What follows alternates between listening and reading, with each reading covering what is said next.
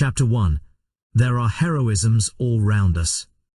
Mr. Hungerton, her father, really was the most tactless person upon earth, a fluffy, feathery, untidy cockatoo of a man, perfectly good-natured, but absolutely centred upon his own silly self.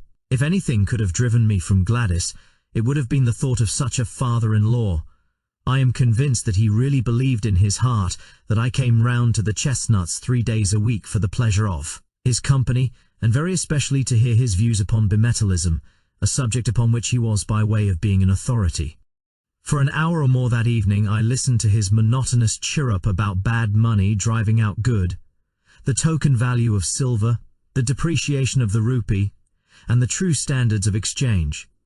Suppose, he cried with feeble violence, that all the debts in the world were called up simultaneously and immediate payment insisted upon, what under our present conditions would happen then? I gave the self-evident answer that I should be a ruined man, upon which he jumped from his chair, reproved me for my habitual levity, which made it impossible for him to discuss any reasonable subject in my presence, and bounced off out of the room to dress for a Masonic meeting. At last I was alone with Gladys, and the moment of fate had come. All that evening I had felt like the soldier who awaits the signal which will send him on a forlorn hope of victory and fear of repulse alternating in his mind. She sat with that proud, delicate profile of hers outlined against the red curtain. How beautiful she was, and yet how aloof. We had been friends, quite good friends, but never could I get beyond the same comradeship which I might have established with one of my fellow reporters upon the Gazette. Perfectly frank, perfectly kindly, and perfectly unsexual. My instincts are all against a woman being too frank and at her ease with me. It is no compliment to a man. Where the real sex feeling begins, timidity and distrust are its companions, heritage from old wicked days when love and violence went often hand in hand. The bent head, the averted eye, the faltering voice, the wincing figure, these, and not the unshrinking gaze and frank reply, are the true signals of passion. Even in my short life I had learned as much as that, or had inherited it in that race memory which we call instinct. Gladys was full of every womanly quality. Some judged her to be cold and hard, but such a thought was treason. That delicately bronzed skin, almost oriental in its colouring, that raven hair, the large liquid eyes, the full but exquisite lips, all the stigmata of passion were there. But I was sadly conscious that up to now I had never found the secret of drawing it forth. However, come what might, I should have done with suspense and bring matters to a head tonight. She could but refuse me, and better be a repulsed lover than an accepted brother. So far my thoughts had carried me, and I was about to break the long and uneasy silence, when two critical dark eyes looked round at me, and the proud head was shaken in smiling reproof. I have a presentiment that you are going to propose, Ned. I do wish you wouldn't, for things are so much nicer as they are. I drew my chair a little nearer. Now, how did you know that I was going to propose? I asked in genuine wonder. Don't women always know? Do you suppose any woman in the world was ever taken unawares?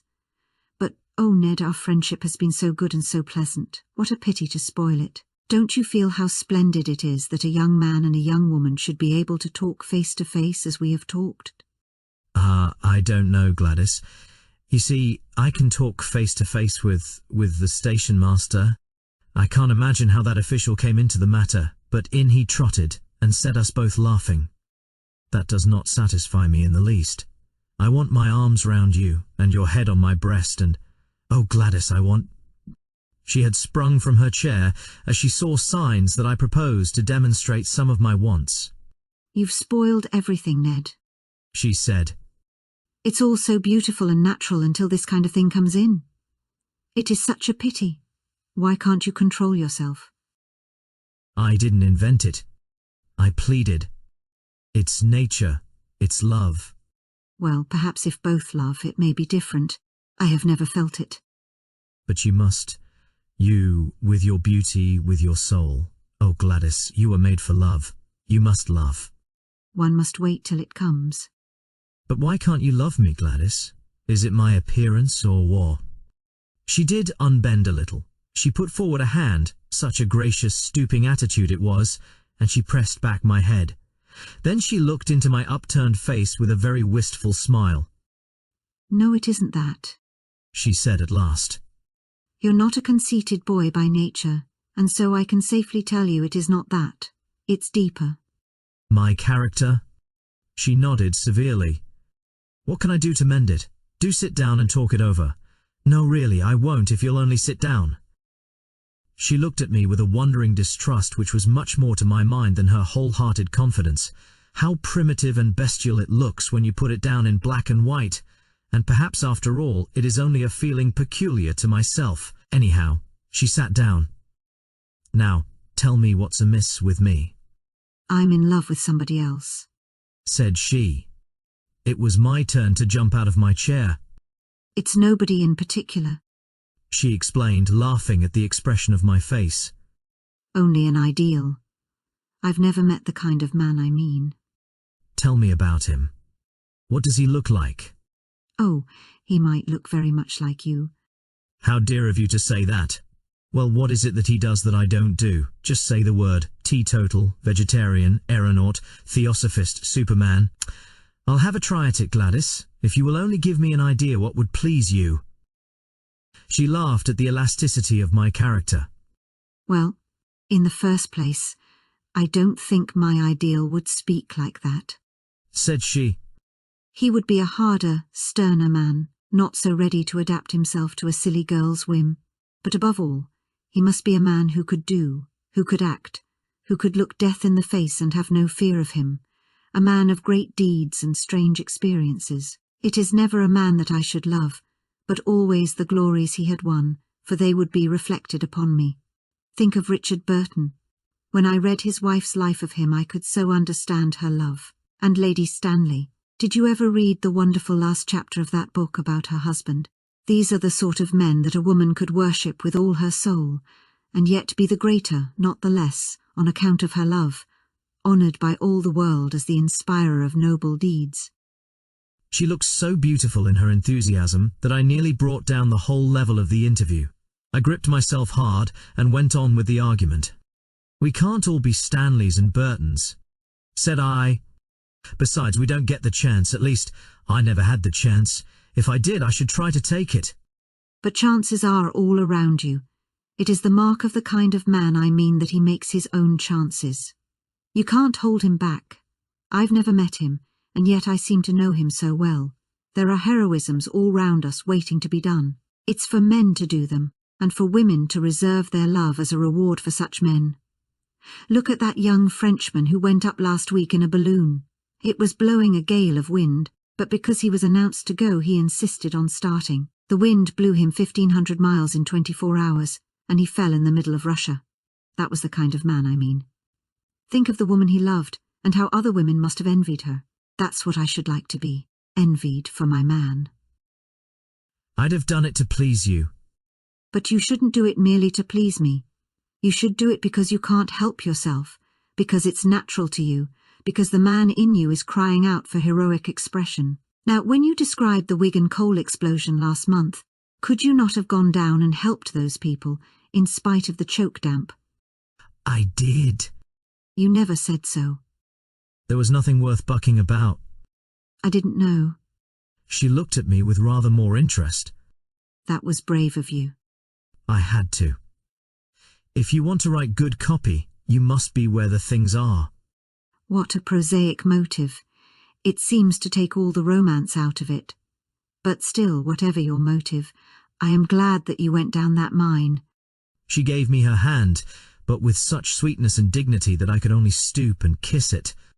I dare say I am merely a foolish woman with a young girl's fancies, and yet it is so real with me, so entirely part of my very self that I cannot help acting upon it. If I marry, I do want to marry a famous man. Why should you not? I cried. It is women like you who brace men up. Give me a chance and see if I will take it. Besides, as you say, men ought to make their own chances and not wait until they are given. Look at Clive, just a clerk, and he conquered India. By George, I'll do something in the world yet. She laughed at my sudden Irish effervescence. Why not? She said, You have everything a man could have. Youth, health, strength, education, energy. I was sorry you spoke. And now I am glad, so glad, if it wakens these thoughts in you. And if I do—" Her dear hand rested like warm velvet upon my lips. Not another word, sir. You should have been at the office for evening duty half an hour ago, only I hadn't the heart to remind you. Some day, perhaps, when you have won your place in the world, we shall talk it over again. And so it was that I found myself that foggy November evening, pursuing the Camberwell tram with my heart glowing within me, and with the eager determination that not another day should elapse before I should find some deed which was worthy of my lady. But who in all this wide world could ever have imagined the incredible shape which that deed was to take, or the strange steps by which I was led to the doing of it? And, after all, this opening chapter will seem to the reader to have nothing to do with my narrative, and yet there would have been no narrative without it, for it is only when a man goes out into the world with the thought that there are heroisms all round him, and with the desire all alive in his heart to follow any which may come within sight of him, that he breaks away, as I did, from the life he knows, and ventures forth into the wonderful mystic twilight land where lie the great adventures and the great rewards. Behold me, then, at the office of the Daily Gazette, on the staff of which I was a most insignificant unit, with the settled determination that very night, if possible, to find the quest which should be worthy of my Gladys. Was it hardness? Was it selfishness, that she should ask me to risk my life for her own glorification? Such thoughts may come to middle age, but never to ardent 23 in the fever of his first love. Chapter 2. Try your luck with Professor Challenger. I always liked McArdle, the crabbed, old, round-backed, red-headed news editor, and I rather hoped that he liked me. Of course, Beaumont was the real boss, but he lived in the rarefied atmosphere of some Olympian height from which he could distinguish nothing smaller than an international crisis or a split in the cabinet. Sometimes we saw him passing in lonely majesty to his inner sanctum, with his eyes staring vaguely and his mind hovering over the Balkans or the Persian Gulf. He was above and beyond us, but McArdle was his first lieutenant, and it was he that we knew. The old man nodded as I entered the room, and he pushed his spectacles far up on his bald forehead. "Well, Mr. Malone, from all I hear you seem to be doing very well," said he in his kindly Scotch accent. I thanked him. "The colliery explosion was excellent, so was the Southwark fire. You have the true descriptive touch. What did you want to see me about?" To ask a favour. He looked alarmed, and his eyes shunned mine. "Tut, tut. What is it?" "Do you think, sir, that you could possibly send me on some mission for the paper? I would do my best to put it through and get you some good copy." "What sort of mission had you in your mind, Mr. Malone?" "Well, sir, anything that had adventure and danger in it, I really would do my very best. The more difficult it was, the better it would suit me." "You seem very anxious to lose your life." "To justify my life, sir." "Dear me, Mr. Malone, this is very, very exalted. I'm afraid the day for this sort of thing is rather past. The expense of the special mission business hardly justifies the result, and of course in any case it would only be an experienced man with a name that would command public confidence who would get such an order. The big blank spaces in the map are all being filled in, and there's no room for romance anywhere. Wait a bit, though," he added, with a sudden smile upon his face. "Talking of the blank spaces of the map gives me an idea. What about exposing a fraud, a modern Munchausen, and making him ridiculous? You could show him up as the liar that he is. Man, it would be fine. How does it appeal to you?" "Anything, anywhere, I care nothing." McArdle was plunged in thought for some minutes. "I wonder whether you could get on friendly, or at least on talking terms with the fellow," he said at last. "You seem to have a sort of genius for establishing relations with people. Sympathy, I suppose, or animal magnetism, or youthful vitality or something. I am conscious of it myself." "You are very good, sir." "So why should you not try your luck with Professor Challenger of Enmore Park?" I dare say I looked a little startled. "Challenger!" I cried. "Professor Challenger, the famous zoologist. Wasn't he the man who broke the skull of Blundell, of the Telegraph?" The news editor smiled grimly. "Do you mind? Didn't you say it was adventures you were after?" "It is all in the way of business, sir," I answered. "Exactly. I don't suppose he can always be so violent as that. I'm thinking that Blundell got him at the wrong moment maybe, or in the wrong fashion. You may have better luck, or more tact in handling him. There's something in your line there, I am sure, and the Gazette should work it. I really know nothing about him, said I. I only remember his name in connection with the police court proceedings for striking Blundell. I have a few notes for your guidance, Mr. Malone. I've had my eye on the professor for some little time. He took a paper from a drawer. Here is a summary of his record. I give it you briefly. Challenger, George Edward, born Largs, N.B., 1863. Educ, Largs Academy, Edinburgh University. British Museum Assistant, 1892. Assistant Keeper of Comparative Anthropology Department, 1893. Resigned after acrimonious correspondence same year. Winner of Crayston Medal for Zoological Research. Foreign member of, well, quite a lot of things about 2 inches of small type.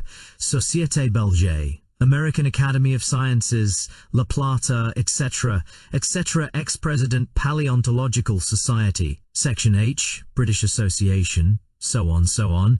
Publications, some observations upon a series of Kalmuck skulls, outlines of vertebrate evolution, and numerous papers, including the underlying fallacy of Weissmannism, which caused heated discussion at the Zoological Congress of Vienna. Recreations, walking, alpine climbing. Address, Enmore Park, Kensington, W. There, take it with you. I've nothing more for you tonight. I pocketed the slip of paper. "One moment, sir," I said, as I realized that it was a pink bald head, and not a red face, which was fronting me. "I am not very clear yet why I am to interview this gentleman. What has he done?" The face flashed back again.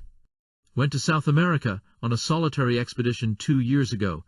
Came back last year, had undoubtedly been to South America, but refused to say exactly where. Began to tell his adventures in a vague way, but somebody started to pick holes, and he just shut up like an oyster. Something wonderful happened, or the man's a champion liar, which is the more probable supposition. Had some damaged photographs, said to be fakes. Got so touchy that he assaults anyone who asks questions, and heaves reporters down the stairs. In my opinion, he's just a homicidal megalomaniac with a turn for science. That's your man, Mr. Malone. Now off you run, and see what you can make of him. You're big enough to look after yourself. Anyway, you are all safe. Employers' Liability Act, you know. A grinning red face turned once more into a pink oval, fringed with gingery fluff. The interview was at an end. I walked across to the Savage Club, but instead of turning into it, I leaned upon the railings of Adelphi Terrace and gazed thoughtfully for a long time at the brown, oily river. I can always think most sanely and clearly in the open air. I took out the list of Professor Challenger's exploits and I read it over under the electric lamp. Then I had what I can only regard as an inspiration. As a pressman, I felt sure from what I had been told that I could never hope to get into touch with this cantankerous professor. But these recriminations, twice mentioned in his skeleton biography, could only mean that he was a fanatic in science. Was there not an exposed margin there upon which he might be accessible? I would try. I entered the club. It was just after 11, and the big room was fairly full, though the rush had not yet set in. I noticed a tall, thin, angular man seated in an armchair by the fire. He turned as I drew my chair up to him. It was the man of all others whom I should have chosen, Tarp Henry, of the Staff of Nature, a thin, dry, leathery creature who was full, to those who knew him, of kindly humanity. I plunged instantly into my subject. "What do you know of Professor Challenger?" Challenger? He gathered his brows in scientific disapproval. Challenger was the man who came with some cock and bull story from South America. "What story?" Oh, it was rank nonsense about some queer animals he had discovered. I believe he has retracted since. Anyhow, he has suppressed it all. He gave an interview to Reuters, and there was such a howl that he saw it wouldn't do. It was a discreditable business. There were 1 or 2 folk who were inclined to take him seriously, but he soon choked them off. "How?" Well, by his insufferable rudeness and impossible behavior. There was poor old Wadley, of the Zoological Institute. Wadley sent a message. The president of the Zoological Institute presents his compliments to Professor Challenger, and would take it as a personal favor if he would do them the honor to come to their next meeting. The answer was unprintable. "You don't say." Well, a bowdlerized version of it would run, Professor Challenger presents his compliments to the president of the Zoological Institute and would take it as a personal favor if he would go to the devil. Good Lord. Yes, I expect that's what old Wadley said. I remember his wail at the meeting, which began, in 50 years' experience of scientific intercourse. It quite broke the old man up. Anything more about Challenger? Well, I'm a bacteriologist, you know. I live in a 900-diameter microscope. I can hardly claim to take serious notice of anything that I can see with my naked eye. I'm a frontiersman from the extreme edge of the knowable, and I feel quite out of place when I leave my study and come into touch with all you great, rough, hulking creatures. I'm too detached to talk scandal, and yet at scientific conversaciones, I have heard something of Challenger, for he is one of those men whom nobody can ignore. He's as clever as they make 'em, a full-charged battery of force and vitality, but a quarrelsome, ill-conditioned faddist, and unscrupulous at that. He had gone the length of faking some photographs over the South American business. You say he is a faddist. What is his particular fad? He has 1,000, but the latest is something about Weissman and evolution. He had a fearful row about it in Vienna, I believe. Can't you tell me the point? Not at the moment, but a translation of the proceedings exists. We have it filed at the office. Would you care to come? It's just what I want. I have to interview the fellow, and I need some lead-up to him. It's really awfully good of you to give me a lift. I'll go with you now, if it is not too late.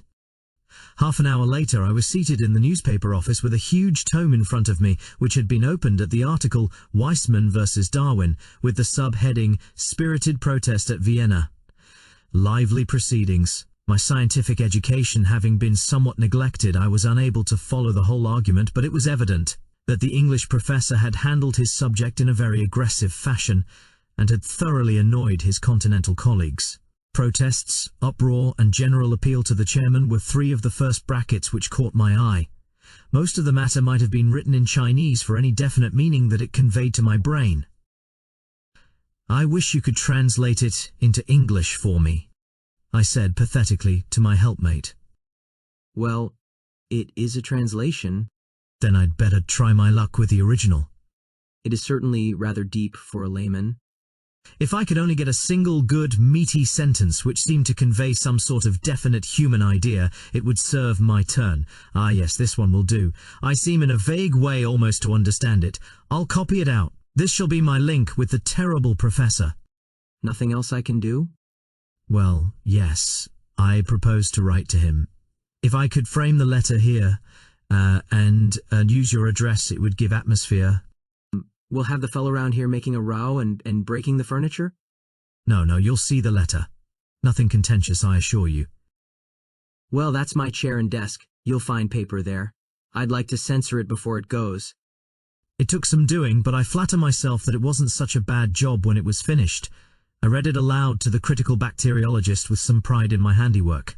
Dear Professor Challenger, it said, as a humble student of nature, I have always taken the most profound interest in your speculations as to the differences between Darwin and Weissman. I have recently had occasion to refresh my memory by rereading— You infernal liar, murmured Tarp Henry. By rereading your masterly address at Vienna. That lucid and admirable statement seems to be the last word in the matter.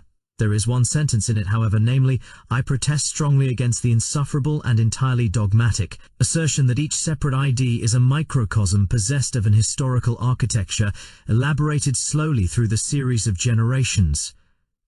Have you no desire, in view of later research, to modify this statement? Do you not think that it is over-accentuated?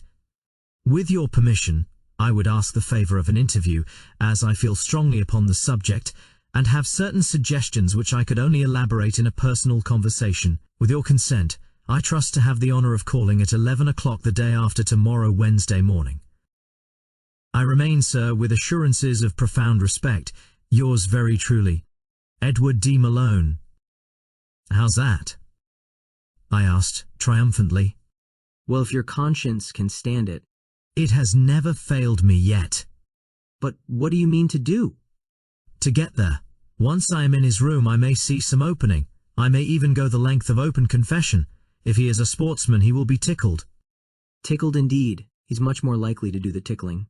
Chainmail or an American football suit, that's what you'll want. Well, Goodbye. I'll have the answer for you here on Wednesday morning, if he ever deigns to answer you. He is a violent, dangerous, cantankerous character, hated by everyone who comes across him, and the butt of the students, so far as they dare take a liberty with him. Perhaps it would be best for you if you never heard from the fellow at all. Chapter 3. He is a perfectly impossible person. My friend's fear or hope was not destined to be realized. When I called on Wednesday, there was a letter with the West Kensington postmark upon it, and my name scrawled across the envelope in a handwriting which looked like a barbed wire railing. The contents were as follows. Enmore Park W. Sir, I have duly received your note, in which you claim to endorse my views, although I am not aware that they are dependent upon endorsement either from you or anyone else.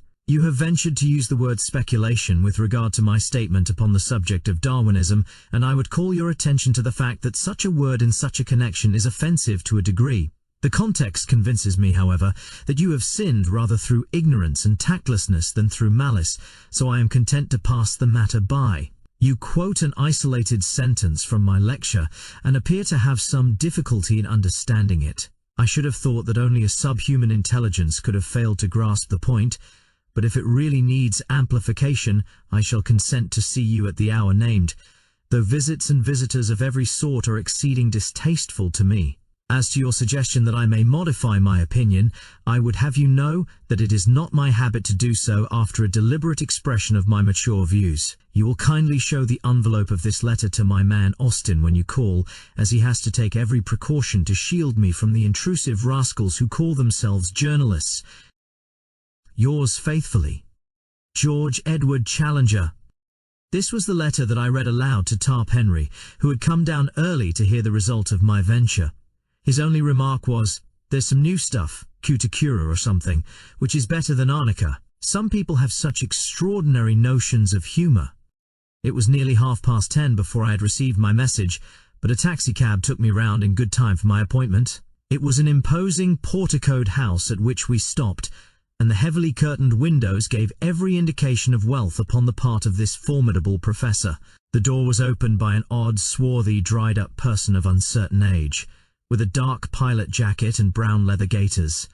I found afterwards that he was the chauffeur, who filled the gaps left by a succession of fugitive butlers. He looked me up and down with a searching, light blue eye. Expected? He asked. An appointment. Got your letter? I produced the envelope. Right. He seemed to be a person of few words. Following him down the passage, I was suddenly interrupted by a small woman who stepped out from what proved to be the dining-room door. She was a bright, vivacious, dark-eyed lady, more French than English in her type. "One moment," she said. "You can wait, Austin. Step in here, sir. May I ask if you've met my husband before?" "No, madam. I have not had the honor." "Then I apologize to you in advance. I must tell you that he is a perfectly impossible person, absolutely impossible. If you are forewarned, you will be the more ready to make allowances." "It is most considerate of you, madam." "Get quickly out of the room if he seems inclined to be violent. Don't wait to argue with him. Several people have been injured through doing that. Afterwards, there is a public scandal, and it reflects upon me and all of us. I suppose it wasn't about South America you wanted to see him?" I could not lie to a lady. "Dear me, that is his most dangerous subject. You won't believe a word he says. I'm sure I don't wonder. But don't tell him so, for it makes him very violent. Pretend to believe him, and you may get through all right. Remember, he believes it himself. Of that you may be assured. A more honest man never lived. Don't wait any longer, or he may suspect.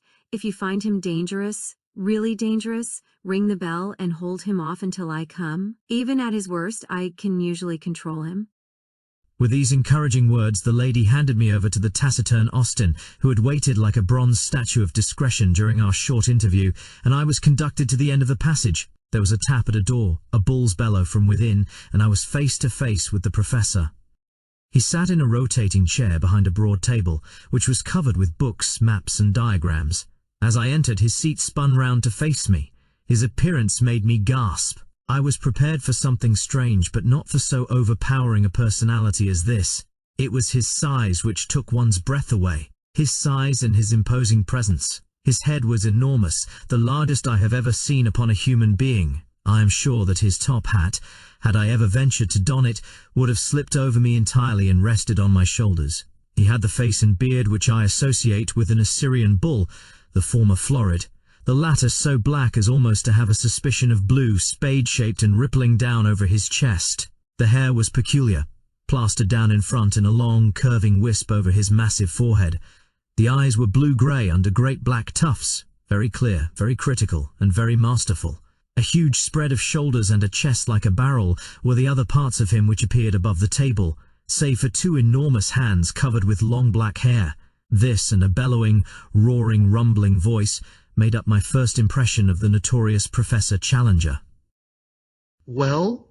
said he with a most insolent stare. "What now?" I must keep up my deception for at least a little time longer, otherwise here was evidently an end of the interview. "You were good enough to give me an appointment, sir?" said I humbly, producing his envelope. He took my letter from his desk and laid it out before him. "Oh, you are the young person who cannot understand plain English, are you? My general conclusions you are good enough to approve, as I understand." "Entirely, sir, entirely." I was very emphatic. "Dear me!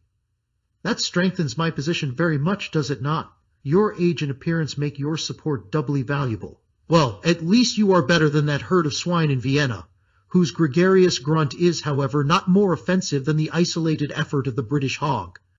He glared at me as the present representative of the beast. "They seem to have behaved abominably," said I. "I assure you that I can fight my own battles, and that I have no possible need of your sympathy. Put me alone, sir, and with my back to the wall. GEC is happiest then. Well, sir, let us do what we can to curtail this visit, which can hardly be agreeable to you, and is inexpressibly irksome to me. You had, as I have been led to believe, some comments to make upon the proposition which I advanced in my thesis." There was a brutal directness about his methods which made evasion difficult. I must still make play and wait for a better opening. It had seemed simple enough at a distance. Oh, my Irish wits, could they not help me now when I needed help so sorely? He transfixed me with two sharp, steely eyes. "Come, come," he rumbled. "I am, of course, a mere student," said I, with a fatuous smile. Hardly more, I might say, than an earnest inquirer. At the same time, it seemed to me that you were a little severe upon Weissman in this matter. Has not the general evidence since that date tended to strengthen his position? "What evidence?" He spoke with a menacing calm. "Well, of course I am aware that there is not any what you might call definite evidence. I alluded merely to the trend of modern thought and the general scientific point of view, if I might so express it." He leaned forward with great earnestness. "I suppose you are aware," said he, checking off points upon his fingers, "that the cranial index is a constant factor?" "Naturally," said I. "And that telegony is still sub-judice?" "Undoubtedly." "And that the germplasm is different from the parthenogenetic egg?" "Why, surely." I cried, and gloried in my own audacity.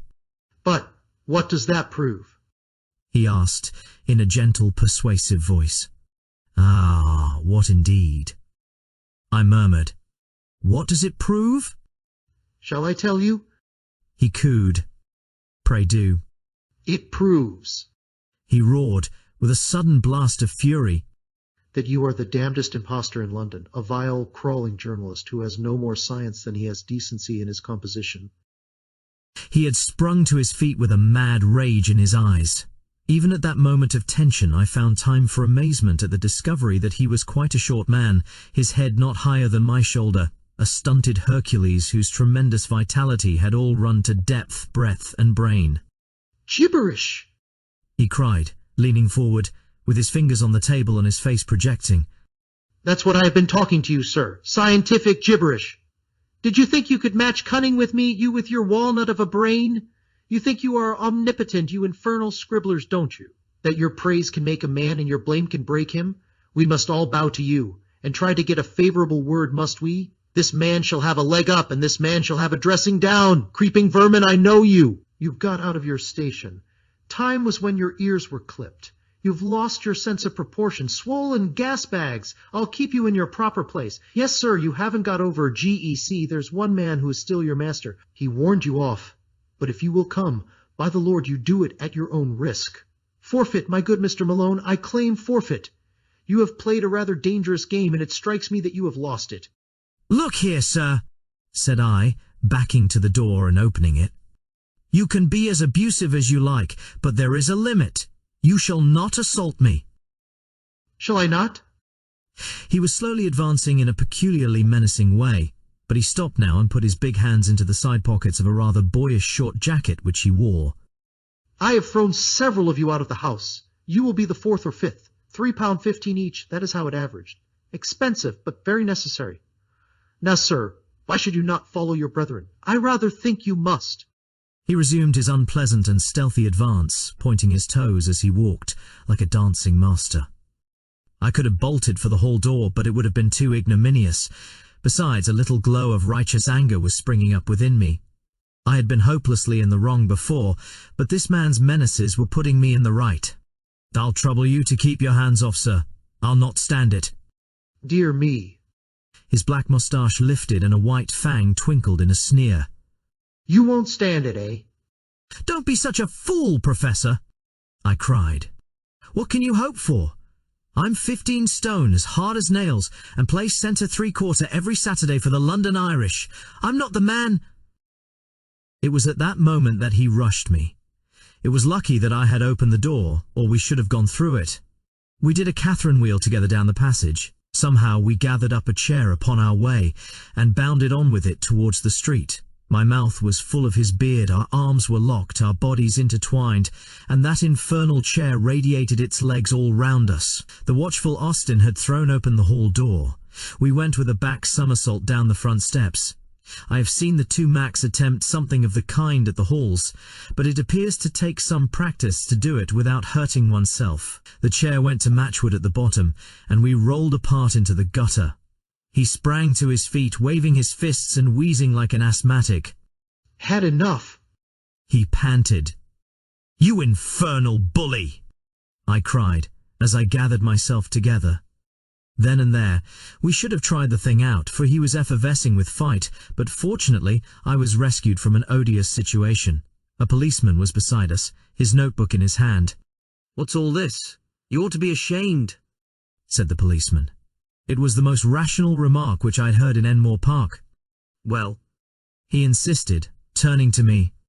"What is it then?" "This man attacked me," said I. "Did you attack him?" asked the policeman. The professor breathed hard and said nothing. "It's not the first time either," said the policeman severely, shaking his head. "You were in trouble last month for the same thing. You've blackened this young man's eye. Do you give him in charge, sir?" I relented. "No," said I do not." "What's that?" said the policeman. I was to blame myself. I intruded upon him. He gave me fair warning." The policeman snapped up his notebook. "Don't let us have any more such goings-on," said he. "Now then, move on, there, move on." This to a butcher's boy, a maid, and one or two loafers who had collected. He clumped heavily down the street, driving this little flock before him. The professor looked at me, and there was something humorous at the back of his eyes. Come in, said he. I've not done with you yet. The speech had a sinister sound, but I followed him none the less into the house. The manservant, Austin, like a wooden image, closed the door behind us. Chapter 4 is just the very biggest thing in the world. Hardly was it shut when Mrs. Challenger darted out from the dining room. The small woman was in a furious temper. She barred her husband's way like an enraged chicken in front of a bulldog. It was evident that she had seen my exit, but had not observed my return. "You brute, George!" she screamed. "You've hurt that nice young man." He jerked backwards with his thumb. Here he is, safe and sound behind me. She was confused, but not unduly so. I am so sorry I didn't see you. I assure you, madam, that it is all right. He has marked your poor face. Oh, George, what a brute you are. Nothing but scandals from one end of the week to the other. Everyone hating and making fun of you. You finished my patience. This ends it. Dirty linen? He rumbled. It's not a secret. She cried. Do you suppose that the whole street, the whole of London for that matter— get away, Austin, we don't want you here. Do you suppose they don't all talk about you? Where is your dignity? You, a man who should have been Regius Professor at a great university with 1,000 students all revering you. Where is your dignity, George? How about yours, my dear? You try me too much. A ruffian. A common brawling ruffian? That's what you have become. Be good, Jessie. A roaring, raging bully. That's done it. Stool of penance, said he. To my amazement, he stooped, picked her up, and placed her sitting upon a high pedestal of black marble in the angle of the hall. It was at least 7 feet high and so thin that she could hardly balance upon it. A more absurd object than she presented cocked up there with her face convulsed with anger, her feet dangling, and her body rigid for fear of an upset I could not imagine. Let me down, she wailed. Say please. You brute, George. Let me down this instant. Come into the study, Mr. Malone. Really, sir, said I, looking at the lady. Here's Mr. Malone pleading for you, Jessie. Say please, and down you come. Oh, you brute. Please, please. He took her down as if she had been a canary. You must behave yourself, dear. Mr. Malone is a pressman. He will have it all in his rag tomorrow and sell an extra dozen among our neighbors. Strange story of high life. You felt fairly high on that pedestal, did you not? Then a subtitle, Glimpse of a Singular Menage. He's a foul feeder. Is Mr. Malone a carrion eater, like all of his kind? Porcus ex gregi diaboli, a swine from the devil's herd. That's it, Malone, what? You are really intolerable, said I, hotly. He bellowed with laughter. We shall have a coalition presently, he boomed, looking from his wife to me and puffing out his enormous chest, then suddenly altering his tone. Excuse this frivolous family badinage, Mr. Malone. I called you back for some more serious purpose than to mix you up with our little domestic pleasantries. Run away, little woman, and don't fret. He placed a huge hand upon each of her shoulders. All that you say is perfectly true. I should be a better man if I did what you advise, but I shouldn't be quite George Edward Challenger. There are plenty of better men, my dear, but only one GEC, so make the best of him. He suddenly gave her a resounding kiss, which embarrassed me even more than his violence had done. Now, Mr. Malone, he continued, with a great accession of dignity. This way, if you please. We re-entered the room which we had left so tumultuously 10 minutes before. The professor closed the door carefully behind us, motioned me into an armchair, and pushed a cigar box under my nose. Real San Juan, Colorado, he said. Excitable people like you are the better for narcotics. Heavens, don't bite it. Cut, and cut with reverence. Now lean back, and listen attentively to whatever I may care to say to you. If any remark should occur to you, you can reserve it for some more opportune time. First of all, as to your return to my house after your most justifiable expulsion. He protruded his beard and stared at me as one who challenges and invites contradiction. After, as I say, your well-merited expulsion, the reason lay in your answer to that most officious policeman, in which I seem to discern some glimmering of good feeling upon your part, or at any rate, than I am accustomed to associate with your profession. In admitting that the fault of the incident lay with you, you gave some evidence of a certain mental detachment and breadth of view which attracted my favorable notice. Subspecies of the human race to which you unfortunately belong has always been below my mental horizon. Your words brought you suddenly above it. You swam up into my serious notice. For this reason I asked you to return with me, as I was minded to make your further acquaintance. You will kindly deposit your ash in the small Japanese tray on the bamboo table, which stands at your left elbow. All this he boomed forth like a professor addressing his class. He had swung round his revolving chair so as to face me, and he sat all puffed out like an enormous bullfrog, his head laid back and his eyes half covered by supercilious lids. Now he suddenly turned himself sideways, and all I could see of him was tangled hair with a red protruding ear. He was scratching about among the litter of papers upon his desk. He faced me presently with what looked like a very tattered sketchbook in his hand. "I am going to talk to you about South America," said he. "No comments, if you please. First of all, I wish you to understand that nothing I tell you now is to be repeated in any public way unless you have my express permission. That permission will, in all human probability, never be given. Is that clear?" "It is very hard," said I. "Surely a judicious account—" He replaced the notebook upon the table. "That ends it," said he. "I wish you a very good morning." "No, no," I cried. "I submit to any conditions. So far as I can see, I have no choice." "None in the world," said he. "Well then, I promise." "Word of honor?" "Word of honor." He looked at me with doubt in his insolent eyes. "After all, what do I know about your honor?" said he. "Upon my word, sir," I cried, angrily, "you take very great liberties. I have never been so insulted in my life." He seemed more interested than annoyed at my outbreak. "Round-headed," he muttered.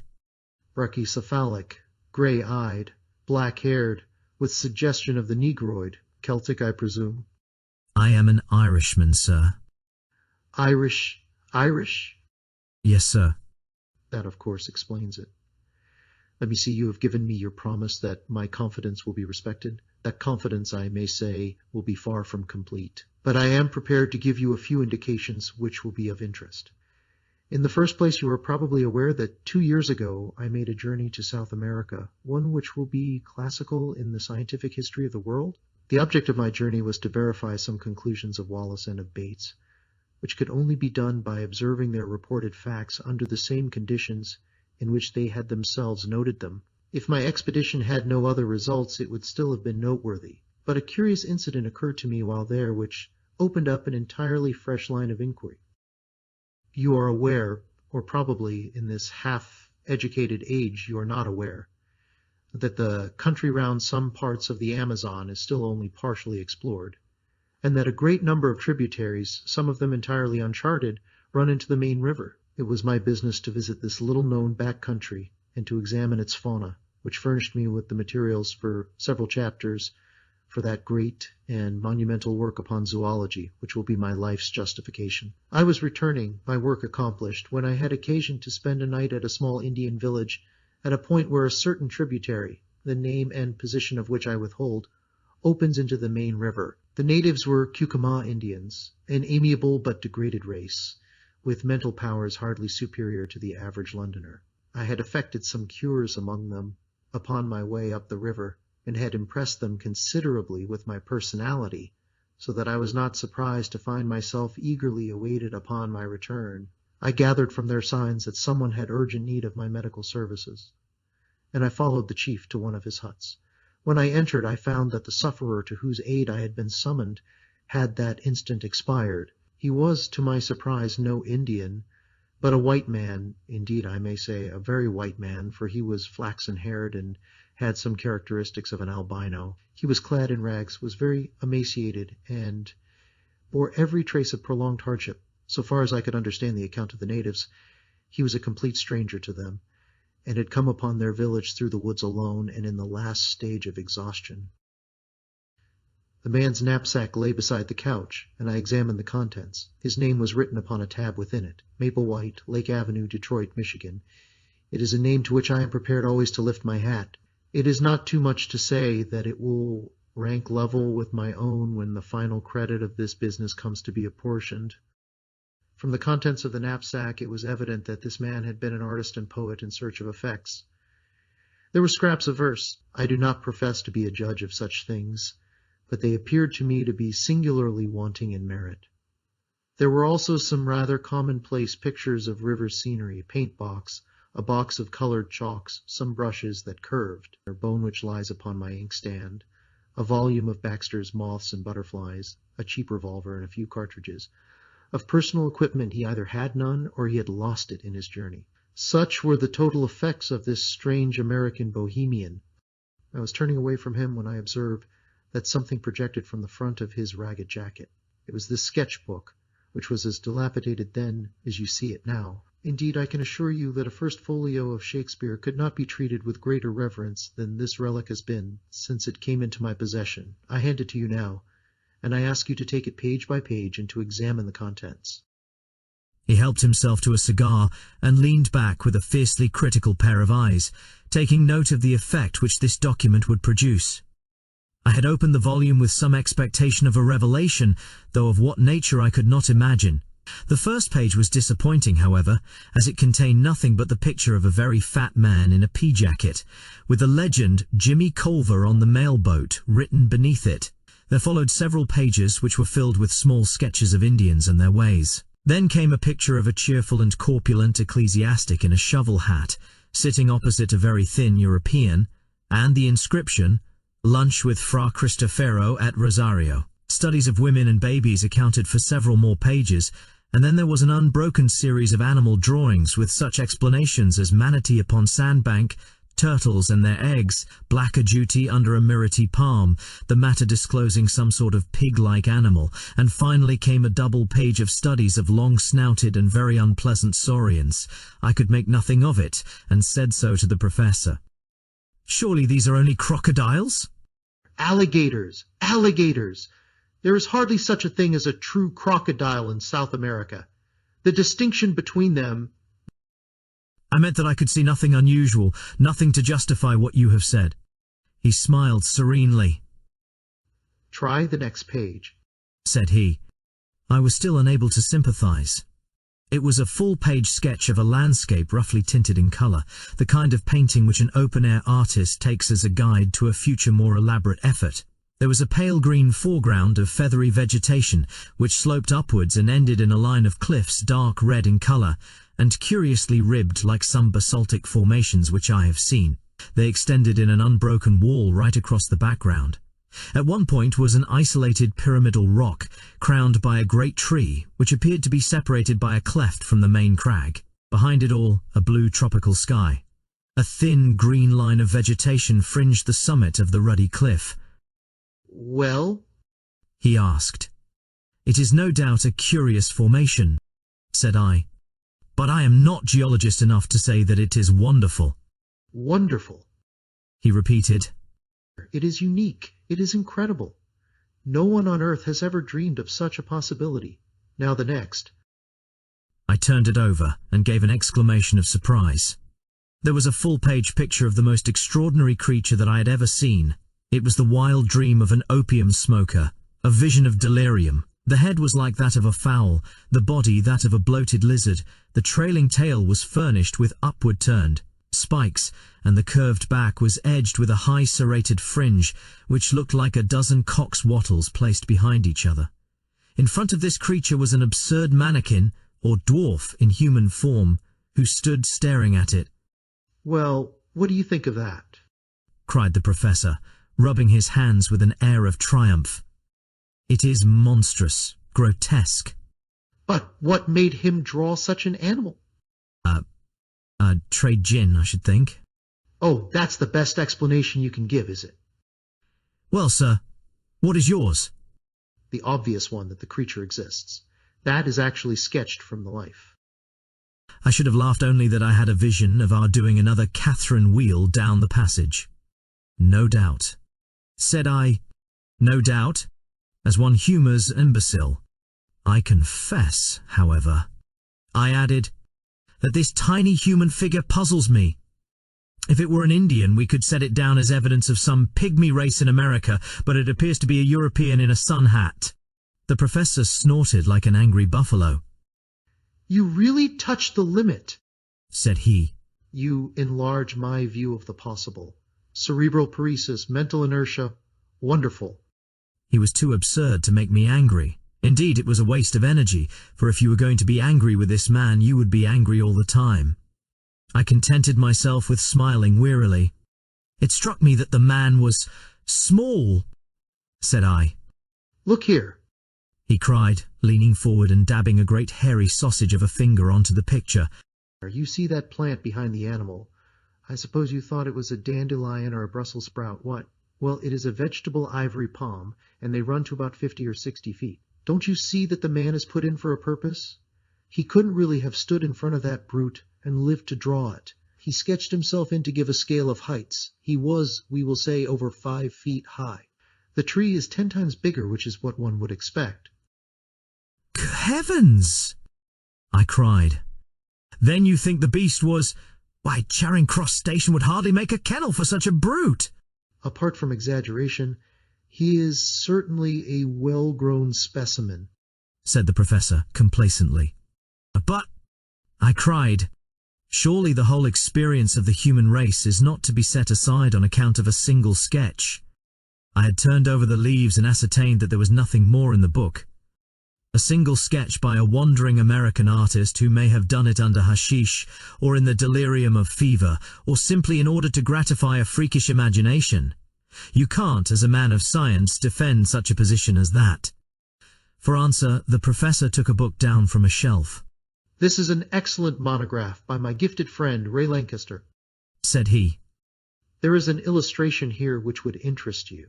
Ah, yes, here it is. The inscription beneath it runs, probable appearance in life of the Jurassic dinosaur Stegosaurus. The hind leg alone is twice as tall as a full-grown man. Well, what do you make of that? He handed me the open book. I started as I looked at the picture. In this reconstructed animal of a dead world, there was certainly a very great resemblance to the sketch of the unknown artist. That is certainly remarkable, said I. But you won't admit that it is final? Surely it might be a coincidence, or this American may have seen a picture of the kind and carried it in his memory. It would be likely to recur to a man in a delirium. Very good, said the professor indulgently. We leave it at that. I will now ask you to look at this bone. He handed over the one which he had already described as part of the dead man's possessions. It was about 6 inches long and thicker than my thumb, with some indications of dried cartilage at one end of it. To what known creature does that bone belong? Asked the professor. I examined it with care and tried to recall some half-forgotten knowledge. It might be a very thick human collar bone, I said. My companion waved his hand in contemptuous deprecation. The human collarbone is curved. This is straight. There is a groove upon its surface showing that a great tendon played across it, which could not be the case with a clavicle. Then I must confess that I don't know what it is. You need not be ashamed to expose your ignorance, for I don't suppose the whole South Kensington staff could give a name to it. He took a little bone the size of a bean out of a pillbox. So far as I am a judge, this human bone is the analogue of the one which you hold in your hand. That will give you some idea of the size of the creature. You will observe from the cartilage that this is no fossil specimen but recent. What do you say to that? Surely in an elephant. He winced as if in pain. Don't talk of elephants in South America, even in these days of board schools. Well, I interrupted. Any large South American animal, a tapir for example. You may take it, young man, that I am versed in the elements of my business. This is not a conceivable bone either of a tapir or of any other creature known to zoology. It belongs to a very large, a very strong, and by all analogy, a very fierce animal which exists upon the face of the earth, but has not yet come under the notice of science. You are still unconvinced? I am at least deeply interested. Then your case is not hopeless. I feel that there is reason lurking in you somewhere, so we will patiently grope round for it. We will now leave the dead American and proceed with my narrative. You can imagine that I could hardly come away from the Amazon without probing deeper into the matter. There were indications as to the direction from which the dead traveler had come. Indian legends would alone have been my guide, for I found that rumors of a strange land were common among all the riverine tribes. You have heard, no doubt, of Kurupuri? Never. Kurupuri is the spirit of the woods. Something terrible, something malevolent, something to be avoided. None can describe its shape or nature, but it is a word of terror along the Amazon.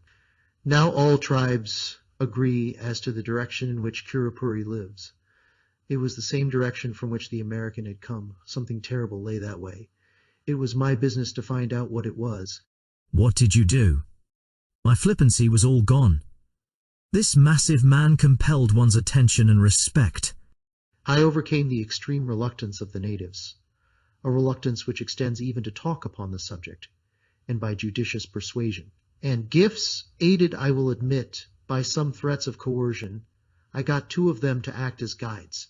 After many adventures which I need not describe, and after traveling a distance which I will not mention in a direction which I withhold, we came at last to a tract of country which has never been described, nor indeed visited save by my unfortunate predecessor. Would you kindly look at this?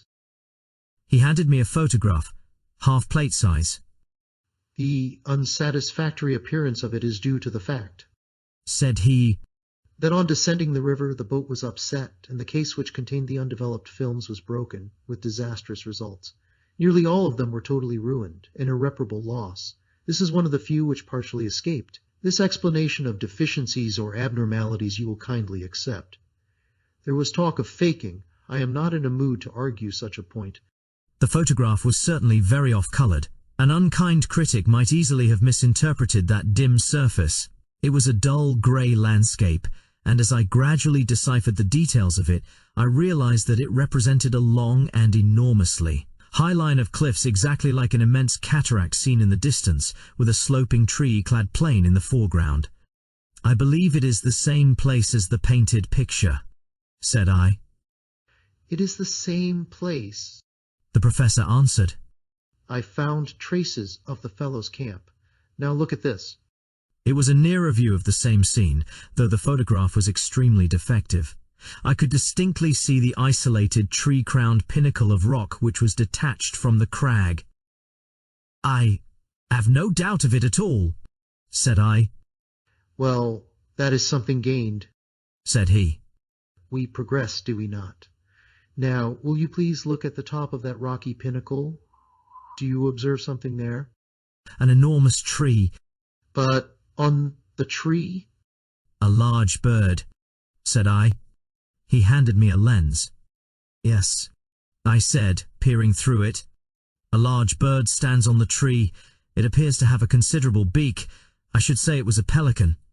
I cannot congratulate you upon your eyesight, said the professor. It is not a pelican, nor, indeed, is it a bird. It may interest you to know that I succeeded in shooting that particular specimen. It was the only absolute proof of my experiences which I was able to bring away with me. You have it, then. Here at last was tangible corroboration. I had it. It was unfortunately lost with so much else in the same boat accident which ruined my photographs.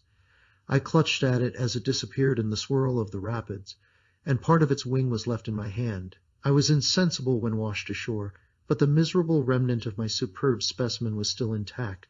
I now lay it before you. From a drawer he produced what seemed to me to be the upper portion of the wing of a large bat. It was at least 2 feet in length, a curved bone, with a membranous veil beneath it. A monstrous bat, I suggested. Nothing of the sort, said the professor severely. Living as I do in an educated and scientific atmosphere, I could not have conceived that the first principles of zoology were so little known. Is it possible that you do not know the elementary fact in comparative anatomy, that the wing of a bird is really the forearm, while the wing of a bat consists of 3 elongated fingers with membranes between? Now, in this case, the bone is certainly not the forearm, and you can see for yourself that this is a single membrane hanging upon a single bone, and therefore that it cannot belong to a bat. But if it is neither bird nor bat, what is it? My small stock of knowledge was exhausted. I really do not know, said I. He opened the standard work to which he had already referred me. Here, said he, pointing to the picture of an extraordinary flying monster, is an excellent reproduction of the Dimorphodon or pterodactyl, a flying reptile of the Jurassic period.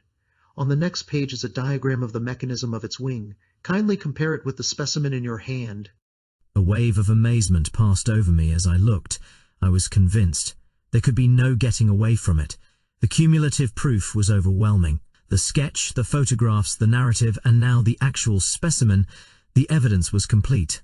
I said so, I said so warmly, for I felt that the professor was an ill-used man. He leaned back in his chair with drooping eyelids and a tolerant smile, basking in this sudden gleam of sunshine. "It's just the very biggest thing that I ever heard of," said I, though it was my journalistic rather than my scientific enthusiasm that was roused. "It is colossal. You are a Columbus of science who has discovered a lost world. I'm awfully sorry if I seem to doubt you. It was all so unthinkable. But I understand evidence when I see it, and this should be good enough for anyone." The professor purred with satisfaction. "And then, sir, what did you do next?" It was the wet season, Mr. Malone, and my stores were exhausted. I explored some portion of this huge cliff, but I was unable to find any way to scale it. The pyramidal rock upon which I saw and shot the pterodactyl was more accessible. Being something of a cragsman, I did manage to get halfway to the top of that. From that height I had a better idea of the plateau upon the top of the crags. It appeared to be very large. Neither to east nor to west could I see any end to the vista of green-capped cliffs. Below it is a swampy, jungly region full of snakes, insects, and fever. It is a natural protection to this singular country. "Did you see any other trace of life?" No, sir, I did not. But during the week that we lay encamped at the base of the cliff, we heard some very strange noises from above. "But the creature that the American drew, how do you account for that?" We can only suppose that he must have made his way to the summit and seen it there. We know, therefore, that there is a way up. We know equally that it must be a very difficult one, otherwise the creatures would have come down and overrun the surrounding country. Surely that is clear? "But how did they come to be there?" "I do not think that the problem is a very obscure one," said the professor. "There can only be one explanation. South America is, as you may have heard, a granite continent. At this single point in the interior, there has been in some far distant age a great, sudden volcanic upheaval. These cliffs, I may remark, are basaltic, and therefore plutonic. An area, as large perhaps as Sussex, has been lifted up en bloc with all its living contents, and cut off by perpendicular precipices of a hardness which defies erosion from all the rest of the continent. What is the result? Why, the ordinary laws of nature are suspended. The various checks which influence the struggle for existence in the world at large are all neutralized or altered.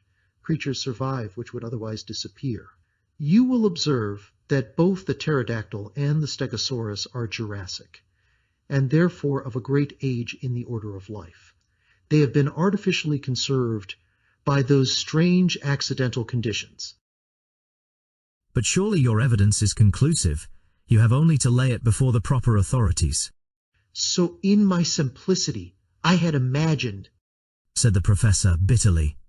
"I can only tell you that it was not so, that I was met at every turn by incredulity, born partly of stupidity and partly of jealousy. It is not my nature, sir, to cringe to any man, or to seek to prove a fact if my word has been doubted. After the first, I have not condescended to show such corroborative proofs as I possess. The subject became hateful to me. I would not speak of it. When men like yourself, who represent the foolish curiosity of the public, came to disturb my privacy, I was unable to meet them with dignified reserve. By nature I am, I admit, somewhat fiery, and under provocation I am inclined to be violent. I fear you may have remarked it." I nursed my eye and was silent. My wife has frequently remonstrated with me upon the subject, and yet I fancy that any man of honor would feel the same. Tonight, however, I propose to give an extreme example of the control of the will over the emotions. I invite you to be present at the exhibition. He handed me a card from his desk. You will perceive that Mr. Percival Waldron, a naturalist of some popular repute, is announced to lecture at 8:30 at the Zoological Institute's hall upon the record of the ages. I have been specially invited to be present upon the platform and to move a vote of thanks to the lecturer. While doing so, I shall make it my business, with infinite tact and delicacy, to throw out a few remarks which may arouse the interest of the audience and cause some of them to desire to go more deeply into the matter. Nothing contentious, you understand, but only an indication that there are greater deeps beyond.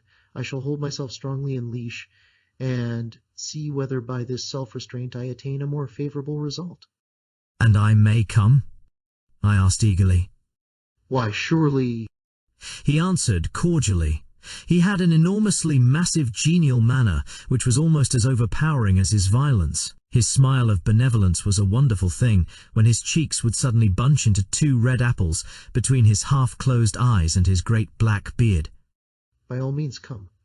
It will be a comfort to me to know that I have one ally in the hall, however inefficient and ignorant of the subject he may be. I fancy there will be a large audience, for Waldron, though an absolute charlatan, has a considerable popular following. Now, Mr. Malone, I have given you rather more of my time than I had intended. The individual must not monopolize what is meant for the world. I shall be pleased to see you at the lecture tonight. In the meantime, you will understand that no public use is to be made of any of the material that I have given you. But Mr. McArdle, my news editor, you know, will want to know what I have done. Tell him what you like.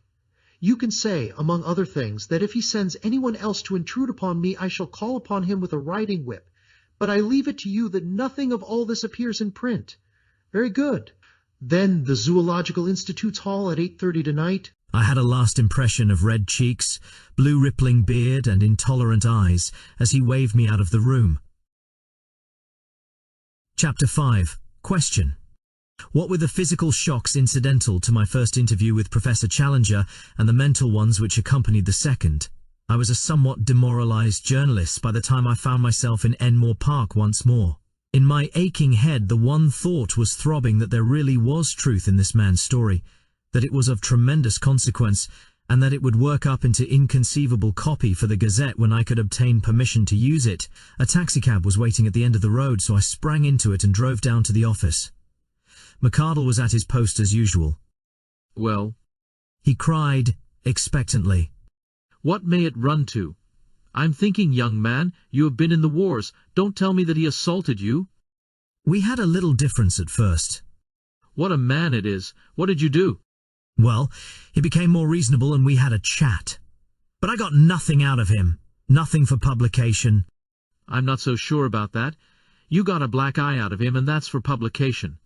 We can't have this reign of terror, Mr. Malone. We must bring the man to his bearings. I'll have a letterette on him tomorrow that will raise a blister. Just give me the material and I will engage to brand the fellow forever. Professor Munchausen, how's that for an inset headline? Sir John Mandeville Redivivus, Cagliostro, all the impostors and bullies in history. I'll show him up for the fraud he is. I wouldn't do that, sir. Why not? Because he is not a fraud at all. What? Roared McArdle. You don't mean to say you really believe this stuff of his about mammoths and mastodons and great sea serpents? Well, I don't know about that. I don't think he makes any claims of that kind. But I do believe he has got something new. Then for heaven's sake, man, write it up. I'm longing to, but all I know he gave me in confidence and on condition that I didn't. I condensed into a few sentences the professor's narrative. That's how it stands. McArdle looked deeply incredulous. Well, Mr. Malone, he said at last. About this scientific meeting tonight, there can be no privacy about that anyhow. I don't suppose any paper will want to report it, for Waldron has been reported already a dozen times, and no one is aware that Challenger will speak. We may get a scoop if we are lucky. You'll be there in any case, so you'll just give us a pretty full report. I'll keep space up to midnight. My day was a busy one, and I had an early dinner at the Savage Club with Tarp Henry, to whom I gave some account of my adventures. He listened with a sceptical smile on his gaunt face, and roared with laughter on hearing that the professor had convinced me. My dear chap, things don't happen like that in real life. People don't stumble upon enormous discoveries and then lose their evidence. Leave that to the novelists. The fellow is as full of tricks as the monkey house at the zoo. It's all bosh. But the American poet? He never existed. I saw his sketchbook. Challenger's sketchbook. You think he drew that animal? Of course he did. Who else? Well, then, the photographs? There was nothing in the photographs. By your own admission, you only saw a bird. A pterodactyl. That's what he says. He put the pterodactyl into your head. Well, then, the bones? First one out of an Irish stew. Second one vamped up for the occasion. If you are clever and know your business, you can fake a bone as easily as you can a photograph. I began to feel uneasy. Perhaps, after all, I had been premature in my acquiescence. Then I had a sudden happy thought. "Will you come to the meeting?" I asked. Tarp Henry looked thoughtful. "He is not a popular person, the genial challenger," said he. "A lot of people have accounts to settle with him. I should say he is about the best-hated man in London. If the medical students turn out, there will be no end of a rag. I don't want to get into a bear garden." "You might at least do him the justice to hear him state his own case." Or, well, perhaps it's only fair. All right, I'm your man for the evening. When we arrived at the hall, we found a much greater concourse than I had expected. A line of electric broughams discharged their little cargoes of white-bearded professors, while the dark stream of humbler pedestrians who crowded through the arched doorway showed that the audience would be popular as well as scientific. Indeed, it became evident to us as soon as we had taken our seats that a youthful and even boyish spirit was abroad in the gallery and the back portions of the hall. Looking behind me, I could see rows of faces of the familiar medical student type. Apparently the great hospitals had each sent down their contingent. The behavior of the audience at present was good-humored, but mischievous. Scraps of popular songs were chorused with an enthusiasm which was a strange prelude to a scientific lecture, and there was already a tendency to personal chaff which promised a jovial evening to others, however embarrassing it might be to the recipients of these dubious honours. Thus, when old Dr. Meldrum, with his well-known curly-brimmed opera hat, appeared upon the platform, there was such a universal query of "Where did you get that tile?" that he hurriedly removed it and concealed it furtively under his chair. When gouty Professor Wadley limped down to his seat, there were general affectionate inquiries from all parts of the hall as to the exact state of his poor toe, which caused him obvious embarrassment. The greatest demonstration of all, however, was at the entrance of my new acquaintance, Professor Challenger, when he passed down to take his place at the extreme end of the front row of the platform. Such a yell of welcome broke forth when his black beard first protruded round the corner that I began to suspect Tarp Henry was right in his surmise, and that this assemblage was there not merely for the sake of the lecture, but because it had got rumoured abroad that the famous professor would take part in the proceedings. There was some sympathetic laughter on his entrance among the front benches of well-dressed spectators, as though the demonstration of the students in this instance was not unwelcome to them. That greeting was indeed a frightful outburst of sound, the uproar of the carnivora cage, when the step of the bucket-bearing keeper is heard in the distance. There was an offensive tone in it, perhaps, and yet in the main it struck me as mere riotous outcry, the noisy reception of one who amused and interested them, rather than of one they disliked or despised. Challenger smiled with weary and tolerant contempt, as a kindly man would meet the yapping of a litter of puppies. He sat slowly down, blew out his chest, passed his hand caressingly down his beard, and looked with drooping eyelids and supercilious eyes at the crowded hall before him. The uproar of his advent had not yet died away, when Professor Ronald Murray, the chairman, and Mr. Waldron, the lecturer, threaded their way to the front, and the proceedings began. Professor Murray will, I am sure, excuse me if I say that he has the common fault of most Englishmen of being inaudible. Why on earth people who have something to say which is worth hearing should not take the slight trouble to learn how to make it heard is one of the strange mysteries of modern life. Their methods are as reasonable as to try to pour some precious stuff from the spring to the reservoir through a non-conducting pipe, which could by the least effort be opened. Professor Murray made several profound remarks to his white tie and to the water carafe upon the table, with a humorous twinkling aside to the silver candlestick upon his right. Then he sat down, and Mr. Waldron, the famous popular lecturer, rose amid a general murmur of applause.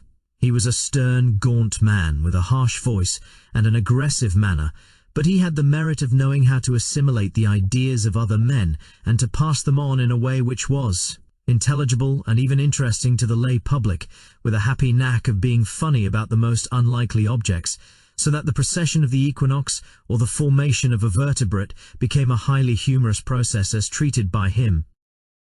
It was a bird's-eye view of creation, as interpreted by science, which, in language always clear and sometimes picturesque, he unfolded before us. He told us of the globe, a huge mass of flaming gas flaring through the heavens. Then he pictured the solidification, the cooling, the wrinkling which formed the mountains, the the steam which turned to water, the slow preparation of the stage upon which was to be played the inexplicable drama of life. On the origin of life itself he was discreetly vague. That the germs of it could hardly have survived the original roasting was, he declared, fairly certain. Therefore it had come later. Had it built itself out of the cooling, inorganic elements of the globe? Very likely. Had the germs of it arrived from outside upon a meteor? It was hardly conceivable. On the whole, the wisest man was the least dogmatic upon the point. We could not, or at least we had not succeeded up to date in making organic life in our laboratories out of inorganic materials. The gulf between the dead and the living was something which our chemistry could not as yet bridge, but there was a higher and subtler chemistry of nature, which, working with great forces over long epochs, might well produce results which were impossible for us. There the matter must be left. This brought the lecturer to the great ladder of animal life, beginning low down in mollusks and feeble sea creatures, then up rung by rung through reptiles and fishes, till at last we came to a kangaroo rat, a creature which brought forth its young alive, the direct ancestor of all mammals, and presumably, therefore, of everyone in the audience. No, from a skeptical student in the back row. If the young gentleman in the red tie who cried no, and who presumably claimed to have been hatched out of an egg, would wait upon him after the lecture, he would be glad to see such a curiosity. Laughter. It was strange to think that the climax of all the age-long process of nature had been the creation of that gentleman in the red tie. But had the process stopped? Was this gentleman to be taken as the final type, the be-all and end-all of development? He hoped that he would not hurt the feelings of the gentleman in the red tie if he maintained that, whatever virtues that gentleman might possess in private life, still the vast processes of the universe were not fully justified if they were to end entirely in his production. Evolution was not a spent force, but one still working, and even greater achievements were in store. Having thus, amid a general titter, played very prettily with his interrupter, the lecturer went back to his picture of the past, the drying of the seas, the emergence of the sandbank, the sluggish, viscous life which lay upon their margins, the overcrowded lagoons, the tendency of the sea creatures to take refuge upon the mudflats, the abundance of food awaiting them, their consequent enormous growth. Hence, ladies and gentlemen, he added, that frightful brood of saurians which still affright our eyes when seen in the Wealden or in the Solnhofen slates, but which were fortunately extinct long before the first appearance of mankind upon this planet. Question! Boomed a voice from the platform. Mr. Waldron was a strict disciplinarian with a gift of acid humour, as exemplified upon the gentleman with the red tie, which made it perilous to interrupt him. But this interjection appeared to him so absurd that he was at a loss how to deal with it. So looks the Shakespearean who is confronted by a rancid Baconian, or the astronomer who is assailed by a flat-earth fanatic. He paused for a moment, and then, raising his voice, repeated slowly the words, which were extinct before the coming of man. Question! Boomed the voice once more. Waldron looked with amazement along the line of professors upon the platform until his eyes fell upon the figure of Challenger, who leaned back in his chair with closed eyes and an amused expression, as if he were smiling in his sleep. I see, said Waldron with a shrug. It is my friend, Professor Challenger. And amid laughter, he renewed his lecture, as if this was a final explanation and no more need be said. But the incident was far from being closed. Whatever path the lecturer took amid the wilds of the past seemed invariably to lead him to some assertion as to extinct or prehistoric life, which instantly brought the same bull's bellow from the professor. The audience began to anticipate it and to roar with delight when it came. The packed benches of students joined in, and every time Challenger's beard opened, before any sound could come forth, there was a yell of question from 100 voices, and an answering counter-cry of order and shame from as many more. Waldron, though a hardened lecturer and a strong man, became rattled. He hesitated, stammered, repeated himself, got snarled in a long sentence, and finally turned furiously upon the cause of his troubles. This is really intolerable, he cried, glaring across the platform. I must ask you, Professor Challenger, to cease these ignorant and unmannerly interruptions. There was a hush over the hall, the students rigid with delight at seeing the high gods on Olympus quarrelling among themselves. Challenger levered his bulky figure slowly out of his chair. I must in turn ask you, Mr. Waldron, he said, to cease to make assertions which are not in strict accordance with scientific fact. The words unloosed a tempest. Shame. Shame. Give him a hearing. Put him out. Shove him off the platform. Fair play. Emerged from a general roar of amusement or execration. The chairman was on his feet, flapping both his hands and bleating excitedly. Professor Challenger, personal, views, later. Were the solid peaks above his clouds of inaudible mutter. The interrupter bowed, smiled, stroked his beard and relapsed into his chair. Waldron, very flushed and warlike, continued his observations. Now and then, as he made an assertion, he shot a venomous glance at his opponent, who seemed to be slumbering deeply, with the same broad, happy smile upon his face. At last the lecture came to an end. I am inclined to think that it was a premature one, as the peroration was hurried and disconnected. The thread of the argument had been rudely broken, and the audience was restless and expectant. Waldron sat down, and, after a chirrup from the chairman, Professor Challenger rose and advanced to the edge of the platform. In the interests of my paper I took down his speech verbatim. Ladies and gentlemen, he began, amid a sustained interruption from the back. I beg pardon. Ladies, gentlemen, and children, I must apologize. I had inadvertently omitted a considerable section of this audience. Tumult, during which the professor stood with one hand raised, and his enormous head nodding sympathetically, as if he were bestowing a pontifical blessing upon the crowd. I have been selected to move a vote of thanks to Mr. Waldron for the very picturesque and imaginative address to which we have just listened. There are points in it with which I disagree, and it has been my duty to indicate them as they arose, but nonetheless, Mr. Waldron has accomplished his object well. That object being to give a simple and interesting account of what he conceives to have been the history of our planet. Popular lectures are the easiest to listen to, but Mr. Waldron— Here he beamed and blinked at the lecturer. —will excuse me when I say that they are necessarily both superficial and misleading, since they have to be graded to the comprehension of an ignorant audience. Ironical cheering. Popular lecturers are in their nature parasitic. Angry gesture of protest from Mr. Waldron. They exploit for fame or cash the work which has been done by their indigent and unknown brethren. One smallest new fact obtained in the laboratory, one brick built into the temple of science, far outweighs any second-hand exposition which passes an idle hour, but can leave no useful result behind it. I put forward this obvious reflection not out of any desire to disparage Mr. Waldron in particular, but that you may not lose your sense of proportion and mistake the acolyte for the high priest. At this point Mr. Waldron whispered to the chairman, who half rose and said something severely to his water carafe. But enough of this. Loud and prolonged cheers. Let me pass to some subject of wider interest. What is the particular point upon which I, as an original investigator, have challenged our lecturer's accuracy?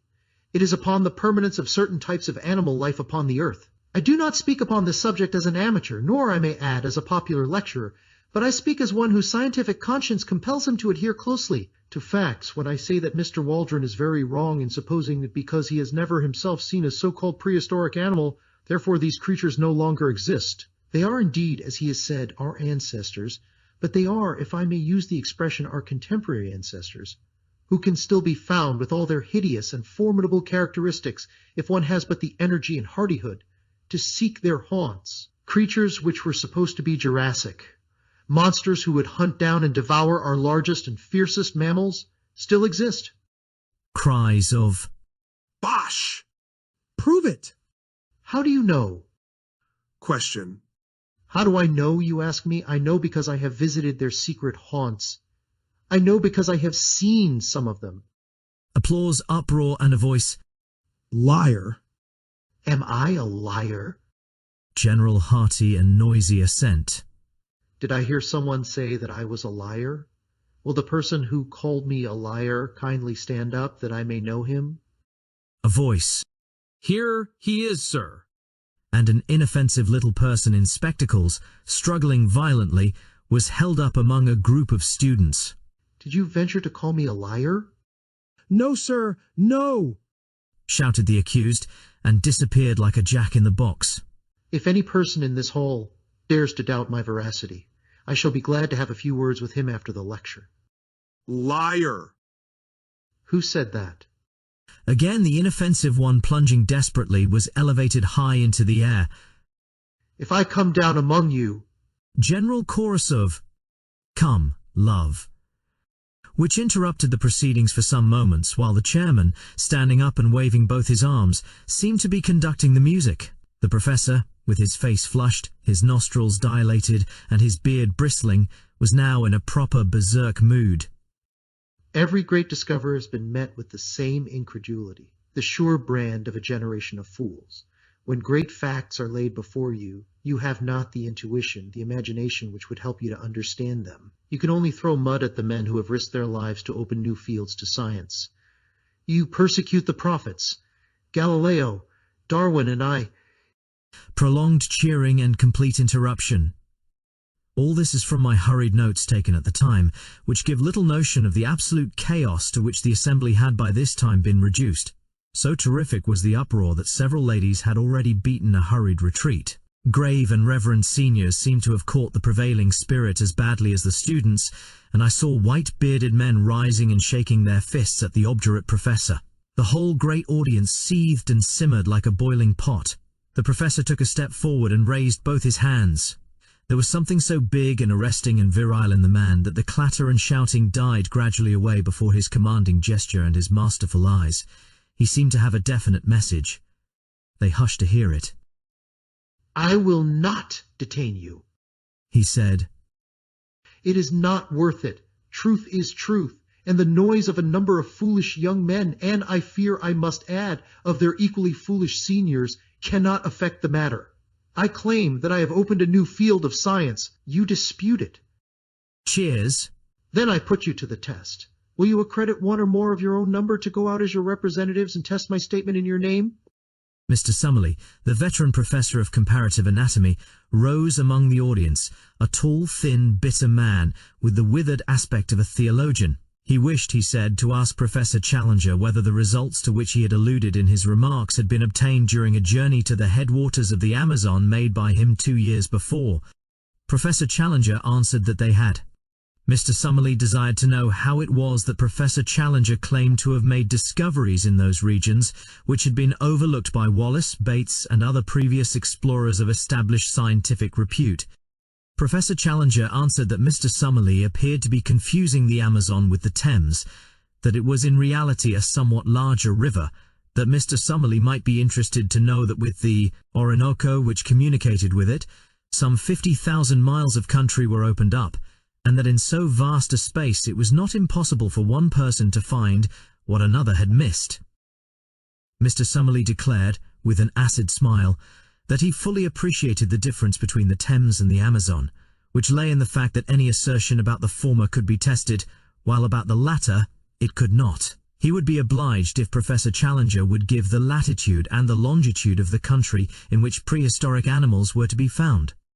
Professor Challenger replied that he reserved such information for good reasons of his own, but would be prepared to give it with proper precautions to a committee chosen from the audience. Would Mr. Summerlee serve on such a committee and test his story in person? Yes, I will. Great cheering. Then I guarantee that I will place in your hands such material as will enable you to find your way. It is only right, however, since Mr. Summerlee goes to check my statement, that I should have one or more with him who may check his. I will not disguise from you that there are difficulties and dangers. Mr. Summerlee will need a younger colleague. May I ask for volunteers? It is thus that the great crisis of a man's life springs out at him. Could I have imagined when I entered that hall that I was about to pledge myself to a wilder adventure than had ever come to me in my dreams? But Gladys, was it not the very opportunity of which she spoke? Gladys would have told me to go. I had sprung to my feet, I was speaking, and yet I had prepared no words. Tarp Henry, my companion, was plucking at my skirts, and I heard him whispering, "Sit down, Malone. Don't make a public ass of yourself." At the same time I was aware that a tall, thin man with dark, gingery hair, a few seats in front of me, was also upon his feet.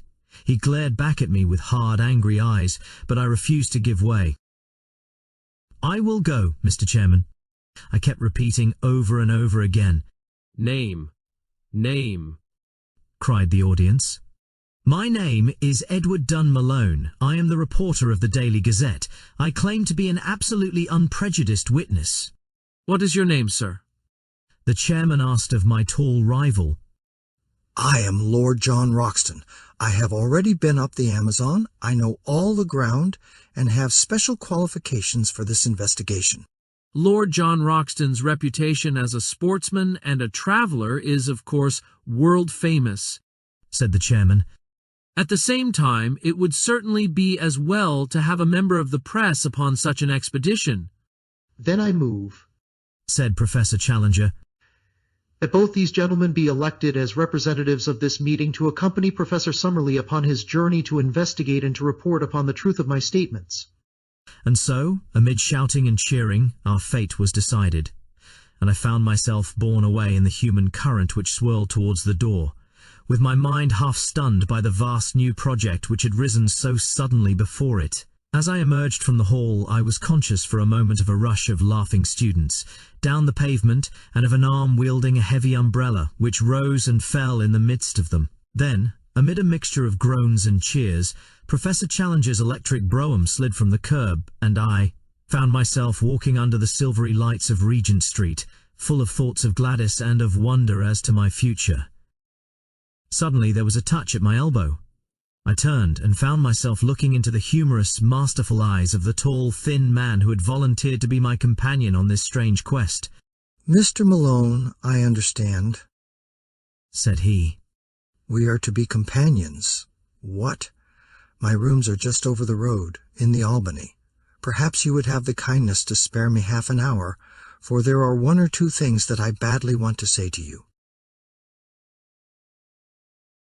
Chapter 6. I was the flail of the Lord. Lord John Roxton and I turned down Vigo Street together and through the dingy portals of the famous aristocratic rookery. At the end of a long drab passage, my new acquaintance pushed open a door and turned on an electric switch. A number of lamps shining through tinted shades bathed the whole great room before us in a ruddy radiance. Standing in the doorway and glancing round me, I had a general impression of extraordinary comfort and elegance, combined with an atmosphere of masculine virility. Everywhere there were mingled the luxury of the wealthy man of taste and the careless untidiness of the bachelor. Rich furs and strange iridescent mats from some oriental bazaar were scattered upon the floor.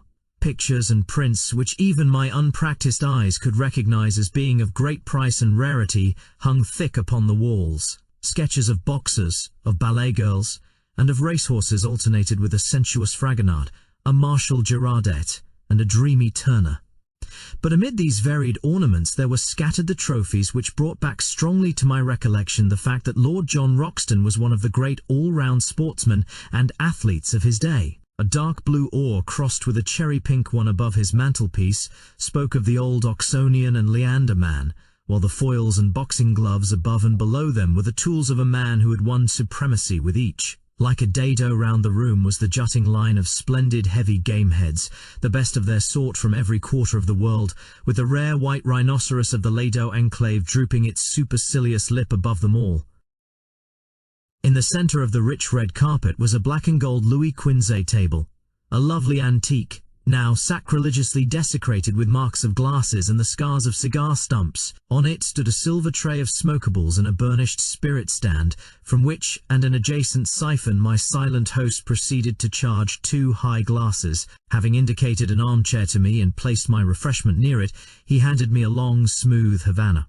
Then, seating himself opposite to me, he looked at me long and fixedly with his strange, twinkling, reckless eyes of a cold light blue, the colour of a glacier lake. Through the thin haze of my cigar smoke I noted the details of a face which was already familiar to me from many photographs. The strongly curved nose, the hollow, worn cheeks, the dark, ruddy hair, thin at the top, the crisp, virile moustaches, the small, aggressive tuft upon his projecting chin.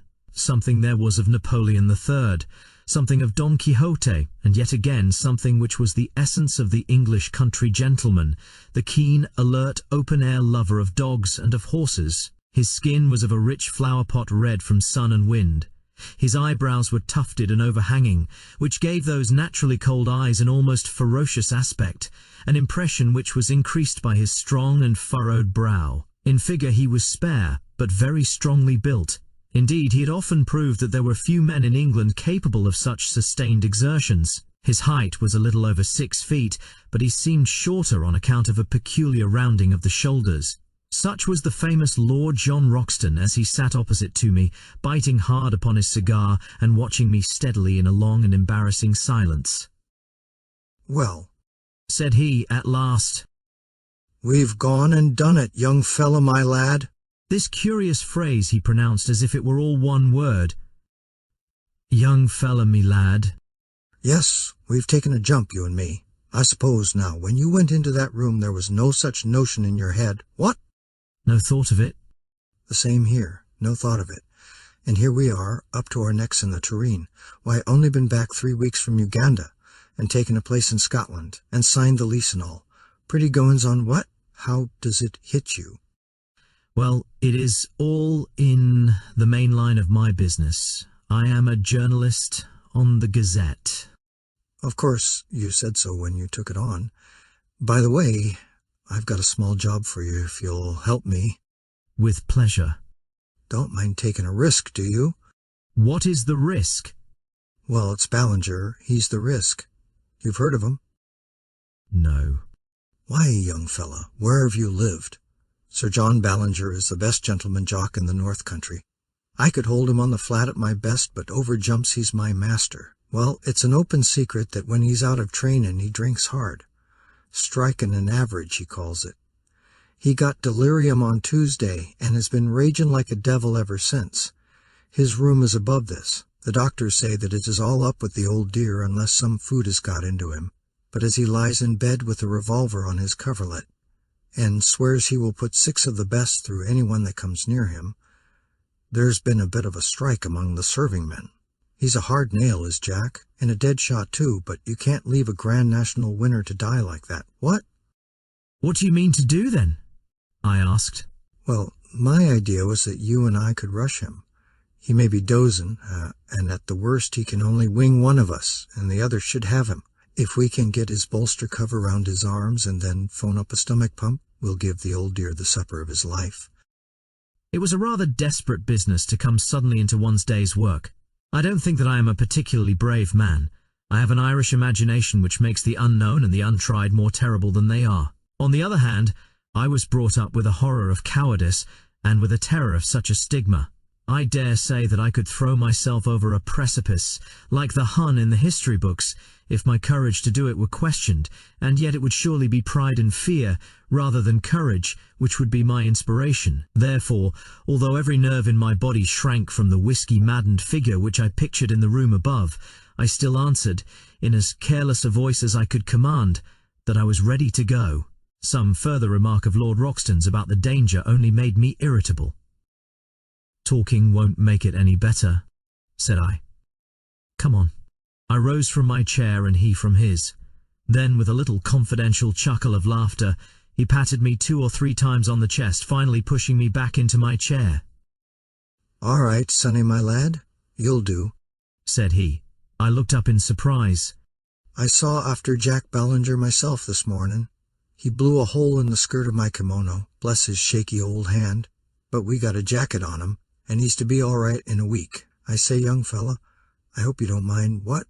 You see, between you and me close-tiled, I look on this South American business as a mighty serious thing, and if I have a pal with me, I want a man I can bank on. So I sized you down, and I'm bound to say that you came well out of it. You see, it's all up to you and me, for this old Summerlee man will want dry nursin' from the first. By the way, are you by any chance the Malone who is expected to get his rugby cap for Ireland?" "A reserve, perhaps." "I thought I remembered your face. Why, I was there when you got that try against Richmond. As fine a swervin' run as I saw the whole season. I never miss a rugby match if I can help it, for it is the manliest game we have left. Well, I didn't ask you in here just to talk sport. We've got to fix our business. Here are the sailin's on the first page of the Times. There's a booth boat for Para next Wednesday week, and if the professor and you can work it, I think we should take it. What? Very good, I'll fix it with him. What about your outfit?" "My paper will see to that." "Can you shoot?" "About average territorial standard." "Good Lord, as bad as that?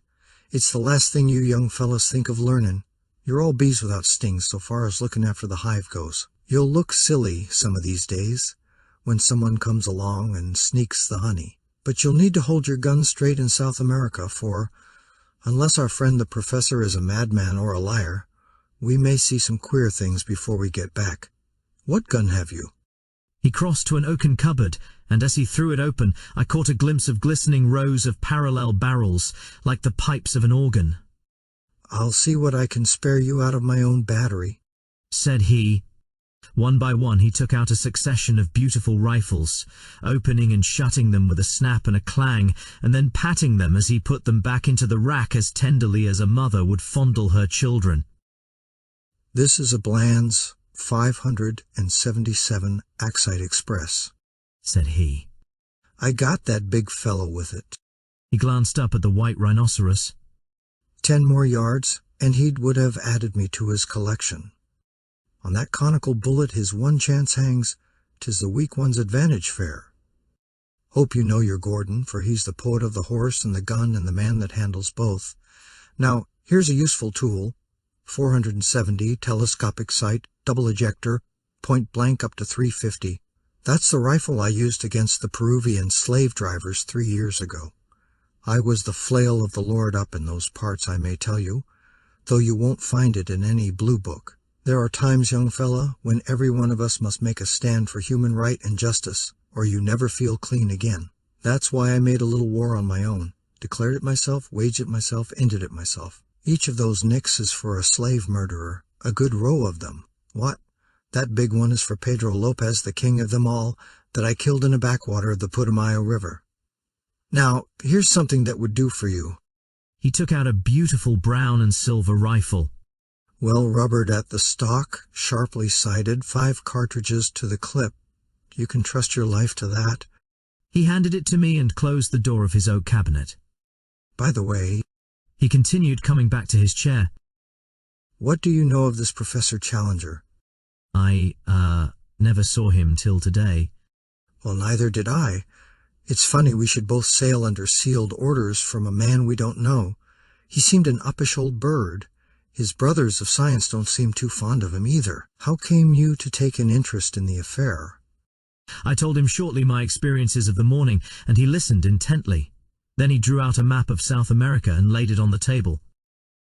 I believe every single word he said to you was the truth, said he, earnestly.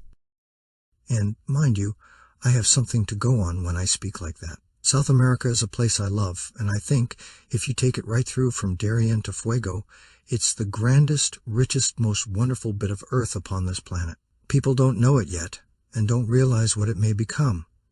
I've been up and down it from end to end, and had 2 dry seasons in those very parts, as I told you when I spoke of the war I made on the slave dealers. Well, when I was up there I heard some yarns of the same kind, traditions of Indians and the like, but with something behind them, no doubt. The more you knew of that country, young fella, the more you would understand that anything was possible.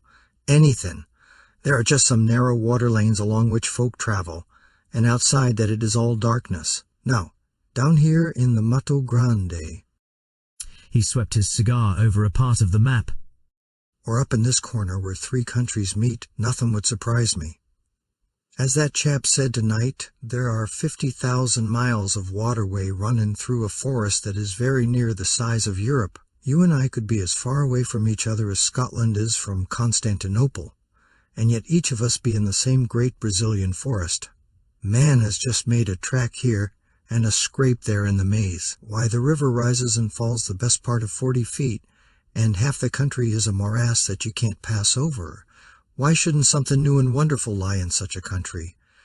And why shouldn't we be the men to find it out? Besides, he added, his queer, gaunt face shining with delight, there's a sport and risk in every mile of it. I'm like an old golf ball. I've had all the white paint knocked off me long ago. Life can whack me about now, and it can't leave a mark. But a sport and risk, young fella, that's the salt of existence. Then it's worth living again. We're all getting a deal too soft and dull and comfy. Give me the great wastelands and the wide spaces, with a gun in my fist and something to look for that's worth finding. I've tried war and steeplechasing and airplanes, but this hunting of beasts that look like a lobster supper dream is a brand new sensation." He chuckled with glee at the prospect. "Perhaps I have dwelt too long upon this new acquaintance, but he is to be my comrade for many a day, and so I have tried to set him down as I first saw him, with his quaint personality and his queer little tricks of speech and of thought. It was only the need of getting in the account of my meeting which drew me at last from his company. I left him seated amid his pink radiance, oiling the lock of his favourite rifle, while he still chuckled to himself at the thought of the adventures which awaited us. It was very clear to me that if dangers lay before us, I could not in all England have found a cooler head or a braver spirit with which to share them.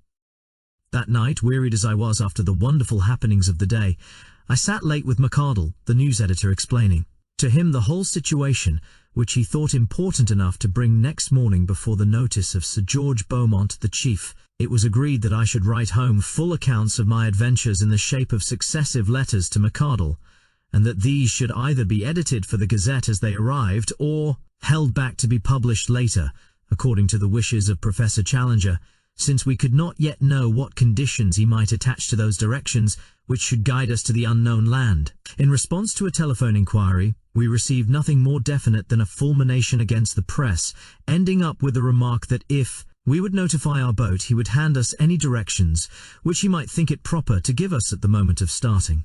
A second question from us failed to elicit any answer at all, save a plaintive bleat from his wife to the effect that her husband was in a very violent temper already, and that she hoped we would do nothing to make it worse. A third attempt later in the day provoked a terrific crash, and a subsequent message from the Central Exchange that Professor Challenger's receiver had been shattered. After that, we abandoned all attempt at communication. And now, my patient readers, I can address you directly no longer. From now onwards, if indeed any continuation of this narrative should ever reach you, it can only be through the paper which I represent. In the hands of the editor I leave this account of the events which have led up to one of the most remarkable expeditions of all time, so that if I never return to England, there shall be some record as to how the affair came about. I am writing these last lines in the saloon of the Booth liner Francisca, and they will go back by the pilot to the keeping of Mr. McArdle. Let me draw one last picture before I close the notebook, a picture which is the last memory of the old country which I bear away with me. It is a wet, foggy morning in the late spring. A thin, cold rain is falling. 3 shining mackintoshed figures are walking down the quay, making for the gangplank of the great liner from which the Blue Peter is flying. In front of them, a porter pushes a trolley piled high with trunks, wraps, and gun cases. Professor Summerlee, a long, melancholy figure, walks with dragging steps and drooping head, as one who is already profoundly sorry for himself. Lord John Roxton steps briskly, and his thin, eager face beams forth between his hunting cap and his muffler. As for myself, I am glad to have got the bustling days of preparation and the pangs of leave-taking behind me, and I have no doubt that I show it in my bearing. Suddenly, just as we reach the vessel, there is a shout behind us. It is Professor Challenger, who had promised to see us off. He runs after us, a puffing, red-faced, irascible figure. "No, thank you," says he. "I should much prefer not to go aboard. I have only a few words to say to you, and they can very well be said where we are. I beg you not to imagine that I am in any way indebted to you for making this journey. I would have you to understand that it is a matter of perfect indifference to me, and I refuse to entertain the most remote sense of personal obligation. Truth is truth, and nothing which you can report can affect it in any way, though it may excite the emotions and allay the curiosity of a number of very ineffectual people. My directions for your instruction and guidance are in this sealed envelope. You will open it when you reach a town upon the Amazon which is called Manaus, but not until the date and hour which is marked upon the outside. Have I made myself clear? I leave the strict observance of my conditions entirely to your honor. No, Mr. Malone, I will place no restriction upon your correspondence, since the ventilation of the facts is the object of your journey. But I demand that you shall give no particulars as to your exact destination, and that nothing be actually published until your return. Goodbye, sir. You have done something to mitigate my feelings for the loathsome profession to which you unhappily belong. Goodbye, Lord John. Science is, as I understand, a sealed book to you, but you may congratulate yourself upon the hunting field which awaits you. You will no doubt have the opportunity of describing in the field how you brought down the rocketing Dimorphodon. And goodbye to you also, Professor Summerlee. If you are still capable of self-improvement, of which I am frankly unconvinced, you will surely return to London a wiser man. So he turned upon his heel, and a minute later from the deck I could see his short, squat figure bobbing about in the distance as he made his way back to his train. Well, we are well down channel now. There's the last bell for letters, and it's goodbye to the pilot. We'll be down, hull down, on the old trail from now on. God bless all we leave behind us and send us safely back. Chapter 7. Tomorrow we disappear into the unknown. I will not bore those whom this narrative may reach by an account of our luxurious voyage upon the Booth liner, nor will I tell of our week stay at Para, save that I should wish to acknowledge the great kindness of the Pereira de Pinta Company in helping us to get together our equipment. I will also allude very briefly to our river journey, up a wide, slow-moving, clay-tinted stream, in a steamer which was little smaller than that which had carried us across the Atlantic. Eventually we found ourselves through the narrows of Obidos and reached the town of Manaus. Here we were rescued from the limited attractions of the local inn by Mr. Shortman, the representative of the British and Brazilian Trading Company. In his hospitable fazenda, we spent our time until the day when we were empowered to open the letter of instructions given to us by Professor Challenger. Before I reach the surprising events of that date, I would desire to give a clearer sketch of my comrades in this enterprise, and of the associates whom we had already gathered together in South America. I speak freely, and I leave the use of my material to your own discretion, Mr. McArdle, since it is through your hands that this report must pass before it reaches the world. The scientific attainments of Professor Summerlee are too well known for me to trouble to recapitulate them. He is better equipped for a rough expedition of this sort than one would imagine at first sight. His tall, gaunt, stringy figure is insensible to fatigue, and his dry, half-sarcastic, and often wholly unsympathetic manner is uninfluenced by any change in his surroundings, though in his 66th year I have never heard him express any dissatisfaction at the occasional hardships which we have had to encounter. I had regarded his presence as an encumbrance to the expedition, but as a matter of fact, I am now well convinced that his power of endurance is as great as my own. In temper he is naturally acid and sceptical. From the beginning he has never concealed his belief that Professor Challenger is an absolute fraud, that we are all embarked upon an absurd, wild goose chase, and that we are likely to reap nothing but disappointment and danger in South America and corresponding ridicule in England. Such are the views which, with much passionate distortion of his thin features and wagging of his thin goat-like beard, he poured into our ears all the way from Southampton to Manaus.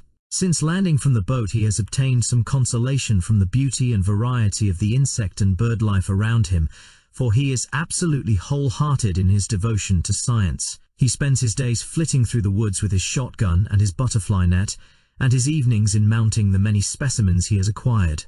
Among his minor peculiarities are that he is careless as to his attire, unclean in his person, exceedingly absent-minded in his habits, and addicted to smoking a short briar pipe, which is seldom out of his mouth. He has been upon several scientific expeditions in his youth. He was with Robertson in Papua, and the life of the camp and the canoe is nothing fresh to him. Lord John Roxton has some points in common with Professor Summerlee, and others in which they are the very antithesis to each other.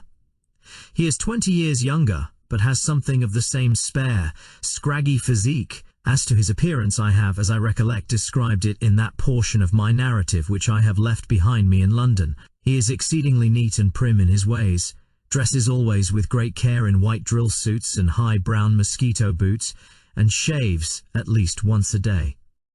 Like most men of action, he is laconic in speech, and sinks readily into his own thoughts, but he is always quick to answer a question or join in a conversation, talking in a queer, jerky, half-humorous fashion. His knowledge of the world, and very especially of South America, is surprising, and he has a whole-hearted belief in the possibilities of our journey which is not to be dashed by the sneers of Professor Summerlee. He has a gentle voice and a quiet manner, but behind his twinkling blue eyes there lurks a capacity for furious wrath and implacable resolution, the more dangerous because they are held in leash. He spoke little of his own exploits in Brazil and Peru, but it was a revelation to me to find the excitement which was caused by his presence among the riverine natives, who looked upon him as their champion and protector. The exploits of the Red Chief, as they called him, had become legends among them, but the real facts, as far as I could learn them, were amazing enough.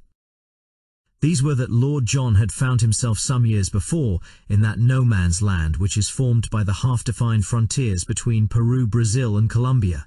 In this great district the wild rubber tree flourishes and has become, as in the Congo, a curse to the natives, which can only be compared to their forced labor under the Spaniards upon the old silver mines of Darien. A handful of villainous half-breeds dominated the country, armed such Indians as would support them, and turned the rest into slaves, terrorizing them with the most inhuman tortures in order to force them to gather the India rubber, which was then floated down the river to Para.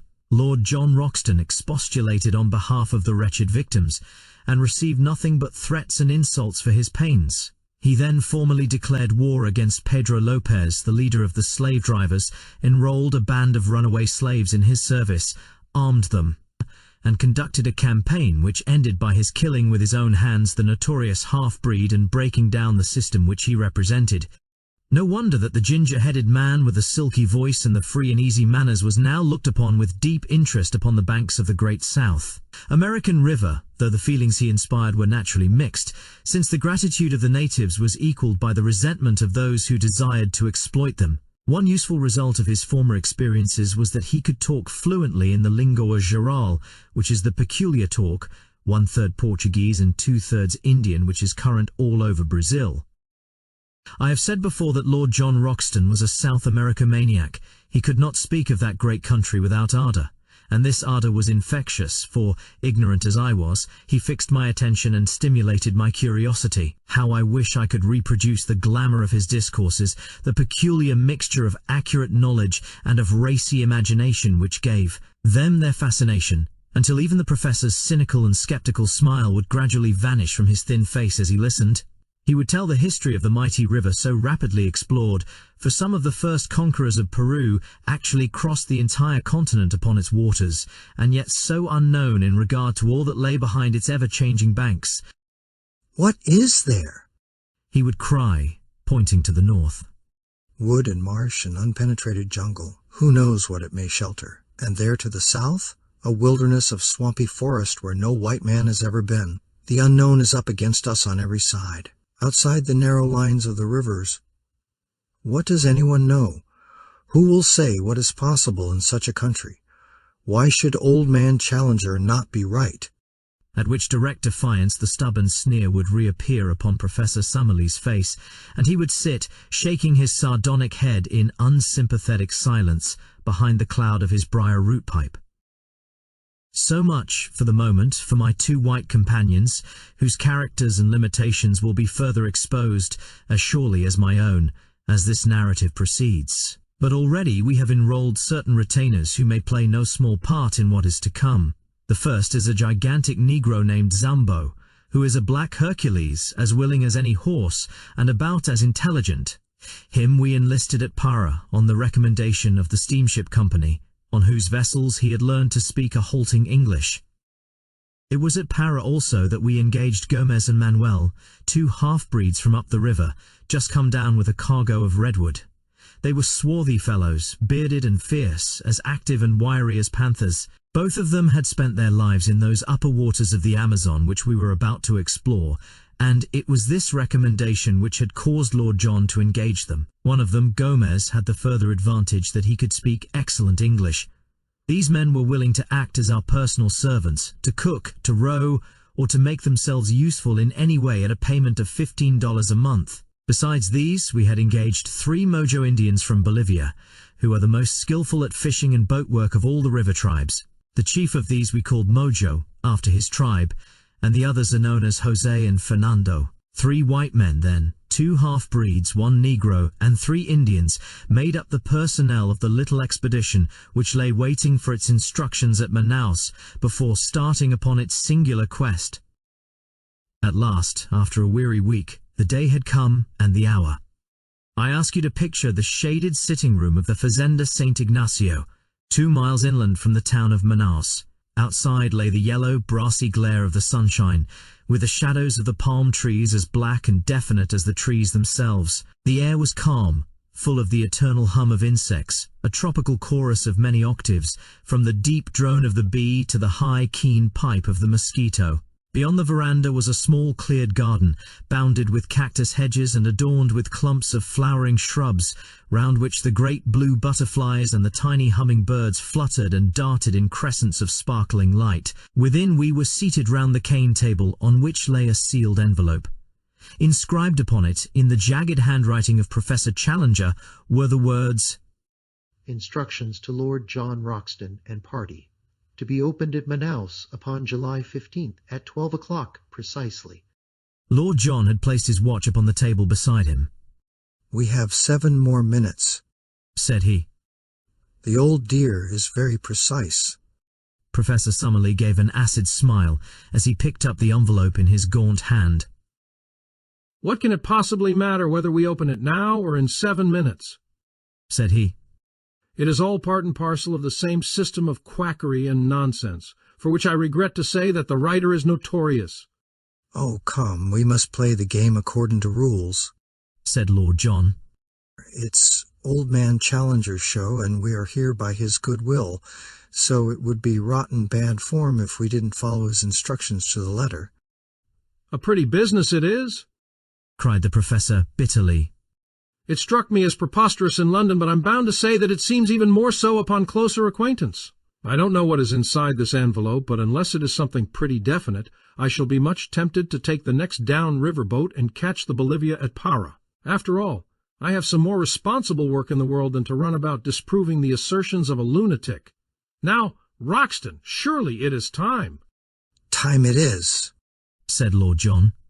"You can blow the whistle." He took up the envelope and cut it with his penknife. From it he drew a folded sheet of paper.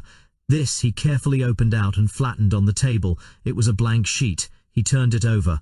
Again it was blank. We looked at each other in a bewildered silence, which was broken by a discordant burst of derisive laughter from Professor Summerlee. "It is an open admission," he cried. "What more do you want? The fellow is a self-confessed humbug. We have only to return home and report him as the brazen impostor that he is." "Invisible ink," I suggested. "I don't think," said Lord Roxton, holding the paper to the light. "No, young fellow, my lad, there is no use deceiving yourself. I'll go bail for it that nothing has ever been written upon this paper." "May I come in?" boomed a voice from the veranda. The shadow of a squat figure had stolen across the patch of sunlight. That voice! That monstrous breadth of shoulder! We sprang to our feet with a gasp of astonishment as Challenger, in a round, boyish straw hat with a coloured ribbon, Challenger, with his hands in his jacket pockets and his canvas shoes daintily pointing as he walked, appeared in the open space before us. He threw back his head, and there he stood in the golden glow, with all his old Assyrian luxuriance of beard, all his native insolence of drooping eyelids and intolerant eyes. "I fear," said he, taking out his watch, "that I am a few minutes too late. When I gave you this envelope, I must confess that I had never intended that you should open it, for it had been my fixed intention to be with you before the hour. The unfortunate delay can be apportioned between a blundering pilot and an intrusive sandbank. I fear that it has given my colleague, Professor Summerlee, occasion to blaspheme." "I am bound to say, sir," said Lord John, with some sternness of voice, "that your turning up is a considerable relief to us, for our mission seemed to have come to a premature end. Even now I can't for the life of me understand why you should have worked it in so extraordinary a manner."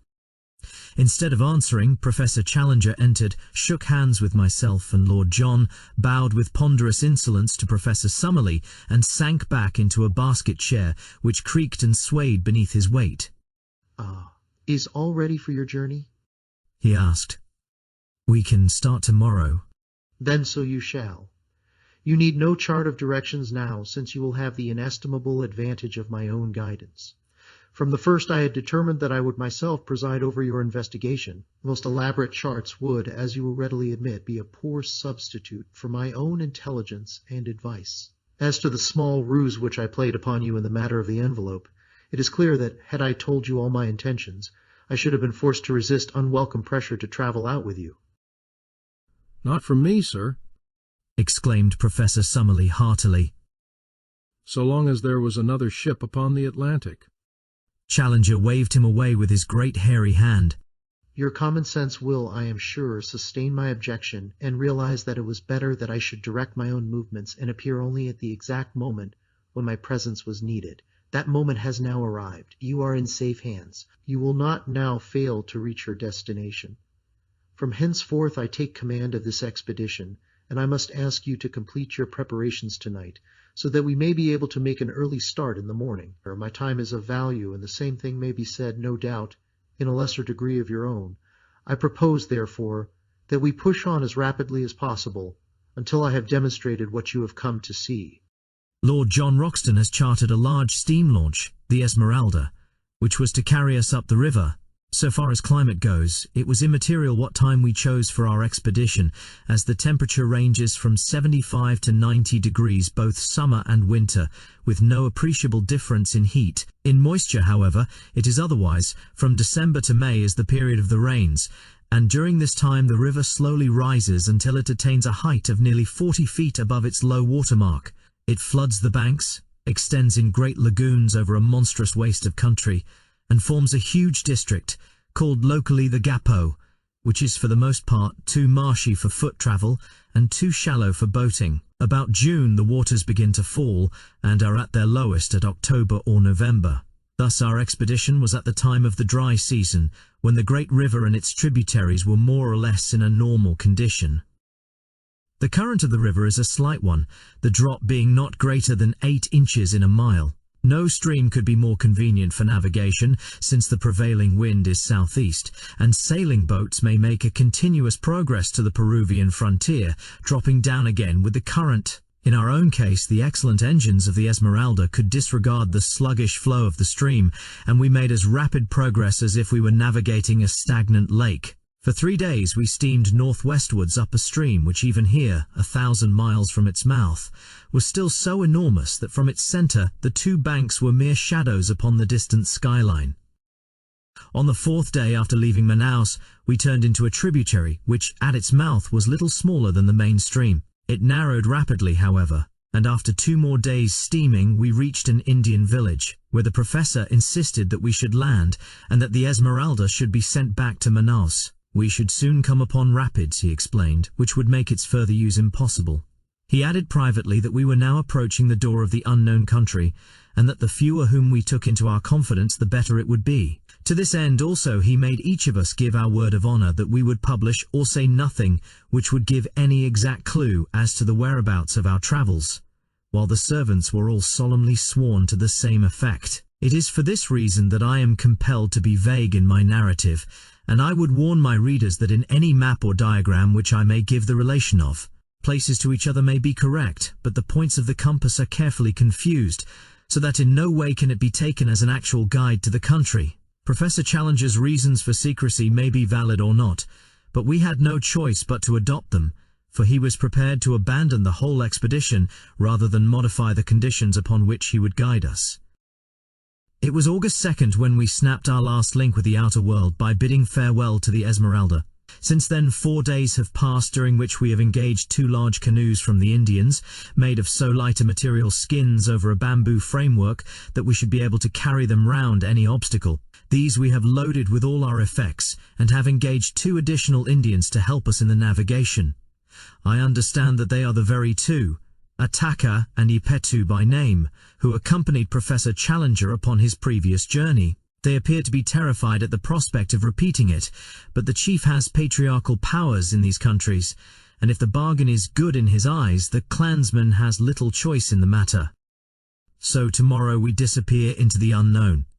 This account I am transmitting down the river by canoe, and it may be our last word to those who are interested in our fate. I have, according to our arrangement, addressed it to you, my dear Mr. McArdle, and I leave it to your discretion to delete, alter, or do what you like with it. From the assurance of Professor Challenger's manner, and in spite of the continued skepticism of Professor Summerlee, I have no doubt that our leader will make good his statement, and that we are really on the eve of some most remarkable experiences. Chapter 8. The Outlying Pickets of the New World. Our friends at home may well rejoice with us, for we are at our goal, and up to a point at least, we have shown that the statement of Professor Challenger can be verified. We have not, it is true, ascended the plateau, but it lies before us, and even Professor Summerlee is in a more chastened mood. Not that he will for an instant admit that his rival could be right, but he is less persistent in his incessant objections, and has sunk for the most part into an observant silence. I must hark back, however, and continue my narrative from where I dropped it. We are sending home one of our local Indians who is injured, and I am committing this letter to his charge, with considerable doubts in my mind as to whether it will ever come to hand. When I wrote last, we were about to leave the Indian village where we had been deposited by the Esmeralda. I have to begin my report by bad news, for the first serious personal trouble. I pass over the incessant bickerings between the professors occurred this evening, and might have had a tragic ending. I have spoken of our English-speaking half-breed, Gomez, a fine worker and a willing fellow, but afflicted, I fancy, with the vice of curiosity, which is common enough among such men. On the last evening he seems to have hid himself near the hut in which we were discussing our plans, and, being observed by our huge Negro Zambo, who is as faithful as a dog and has the hatred which all his race bear to the half-breeds, he was dragged out and carried into our presence. Gomez whipped out his knife, however, and but for the huge strength of his captor, which enabled him to disarm him with one hand, he would certainly have stabbed him. The matter has ended in reprimands, the opponents have been compelled to shake hands, and there is every hope that all will be well. As to the feuds of the two learned men, they are continuous and bitter. It must be admitted that Challenger is provocative in the last degree, but Summerlee has an acid tongue, which makes matters worse. Last night Challenger said that he never cared to walk on the Thames embankment and look up the river, as it was always sad to see one's own eventual goal. He is convinced, of course, that he is destined for Westminster Abbey. Summerlee rejoined, however, with a sour smile by saying that he understood that Millbank Prison had been pulled down. Challenger's conceit is too colossal to allow him to be really annoyed. He only smiled in his beard and repeated, Really? Really? in the pitying tone one would use to a child. Indeed, they are children both, the one wizened and cantankerous, the other formidable and overbearing, yet each with a brain which has put him in the front rank of his scientific age. Brain, character, soul. Only as one sees more of life does one understand how distinct is each. The very next day we did actually make our start upon this remarkable expedition. We found that all our possessions fitted very easily into the 2 canoes, and we divided our personnel 6 in each, taking the obvious precaution in the interests of peace of putting 1 professor into each canoe. Personally, I was with Challenger, who was in a beatific humour, moving about as one in a silent ecstasy and beaming benevolence from every feature. I have had some experience of him in other moods, however, and shall be the less surprised when the thunderstorms suddenly come up amidst the sunshine. If it is impossible to be at your ease, it is equally impossible to be dull in his company, for one is always in a state of half-tremulous doubt as to what sudden turn his formidable temper may take. For 2 days we made our way up a good-sized river some hundreds of yards broad, and dark in colour, but transparent, so that one could usually see the bottom. The affluents of the Amazon are, half of them, of this nature, while the other half are whitish and opaque, the difference depending upon the class of country through which they have flowed. The dark indicate vegetable decay, while the others point to clay soil. Twice we came across rapids, and in each case made a portage of half a mile or so to avoid them. The woods on either side were primeval, which are more easily penetrated than woods of the second growth, and we had no great difficulty in carrying our canoes through them. How shall I ever forget the solemn mystery of it? The height of the trees and the thickness of the boles exceeded anything which I, in my town-bred life, could have imagined, shooting upwards in magnificent columns until, at an enormous distance above our heads, we could dimly discern the spot where they threw out their side branches into Gothic upward curves, which coalesced to form one great matted roof of verdure, through which only an occasional golden ray of sunshine shot downwards to trace a thin, dazzling line of light amidst the majestic obscurity. As we walked noiselessly amid the thick, soft carpet of decaying vegetation, the hush fell upon our souls which comes upon us in the twilight of the Abbey, and even Professor Challenger's full-chested notes sank into a whisper. Alone, I should have been ignorant of the names of these giant growths, but our men of science pointed out the cedars, the great silk cotton trees, and the redwood trees, with all that profusion of various plants which has made this continent the chief supplier to the human race of those gifts of nature which depend upon the vegetable world, while it is the most backward in those products which come from animal life. Vivid orchids and wonderful coloured lichens smouldered upon the swarthy tree trunks, and where a wandering shaft of light fell full upon the golden alamander, the scarlet star clusters of the taxonia, or the rich deep blue of Ipomea, the effect was as a dream of fairyland. In these great wastes of forest, life, which abhors darkness, struggles ever upwards to the light. Every plant, even the smaller ones, curls and writhes to the green surface, twining itself round its stronger and taller brethren in the effort.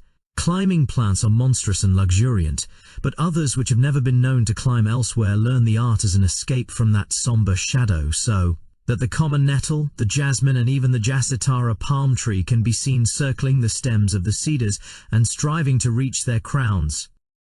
Of animal life there was no movement amid the majestic vaulted aisles which stretched from us as we walked, but a constant movement far above our heads told of that multitudinous world of snake and monkey, bird and sloth, which lived in the sunshine and looked down in wonder at our tiny, dark, stumbling figures in the obscure depths immeasurably below them. At dawn and at sunset the howler monkeys screamed together, and the parakeets broke into shrill chatter.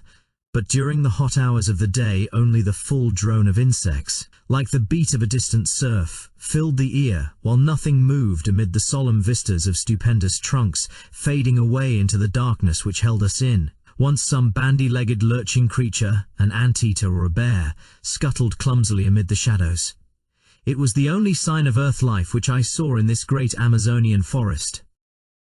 And yet there were indications that even human life itself was not far from us in those mysterious recesses. On the third day out we were aware of a singular deep throbbing in the air, rhythmic and solemn, coming and going fitfully throughout the morning. The two boats were paddling within a few yards of each other when first we heard it, and our Indians remained motionless as if they had been turned to bronze, listening intently with expressions of terror upon their faces. "What is it then?" I asked. "Drums," said Lord John carelessly. "War drums. I have heard them before." Yes, sir. War drums," said Gomez, the half-breed. "Wild Indians, bravos, not mansos. They watch us every mile of the way, kill us if they can." "How can they watch us?" I asked, gazing into the dark, motionless void. The half-breed shrugged his broad shoulders. "The Indians know. They have their own way. They watch us. They talk the drum, talk to each other, kill us if they can." By the afternoon of that day, my pocket diary shows me that it was Tuesday, August 18th. At least 6 or 7 drums were throbbing from various points. Sometimes they beat quickly, sometimes slowly, sometimes in obvious question and answer, one far to the east breaking out in a high staccato rattle, and being followed after a pause by a deep roll from the north. There was something indescribably nerve-shaking and menacing in that constant mutter, which seemed to shape itself into the very syllables of the half-breed, endlessly repeated, "We will kill you if we can. We will kill you if we can." No one ever moved in the silent woods. All the peace and soothing of quiet nature lay in that dark curtain of vegetation. But away from behind there came ever the one message from our fellow man. "We will kill you if we can," said the men in the east. "We will kill you if we can," said the men in the north. All day the drums rumbled and whispered, while their menace reflected itself in the faces of our coloured companions. Even the hardy, swaggering half-breed seemed cowed. I learned, however, that day once for all that both Summerlee and Challenger possessed that highest type of bravery, the bravery of the scientific mind. Theirs was the spirit which upheld Darwin among the gauchos of the Argentine or Wallace among the headhunters of Malaya. It is decreed by a merciful nature that the human brain cannot think of two things simultaneously, so that if it be steeped in curiosity as to science, it has no room for merely personal considerations. All day, amid that incessant and mysterious menace, our two professors watched every bird upon the wing, and every shrub upon the bank, with many a sharp wordy contention, when the snarl of Summerlee came quick upon the deep growl of Challenger. but with no more sense of danger and no more reference to drum-beating Indians than if they were seated together in the smoking room of the Royal Society's Club in St. James's Street. Once only did they condescend to discuss them.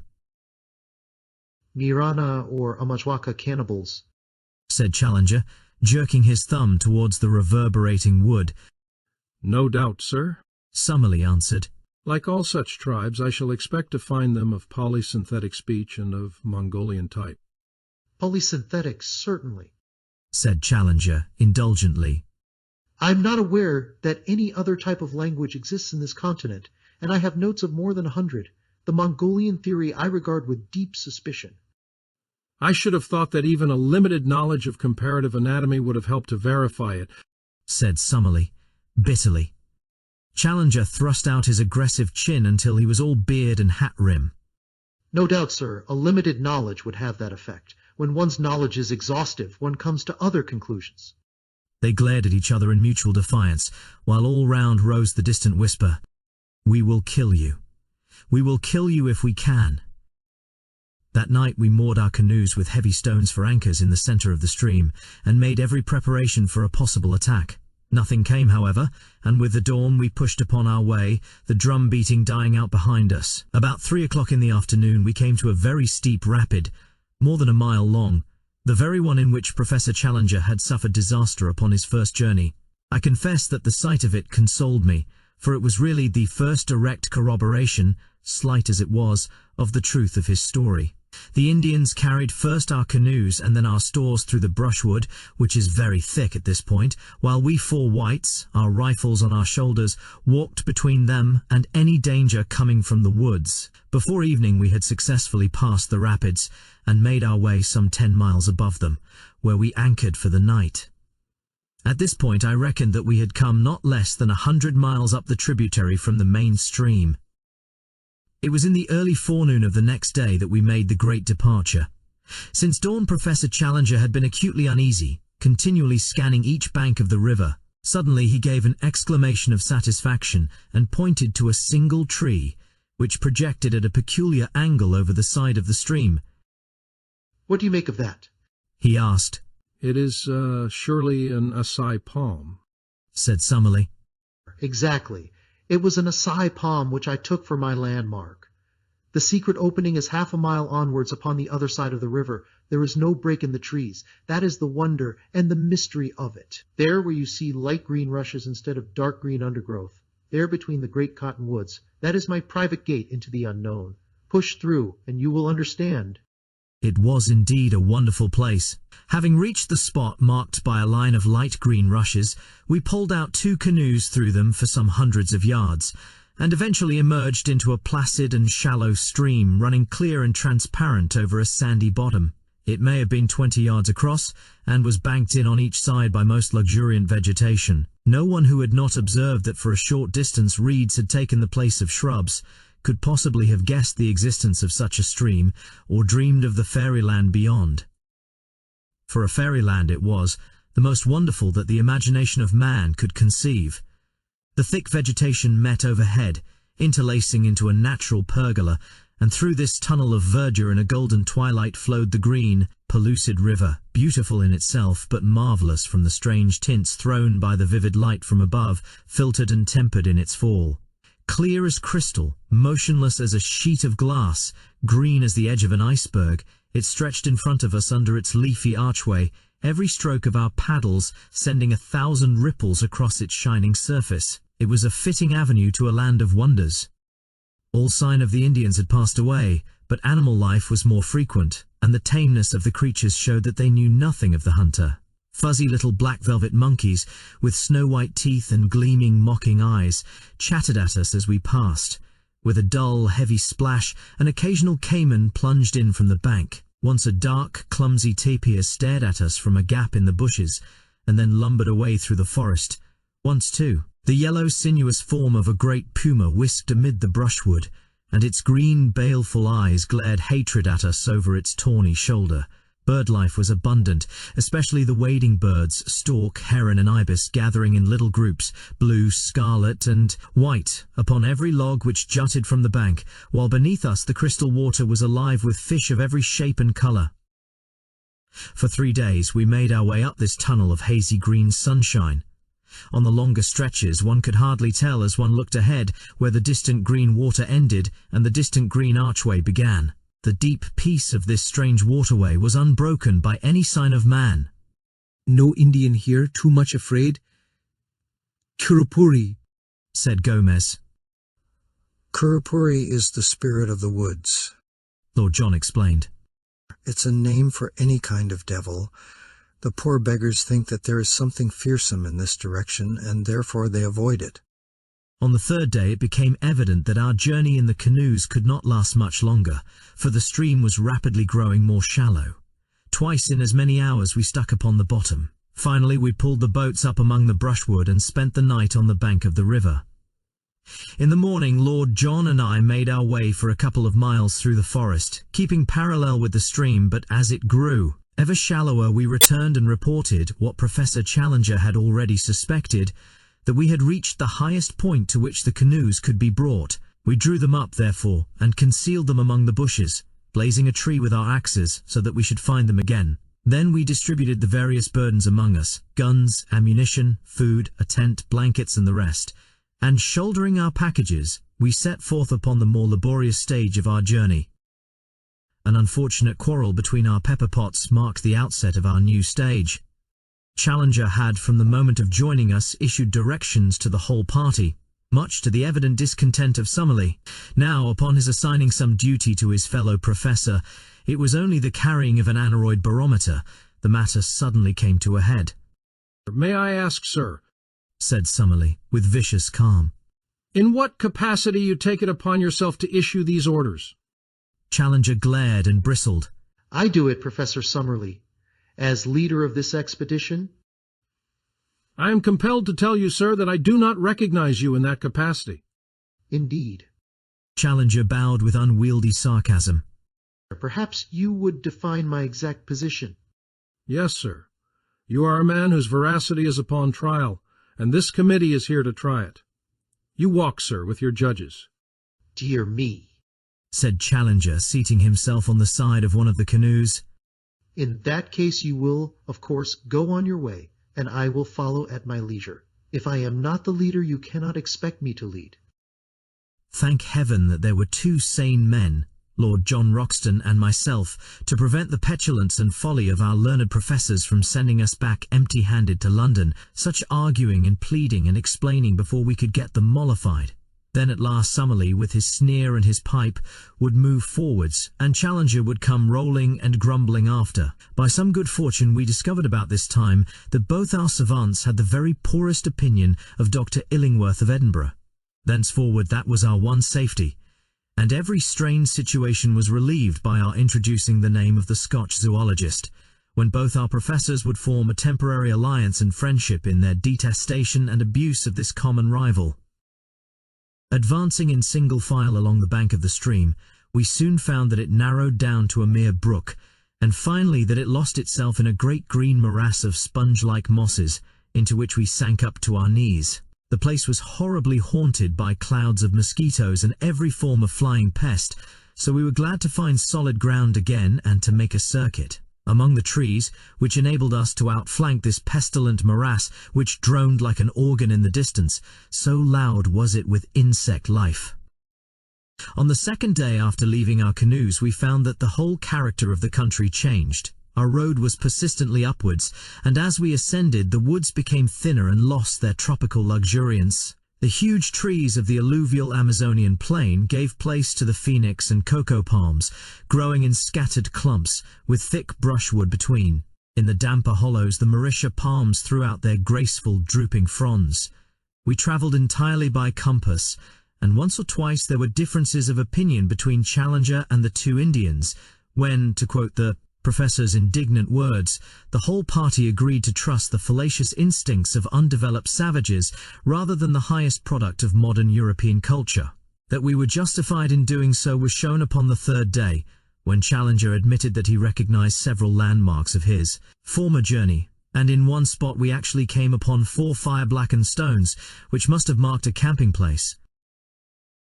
The road still ascended, and we crossed a rock-studded slope which took 2 days to traverse. The vegetation had again changed, and only the vegetable ivory tree remained, with a great profusion of wonderful orchids, among which I learned to recognize the rare Natonia vexillaria and the glorious pink and scarlet blossoms of Cattleya and Odontoglossum. Occasional brooks with pebbly bottoms and fern-draped banks gurgled down the shallow gorges in the hill and offered good camping grounds every evening on the banks. Of some rock-studded pool, where swarms of little blue-backed fish, about the size and shape of English trout, gave us a delicious supper. On the 9th day after leaving the canoes, having done, as I reckon, about 120 miles, we began to emerge from the trees, which had grown smaller until they were mere shrubs. Their place was taken by an immense wilderness of bamboo, which grew so thickly that we could only penetrate it by cutting a pathway with the machetes and billhooks of the Indians. It took us a long day, travelling from 7 in the morning till 8 at night, with only 2 breaks of 1 hour each, to get through this obstacle. Anything more monotonous and wearying could not be imagined, for, even at the most open places, I could not see more than 10 or 12 yards, while usually my vision was limited to the back of Lord John's cotton jacket in front of me, and to the yellow wall within a foot of me on either side. From above came one thin knife edge of sunshine, and 15 feet over our heads one saw the tops of the reeds swaying against the deep blue sky. I do not know what kind of creatures inhabit such a thicket, but several times we heard the plunging of large heavy animals quite close to us. From their sounds Lord John judged them to be some form of wild cattle. Just as night fell we cleared the belt of bamboos, and at once formed our camp, exhausted by the interminable day. Early next morning we were again afoot, and found that the character of the country had changed once again. Behind us was the wall of bamboo, as definite as if it marked the course of a river. In front was an open plain, sloping slightly upwards and dotted with clumps of tree ferns, the whole curving before us until it ended in a long whale-backed ridge. This we reached about midday, only to find a shallow valley beyond, rising once again into a gentle incline which led to a low, rounded skyline. It was here, while we crossed the first of these hills, that an incident occurred which may or may not have been important. Professor Challenger, who with the 2 local Indians was in the van of the party, stopped suddenly and pointed excitedly to the right. As he did so we saw, at the distance of a mile or so, something which appeared to be a huge grey bird flap slowly up from the ground and skim smoothly off, flying very low and straight until it was lost among the tree ferns. Did you see it? Cried Challenger, in exultation. Summerlee, did you see it? His colleague was staring at the spot where the creature had disappeared. What do you claim that it was? He asked. To the best of my belief, a pterodactyl. Summerlee burst into derisive laughter. A PTR fiddlestick? Said he. It was a stork, if ever I saw one. Challenger was too furious to speak. He simply swung his pack upon his back and continued upon his march. Lord John came abreast of me, however, and his face was more grave than was his wont. He had his Zeiss glasses in his hand. I focused it before it got over the trees, said he. I won't undertake to say what it was, but I'll risk my reputation as a sportsman that it wasn't any bird that ever I clapped eyes on in my life. So there the matter stands. Are we really just at the edge of the unknown, encountering the outlying pickets of this lost world of which our leader speaks? I give you the incident as it occurred, and you will know as much as I do. It stands alone, for we saw nothing more which could be called remarkable. And now, my readers, if ever I have any, I have brought you up the broad river, and through the screen of rushes, and down the green tunnel, and up the long slope of palm trees, and through the bamboo brake, and across the plain of tree ferns. At last our destination lay in full sight of us. When we had crossed the second ridge we saw before us an irregular, palm-studded plain, and then the line of high red cliffs which I have seen in the picture. There it lies, even as I write, and there can be no question that it is the same. At the nearest point it is about 7 miles from our present camp, and it curves away, stretching as far as I can see. Challenger struts about like a prize peacock, and Summerlee is silent but still sceptical. Another day should bring some of our doubts to an end. Meanwhile, as Jose, whose arm was pierced by a broken bamboo, insists upon returning, I send this letter back in his charge, and only hope that it may eventually come to hand. I will write again as the occasion serves. I have enclosed with this a rough chart of our journey, which may have the effect of making the account rather easier to understand. Chapter 9. Who could have foreseen it? A dreadful thing has happened to us. Who could have foreseen it? I cannot foresee any end to our troubles. It may be that we are condemned to spend our whole lives in this strange, inaccessible place. I am still so confused that I can hardly think clearly of the facts of the present or of the chances of the future. To my astounded senses, the one seems most terrible and the other as black as night. No men have ever found themselves in a worse position, nor is there any use in disclosing to you our exact geographical situation and asking our friends for a relief party. Even if they could send one, our fate will in all human probability be decided long before it could arrive in South America. We are, in truth, as far from any human aid as if we were in the moon. If we are to win through, it is only our own qualities which can save us. I have as companions 3 remarkable men, men of great brain power and of unshaken courage. There lies our one and only hope. It is only when I look upon the untroubled faces of my comrades that I see some glimmer through the darkness. Outwardly I trust that I appear as unconcerned as they. Inwardly I am filled with apprehension. Let me give you, with as much detail as I can, the sequence of events which have led us to this catastrophe.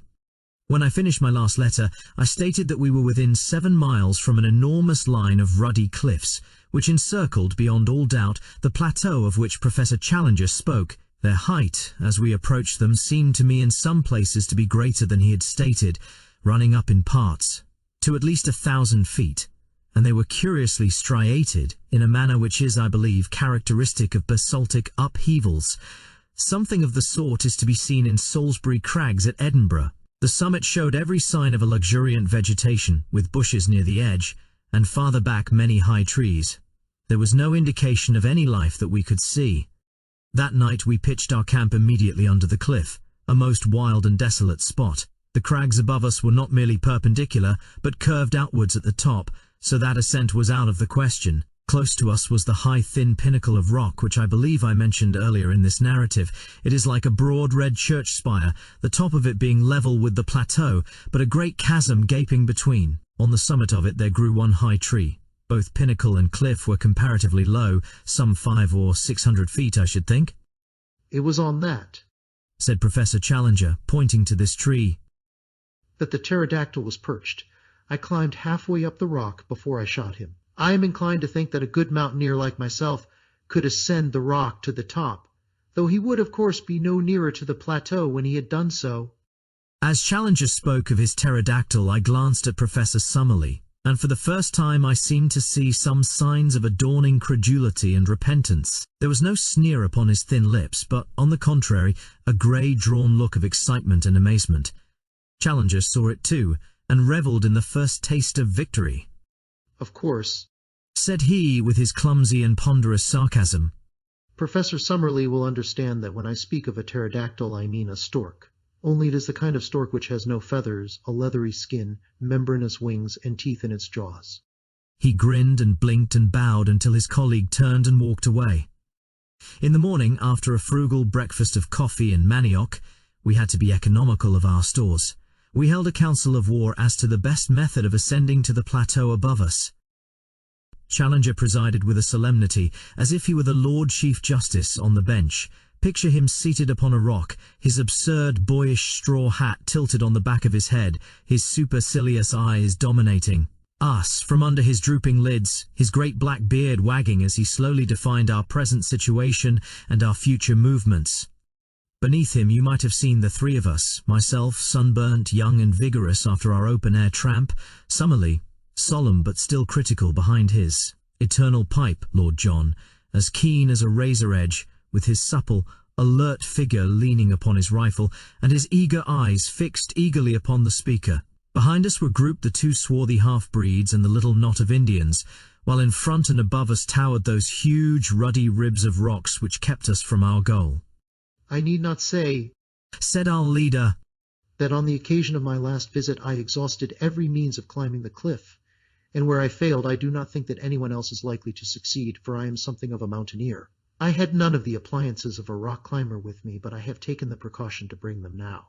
With their aid I am positive I could climb that detached pinnacle to the summit, But so long as the main cliff overhangs, it is vain to attempt ascending that. I was hurried upon my last visit by the approach of the rainy season and by the exhaustion of my supplies. These considerations limited my time, and I can only claim that I have surveyed about 6 miles of the cliff to the east of us, finding no possible way up. What then shall we now do? There seems to be only one reasonable course, said Professor Summerlee. If you have explored the east, we should travel along the base of the cliff to the west and seek for a practicable point for our ascent. That's it, said Lord John. The odds are that this plateau is of no great size, and we shall travel round it until we either find an easy way up it or come back to the point from which we started.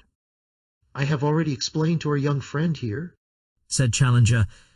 He has a way of alluding to me as if I were a school child 10 years old.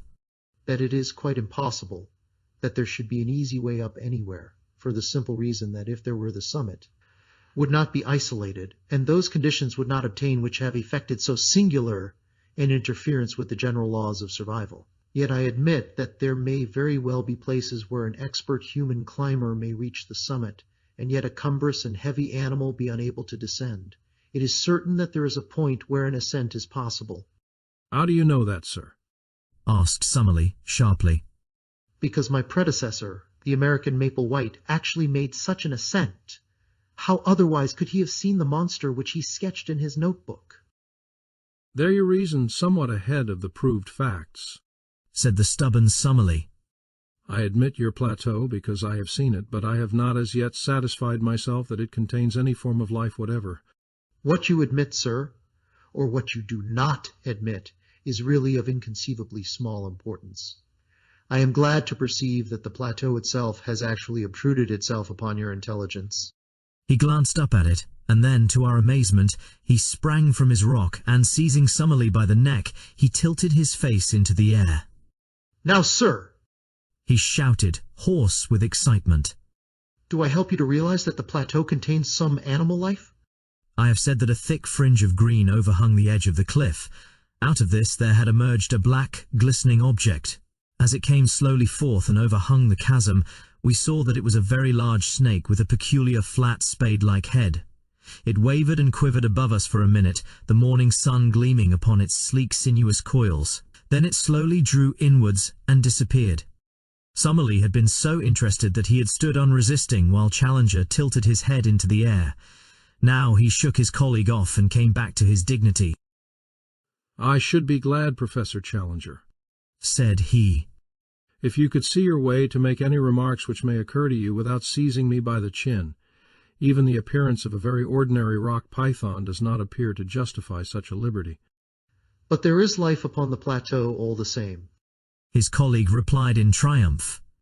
And now, having demonstrated this important conclusion so that it is clear to anyone, however prejudiced or obtuse, I am of opinion that we cannot do better than break up our camp and travel to westward until we find some means of ascent. The ground at the foot of the cliff was rocky and broken, so that the going was slow and difficult. Suddenly we came, however, upon something which cheered our hearts. It was the site of an old encampment, with several empty Chicago meat tins, a bottle labelled brandy, a broken tin opener, and a quantity of other travellers' debris. A crumpled, disintegrated newspaper revealed itself as the Chicago Democrat, though the date had been obliterated. Not mine, said Challenger. It must be Maple White's. Lord John had been gazing curiously at a great tree fern which overshadowed the encampment. I say, look at this, said he. I believe it is meant for a signpost. A slip of hard wood had been nailed to the tree in such a way as to point to the westward. Most certainly a signpost, said Challenger. What else? Finding himself upon a dangerous errand, our pioneer has left this sign so that any party which follows him may know the way he has taken. Perhaps we shall come upon some other indications as we proceed. We did indeed, but they were of a terrible and most unexpected nature. Immediately beneath the cliff there grew a considerable patch of high bamboo, like that which we had traversed in our journey. Many of these stems were 20 feet high, with sharp, strong tops, so that even as they stood they made formidable spears. We were passing along the edge of this cover when my eye was caught by the gleam of something white within it. Thrusting in my head between the stems, I found myself gazing at a fleshless skull. The whole skeleton was there, but the skull had detached itself and lay some feet nearer to the open.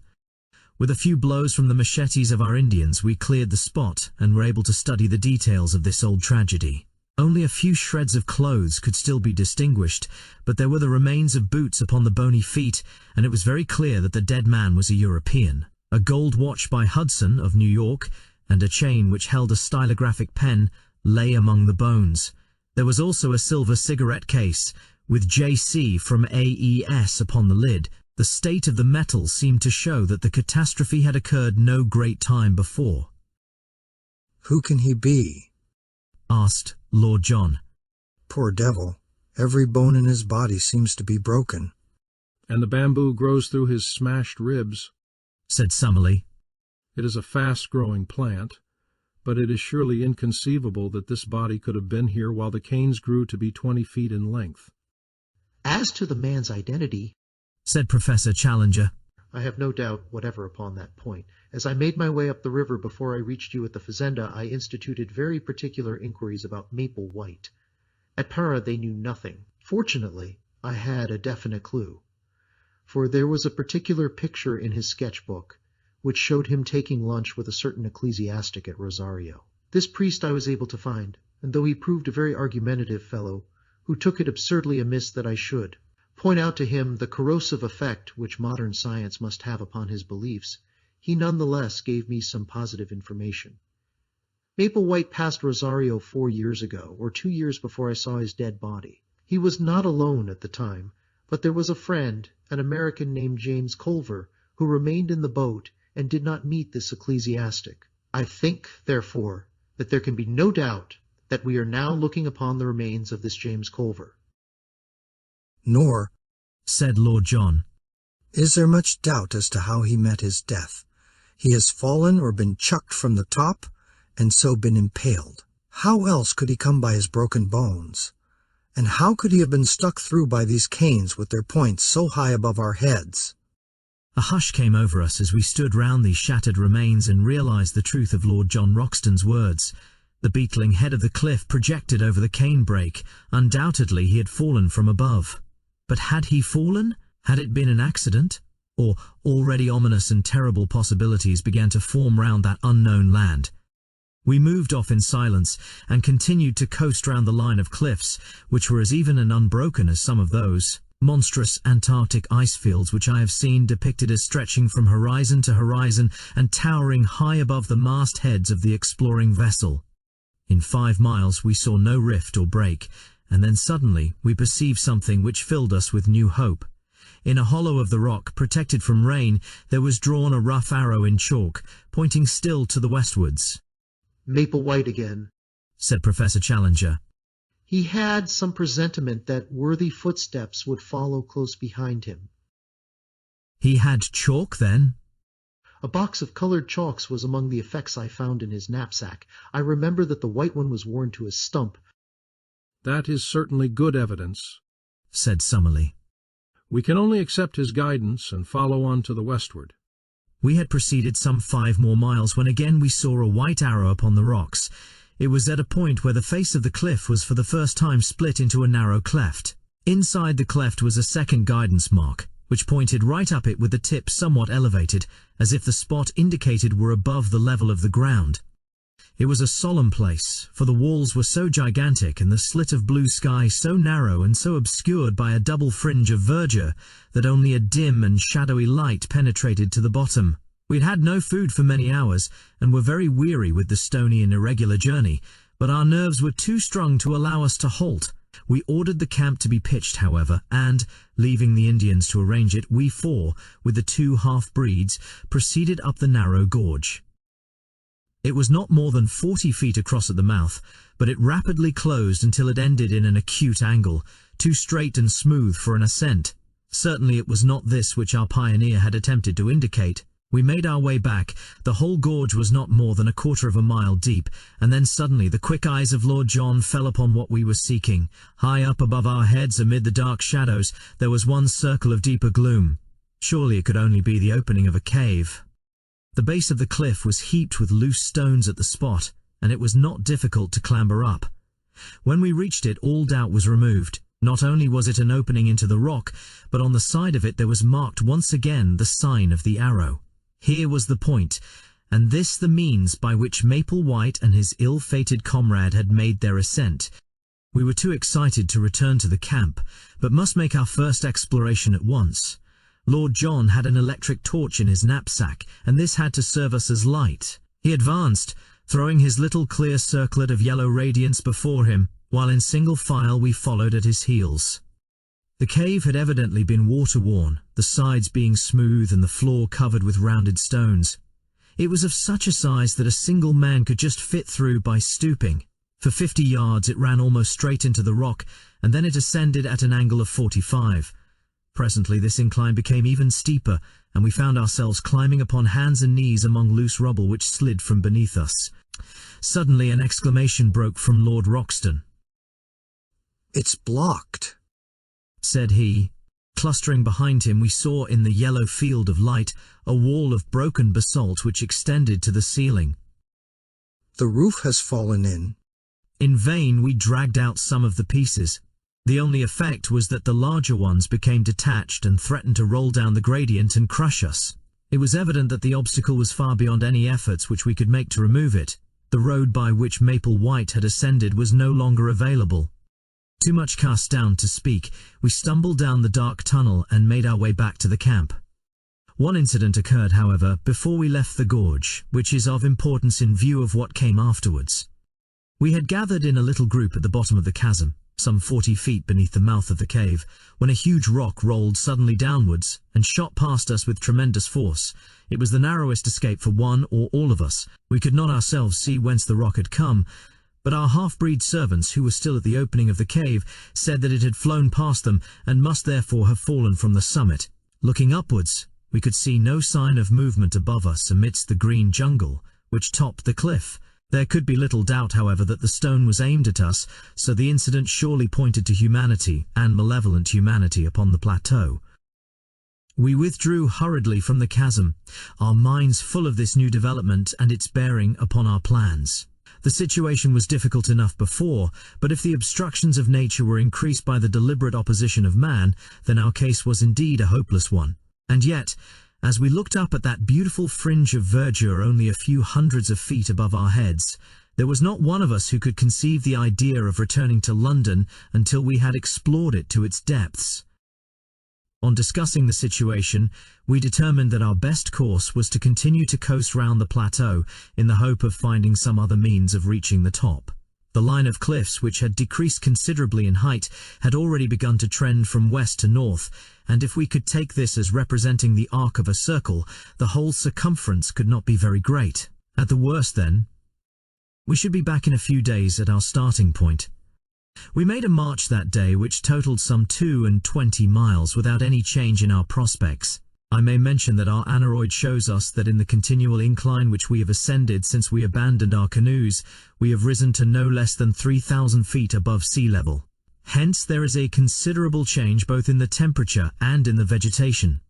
We have shaken off some of that horrible insect life which is the bane of tropical travel. A few palms still survive and many tree ferns, but the Amazonian trees have been all left behind. It was pleasant to see the convolvulus, the passion flower, and the begonia, all reminding me of home, here among these inhospitable rocks. There was a red begonia just the same colour as one that is kept in a pot in the window of a certain villa in Streatham, but I am drifting into private reminiscence. That night, I am still speaking of the first day of our circumnavigation of the plateau, a great experience awaited us, and one which forever set at rest any doubt which we could have had as to the wonders so near us. You will realize as you read it, my dear Mr. McArdle, and possibly for the first time, that the paper has not sent me on a wild goose chase, and that there is inconceivably fine copy waiting for the world whenever we have the professor's leave to make use of it. I shall not dare to publish these articles unless I can bring back my proofs to England, or I shall be hailed as the journalistic Munchausen of all time. I have no doubt that you feel the same way yourself, and that you would not care to stake the whole credit of the Gazette upon this adventure until we can meet the chorus of criticism and scepticism which such articles must of necessity elicit. So this wonderful incident, which would make such a headline for the old paper, must still wait its turn in the editorial drawer. And yet it was all over in a flash, and there was no sequel to it, save in our own convictions. What occurred was this. Lord John had shot an agouti, which is a small pig-like animal, and half of it having been given to the Indians, we were cooking the other half upon our fire. There is a chill in the air after dark, and we had all drawn close to the blaze.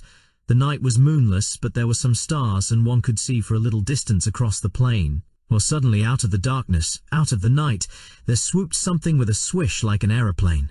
The whole group of us were covered for an instant by a canopy of leathery wings, and I had a momentary vision of a long snake-like neck, a fierce, red, greedy eye, and a great snapping beak, filled, to my amazement, with little gleaming teeth.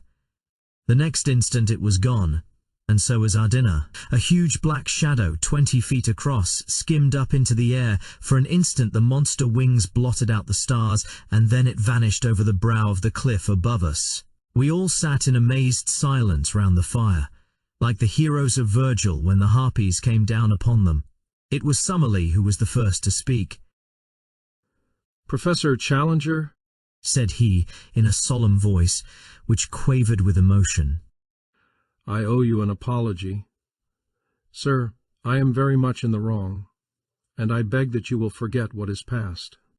It was handsomely said, and the two men for the first time shook hands. So much we have gained by this clear vision of our first pterodactyl, it was worth a stolen supper to bring two such men together.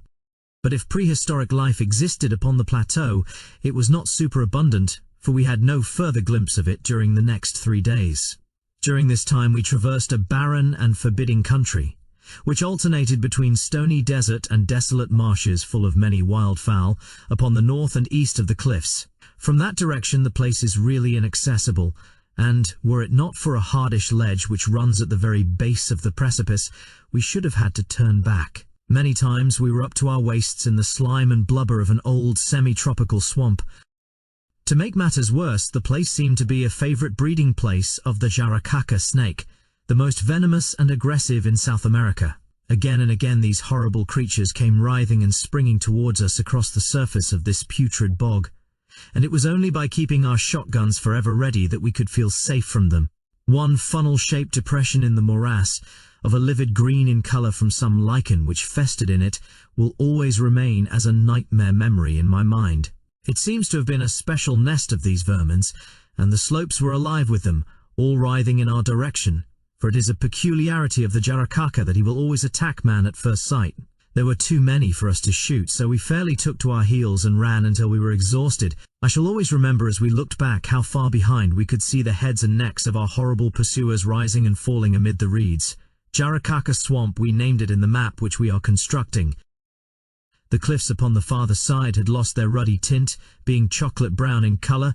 The vegetation was more scattered along the top of them, and they had sunk to 300 or 400 feet in height, but in no place did we find any point where they could be ascended. If anything, they were more impossible than at the first point where we had met them. Their absolute steepness is indicated in the photograph which I took over the stony desert. "Surely," said I, as we discussed the situation, "the rain must find its way down somehow. There are bound to be water channels in the rocks." Our young friend has glimpses of lucidity, said Professor Challenger, patting me upon the shoulder. "The rain must go somewhere," I repeated. He keeps a firm grip upon actuality. The only drawback is that we have conclusively proved, by ocular demonstration, that there are no water channels down the rocks. "Where then does it go?" I persisted. I think it may be fairly assumed that if it does not come outwards, it must run inwards. "Then there is a lake in the centre." So I should suppose. "It is more than likely that the lake may be an old crater," said Summerlee. "The whole formation is, of course, highly volcanic. But, however that may be, I should expect to find the surface of the plateau slope inwards with a considerable sheet of water in the center, which may drain off, by some subterranean channel, into the marshes of the Jaracaca Swamp."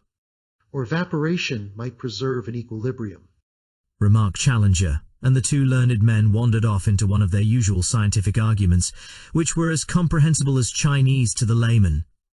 On the 6th day we completed our first circuit of the cliffs, and found ourselves back at the first camp, beside the isolated pinnacle of rock.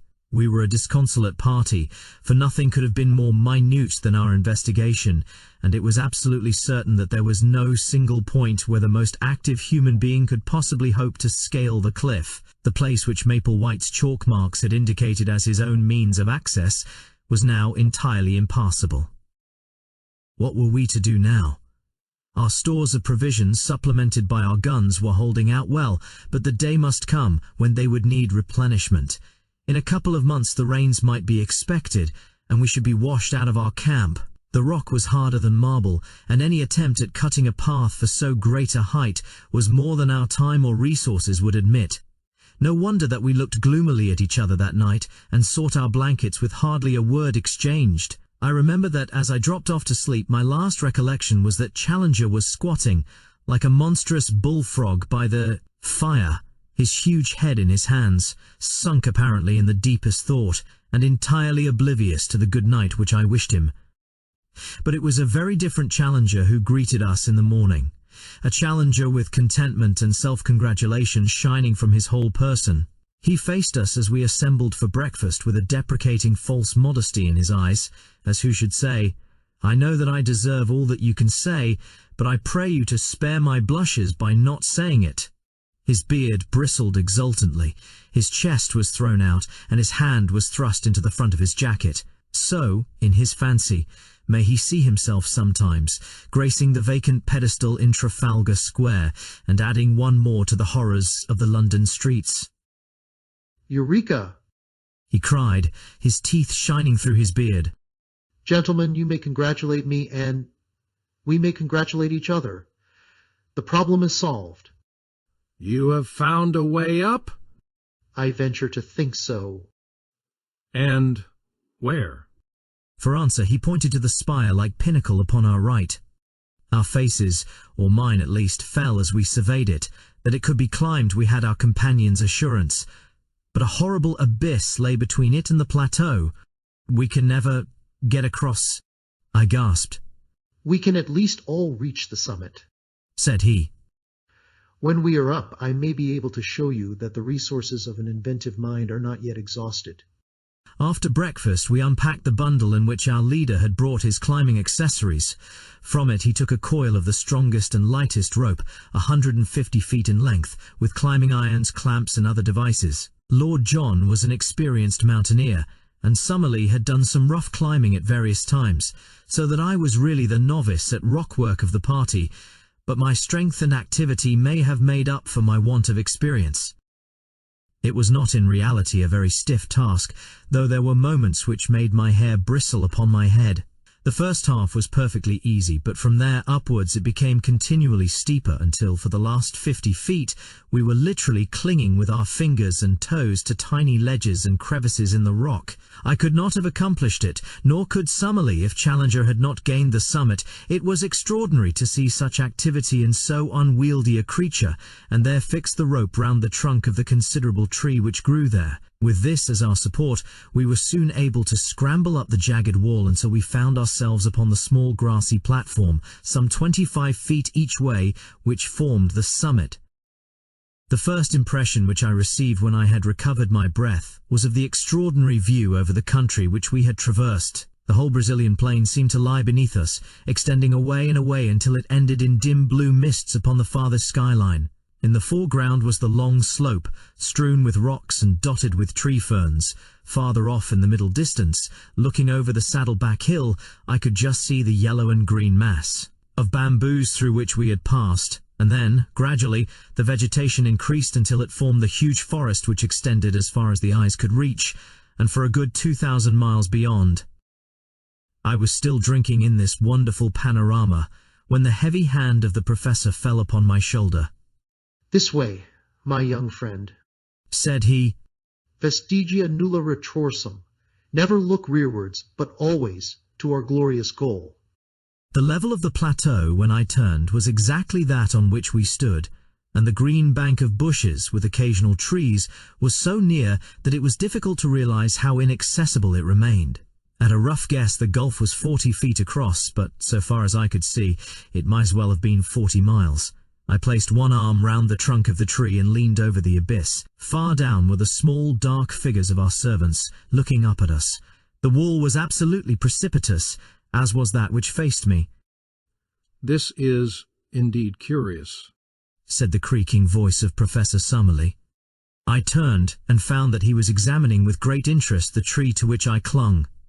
That smooth bark and those small ribbed leaves seemed familiar to my eyes. "Why," I cried, "it's a beech." "Exactly," said Summerlee. "A fellow countryman in a far land." Not only a fellow countryman, my good sir, said Challenger, but also, if I may be allowed to enlarge your simile, an ally of the first value. This beech tree will be our savior. By George! cried Lord John. A bridge! Exactly, my friends, a bridge.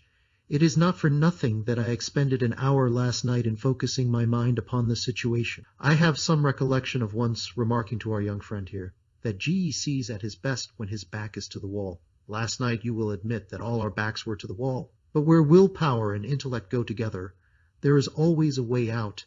A drawbridge had to be found which could be dropped across the abyss. Behold it! It was certainly a brilliant idea. The tree was a good 60 feet in height, and if it only fell the right way, it would easily cross the chasm. Challenger had slung the camp axe over his shoulder when he ascended. Now he handed it to me. Our young friend has the thews and sinews, said he. I think he will be the most useful at this task. I must beg, however, that you will kindly refrain from thinking for yourself, and that you will do exactly what you are told. Under his direction, I cut such gashes in the sides of the trees as would ensure that it should fall as we desired.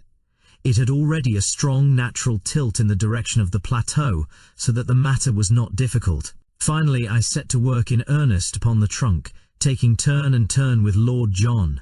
In a little over an hour there was a loud crack. The tree swayed forward and then crashed over, burying its branches among the bushes on the farther side. The severed trunk rolled to the very edge of our platform, and for one terrible second we all thought it was over. It balanced itself, however, a few inches from the edge, and there was our bridge to the unknown. All of us, without a word, shook hands with Professor Challenger, who raised his straw hat and bowed deeply to each in turn. I claim the honor, said he, to be the first to cross to the unknown land, a fitting subject, no doubt, for some future historical painting. He had approached the bridge when Lord John laid his hand upon his coat. My dear chap, said he, I really cannot allow it. Cannot allow it, sir. The head went back and the beard forward. When it is a matter of science, don't you know, I follow your lead because you are by way of being a man of science. But it's up to you to follow me when you come into my department. Your department, sir? We all have our professions, and soldierin' is mine. We are, according to my ideas, invading a new country, which may or may not be chock full of enemies of sorts. To barge blindly into it for want of a little common sense and patience isn't my notion of management. The remonstrance was too reasonable to be disregarded. Challenger tossed his head and shrugged his heavy shoulders. Well, sir, what do you propose? For all I know, there may be a tribe of cannibals waiting for lunchtime among those very bushes, said Lord John, looking across the bridge. It's better to learn wisdom before you get into a cooking pot, so we will content ourselves with hoping that there is no trouble waiting for us, and at the same time we will act as if there were. Malone and I will go down again, therefore, and we will fetch up the 4 rifles, together with Gomez and the other. One man can then go across, and the rest will cover him with guns, until he sees that it is safe for the whole crowd to come along. Challenger sat down upon the cut stump and groaned his impatience, but Summerlee and I were of one mind that Lord John was our leader when such practical details were in question. The climb was a more simple thing now that the rope dangled down the face of the worst part of the ascent. Within an hour we had brought up the rifles and a shotgun. The half-breeds had ascended also, and under Lord John's orders they had carried up a bale of provisions in case our first exploration should be a long one. We had each bandoliers of cartridges. Now, Challenger, if you really insist upon being the first man in, said Lord John, when every preparation was complete. I am much indebted to you for your gracious permission, said the angry professor, for never was a man so intolerant of every form of authority. Since you are good enough to allow it, I shall most certainly take it upon myself to act as pioneer upon this occasion. Seating himself with a leg overhanging the abyss on each side, and his hatchet slung upon his back, Challenger hopped his way across the trunk and was soon at the other side. He clambered up and waved his arms in the air. "At last!" he cried. "At last!" I gazed anxiously at him with a vague expectation that some terrible fate would dart at him from the curtain of green behind him. But all was quiet, save that a strange, many-coloured bird flew up from under his feet and vanished among the trees. Summerlee was the second. His wiry energy is wonderful in so frail a frame. He insisted upon having 2 rifles slung upon his back, so that both professors were armed when he had made his transit. I came next, and tried hard not to look down into the horrible gulf over which I was passing. Summerlee held out the butt end of his rifle, and an instant later I was able to grasp his hand. As to Lord John, he walked across, actually walked without support. He must have nerves of iron. And there we were, the 4 of us, upon the dreamland, the lost world of Maple White. To all of us it seemed the moment of our supreme triumph. Who could have guessed that it was the prelude to our supreme disaster? Let me say in a few words how the crushing blow fell upon us. We had turned away from the edge, and had penetrated about 50 yards of close brushwood, when there came a frightful rending crash from behind us.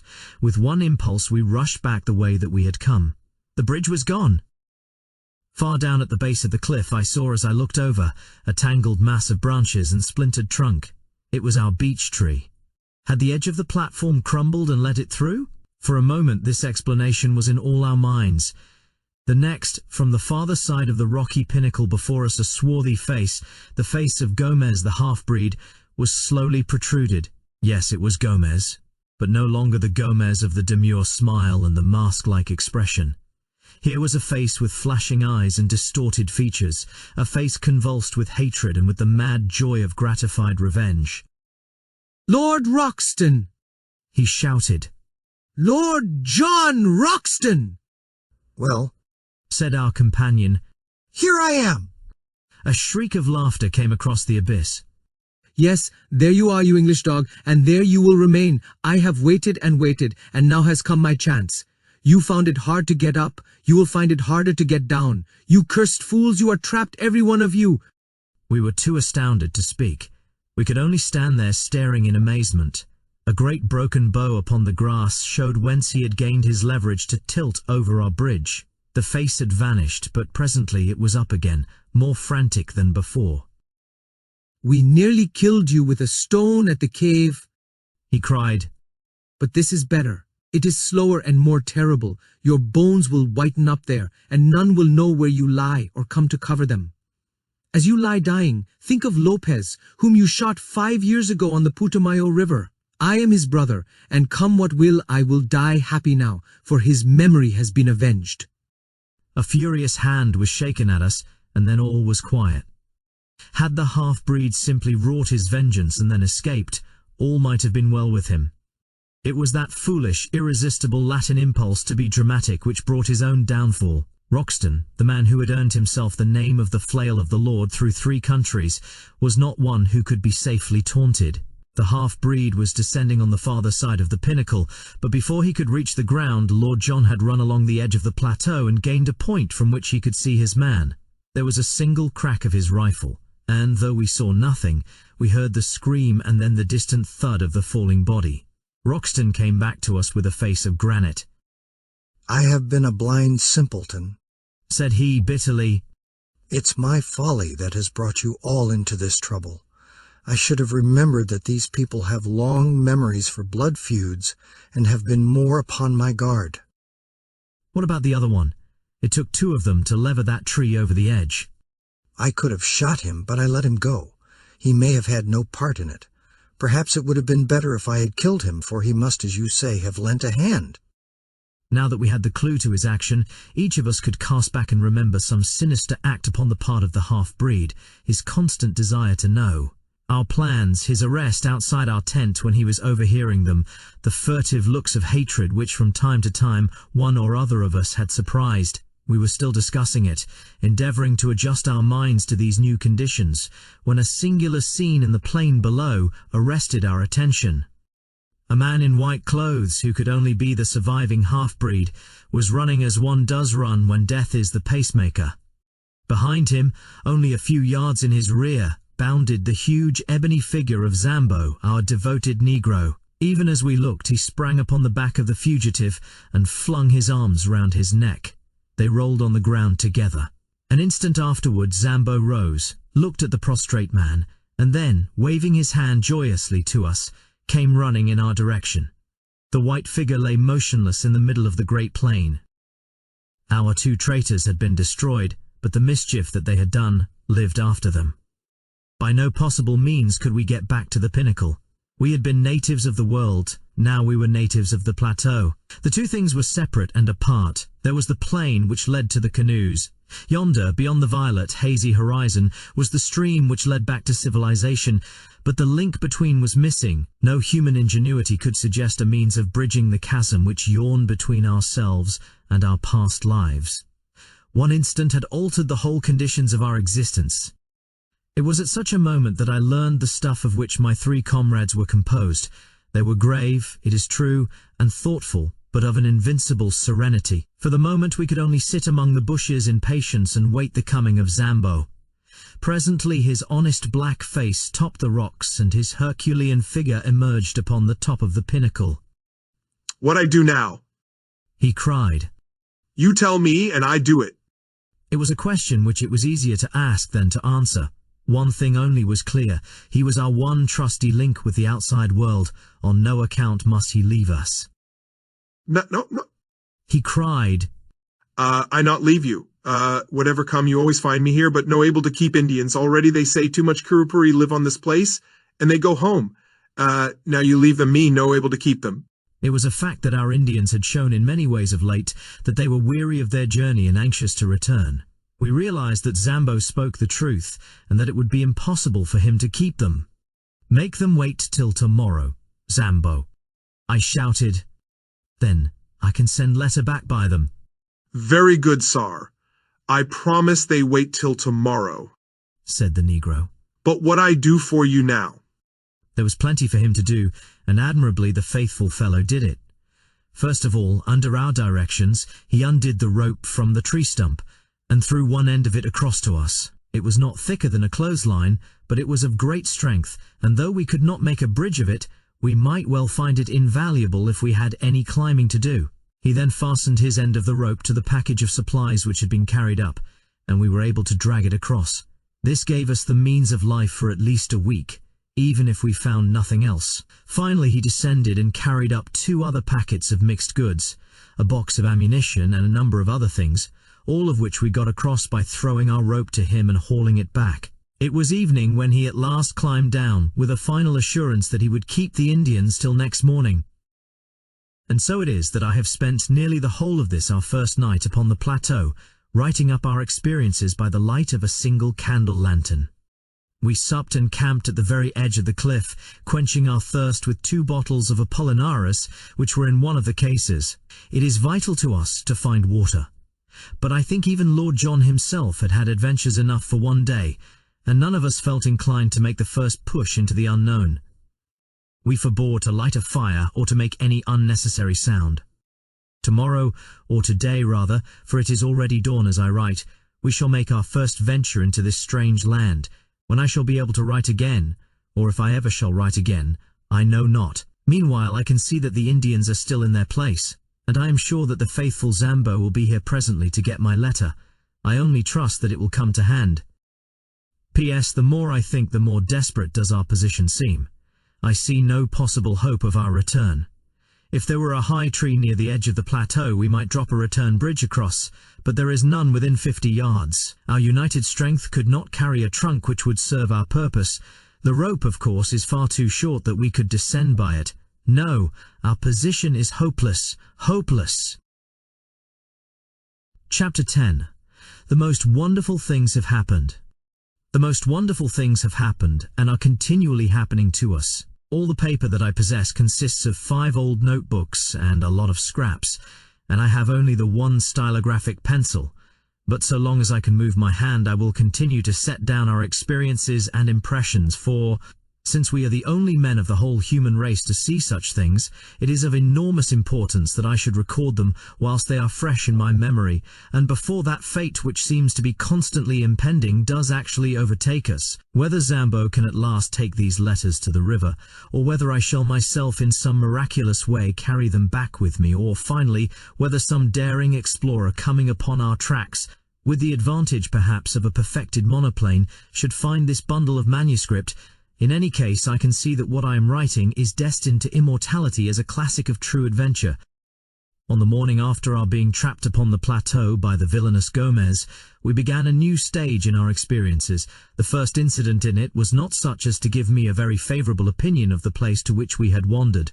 As I roused myself from a short nap after day had dawned, my eyes fell upon a most singular appearance upon my own leg. My trouser had slipped up, exposing a few inches of my skin above my sock. On this there rested a large purplish grape. Astonished at the sight, I leaned forward to pick it off, when to my horror it burst between my finger and thumb, squirting blood in every direction. My cry of disgust had brought the 2 professors to my side. Most interesting, said Summerlee, bending over my shin. An enormous blood tick, as yet, I believe, unclassified. The first fruits of our labors, said Challenger in his booming, pedantic fashion.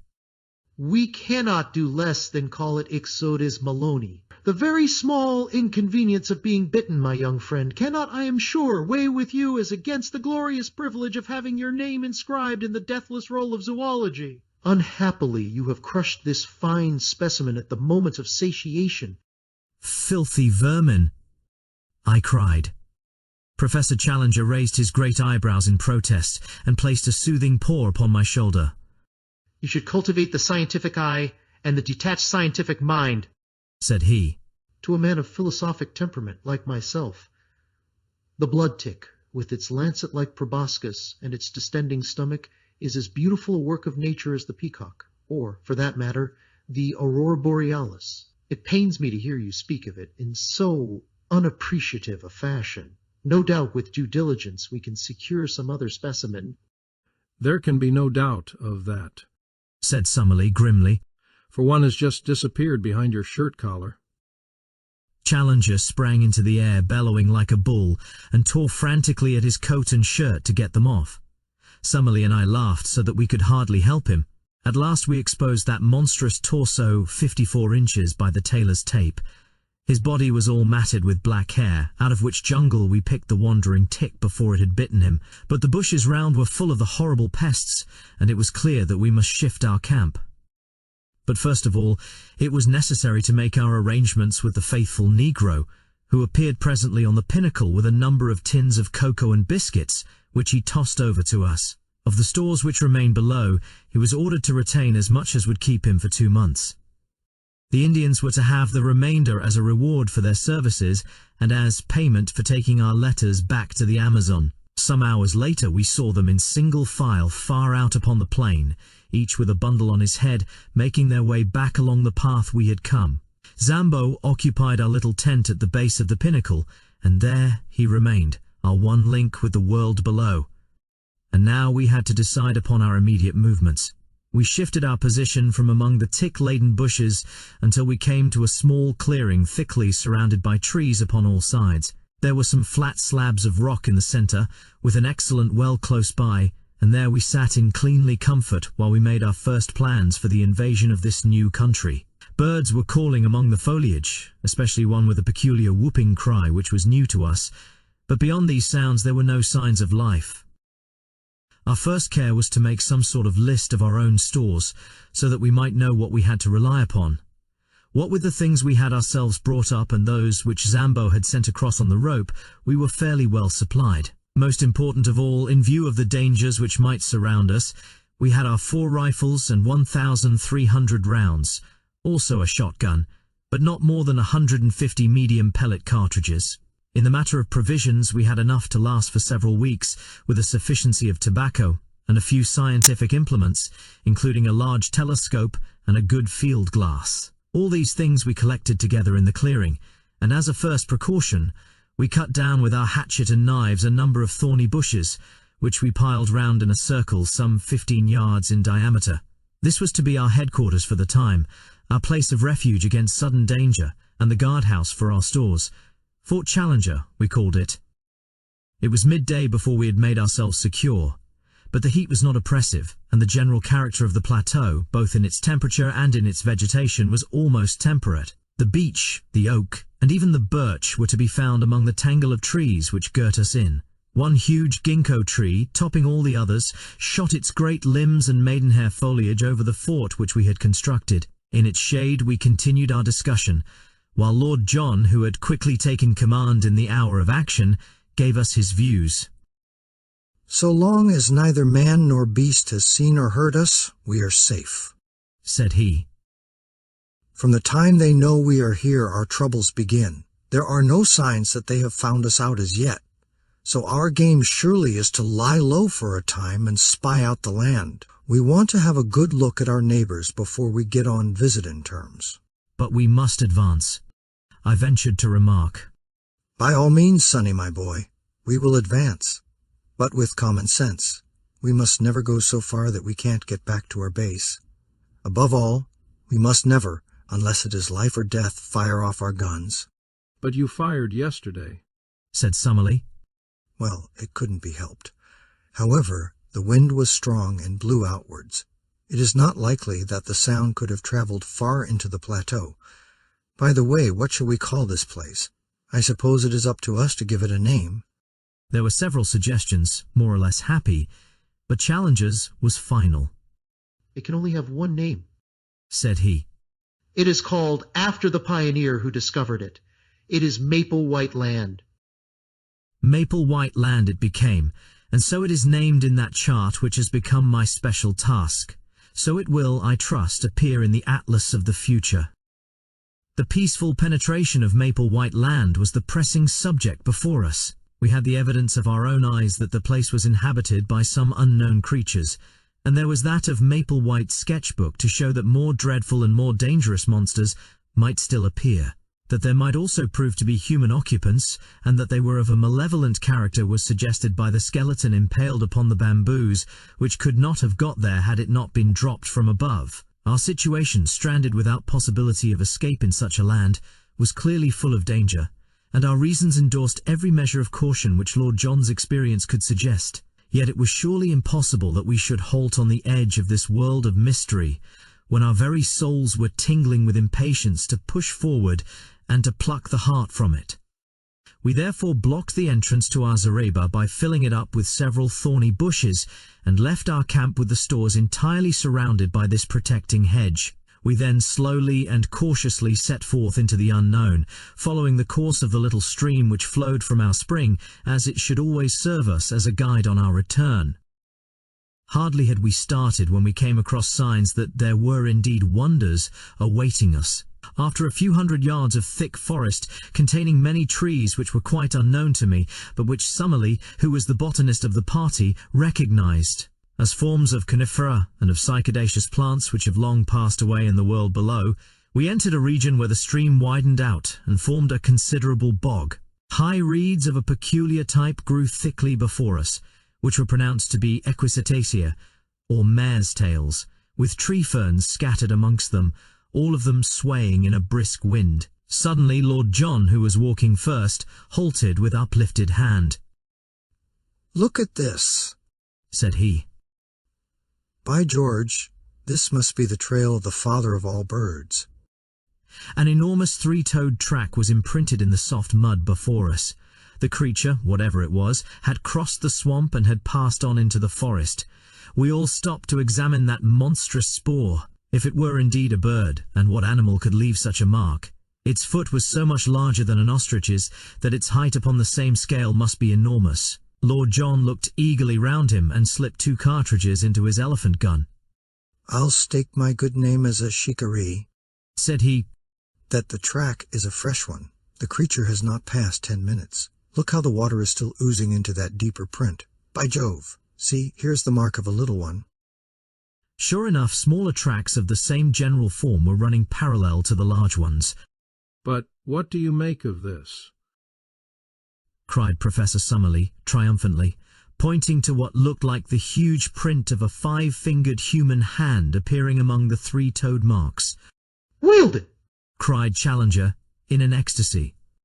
I've seen them in the Wealden clay. It is a creature walking erect upon 3-toed feet and occasionally putting one of its 5-fingered forepaws upon the ground. Not a bird, my dear Roxton, not a bird. A beast? No, a reptile, a dinosaur. Nothing else could have left such a track. They puzzled a worthy Sussex doctor some 90 years ago, but who in the world could have hoped to have seen a sight like that? His words died away into a whisper, and we all stood in motionless amazement. Following the tracks, we had left the morass and passed through a screen of brushwood and trees. Beyond was an open glade, and in this were 5 of the most extraordinary creatures that I have ever seen. Crouching down among the bushes, we observed them at our leisure. There were, as I say, 5 of them, 2 being adults and 3 young ones. In size they were enormous. Even the babies were as big as elephants, while the 2 large ones were far beyond all creatures I have ever seen. They had slate-coloured skin, which was scaled like a lizard's, and shimmered where the sun shone upon it. All 5 were sitting up, balancing themselves upon their broad, powerful tails and their huge 3-toed hind feet, while with their small 5-fingered front feet they pulled down the branches upon which they browsed. I do not know that I can bring their appearance home to you better than by saying that they looked like monstrous kangaroos 20 feet in length and with skins like black crocodiles. I do not know how long we stayed motionless gazing at this marvelous spectacle.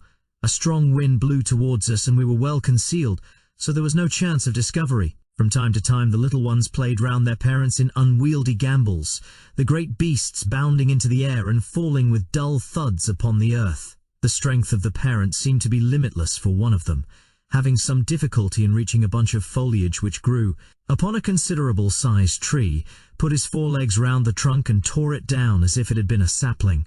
The action seemed, as I thought, to show not only the great development of its muscles, but also the small one of its brain, for the whole weight came crashing down upon the top of it, and it uttered a series of shrill yelps to show that, big as it was, there was a limit to what it could endure. The incident made it think, apparently, that the neighbourhood was dangerous, for it slowly lurched off through the wood, followed by its mate and its 3 enormous infants. We saw the shimmering slaty gleam of their skins between the tree trunks, and their heads undulating high above the brushwood.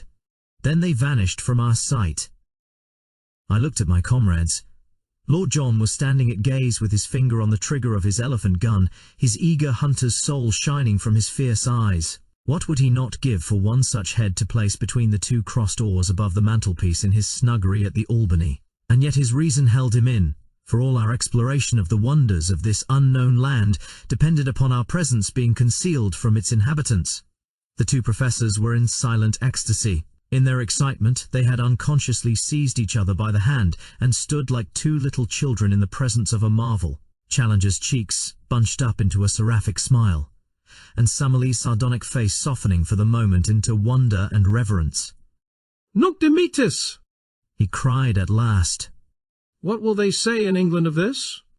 My dear Summerlee, I will tell you, with great confidence, exactly what they will say in England, said Challenger. They will say that you are an infernal liar and a scientific charlatan, exactly as you and others said of me. In the face of photographs? Faked, Summerlee, clumsily faked. In the face of specimens? Ah, there we may have them. Malone and his filthy Fleet Street crew may be all yelping our praises yet. August the 28th, the day we saw 5 live iguanodons in a glade of maple white land. Put it down in your diary, my young friend, and send it to your rag.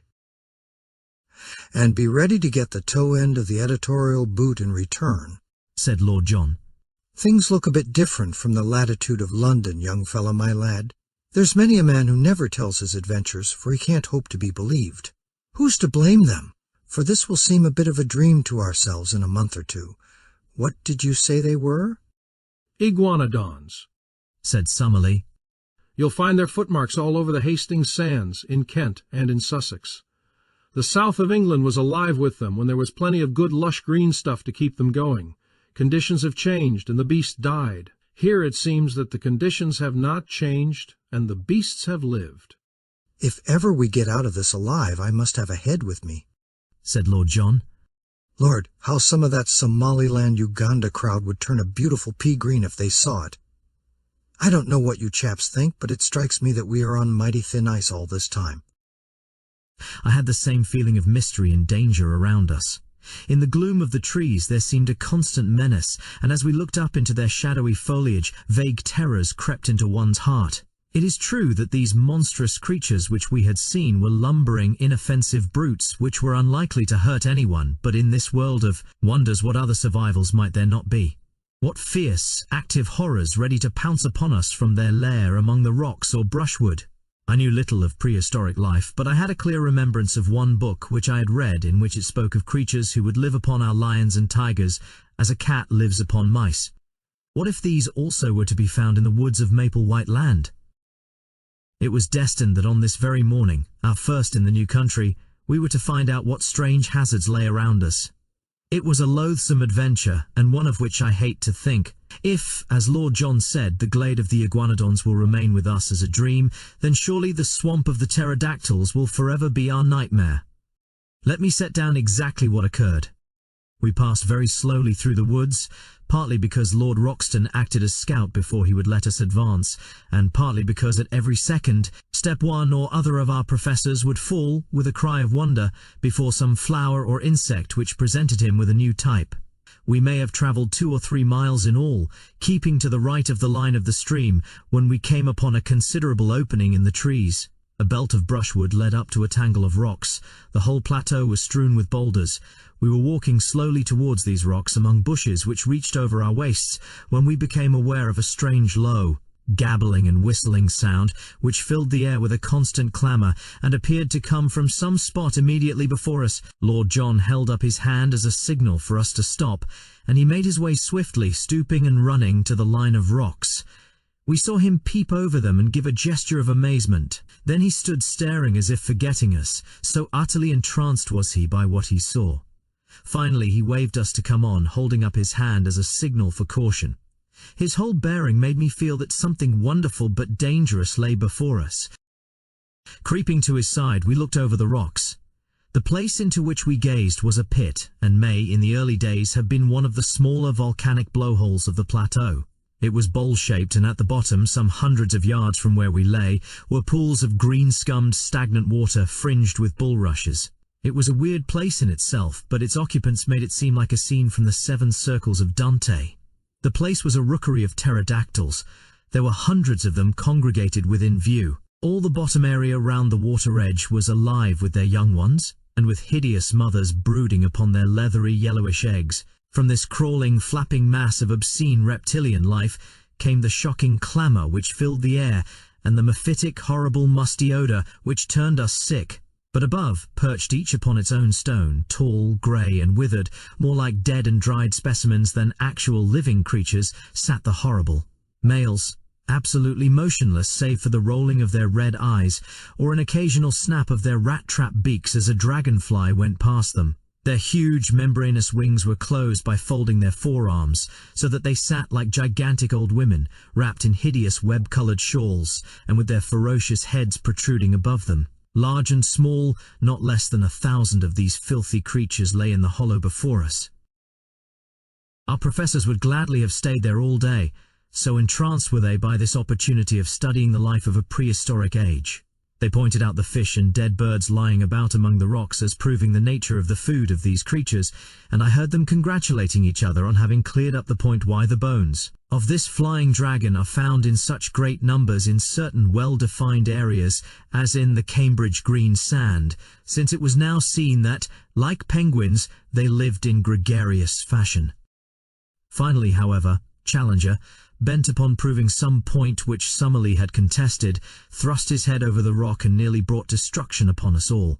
In an instant, the nearest male gave a shrill, whistling cry, and flapped its 20-foot span of leathery wings as it soared up into the air. The females and young ones huddled together beside the water, while the whole circle of sentinels rose one after the other, and sailed off into the sky. It was a wonderful sight to see at least 100 creatures of such enormous size and hideous appearance, all swooping like swallows with swift, shearing wing strokes above us, but soon we realized that it was not one on which we could afford to linger. At first the great brutes flew round in a huge ring, as if to make sure what the exact extent of the danger might be. Then the flight grew lower and the circle narrower, until they were whizzing round and round us, the dry, rustling flap of their huge slate-coloured wings filling the air with a volume of sound that made me think of Hendon Aerodrome upon a race day. "Make for the wood and keep together," cried Lord John, clubbing his rifle. "The brutes mean mischief." The moment we attempted to retreat, the circle closed in upon us, until the tips of the wings of those nearest to us nearly touched our faces. We beat at them with the stocks of our guns, but there was nothing solid or vulnerable to strike. Then suddenly out of the whizzing, slate-coloured circle a long neck shot out, and a fierce beak made a thrust at us. Another and another followed. Summerlee gave a cry and put his hand to his face, from which the blood was streaming. I felt a prod at the back of my neck, and turned dizzy with the shock. Challenger fell, and as I stooped to pick him up, I was again struck from behind and dropped on the top of him. At the same instant I heard the crash of Lord John's elephant gun, and looking up saw one of the creatures with a broken wing, struggling upon the ground, spitting and gurgling at us with a wide-open beak and bloodshot, goggled eyes like some devil in a medieval picture. Its comrades had flown higher at the sudden sound, and were circling above our heads. "Now!" cried Lord John. "Now for our lives!" We staggered through the brushwood, and even as we reached the trees the harpies were on us again. Summerlee was knocked down, but we tore him up and rushed among the trunks.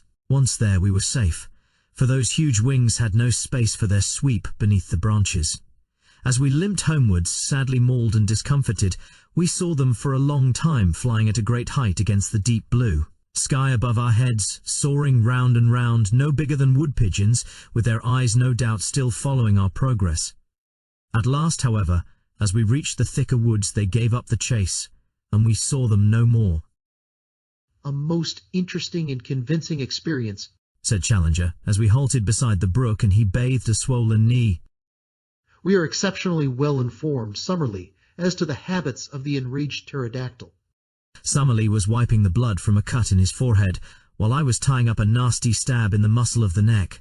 Lord John had the shoulder of his coat torn away, but the creature's teeth had only grazed the flesh. "It is worth noting," Challenger continued, "that our young friend has received an undoubted stab, while Lord John's coat could only have been torn by a bite. In my own case, I was beaten about the head by their wings, so we have had a remarkable exhibition of their various methods of offence." "It has been touch and go for our lives," said Lord John gravely. "And I could not think of a more rotten sort of death than to be outed by such filthy vermin. I was sorry to fire my rifle, but, by Jove, there was no great choice." "We should not be here if you hadn't," said I, with conviction. "It may do no harm," said he. "Among these woods there must be many loud cracks from splitting or falling trees, which would be just like the sound of a gun. But now, if you are of my opinion, we have had thrills enough for one day, and had best get back to the surgical box at the camp for some carbolic. Who knows what venom these beasts may have in their hideous jaws?" But surely no men ever had just such a day since the world began.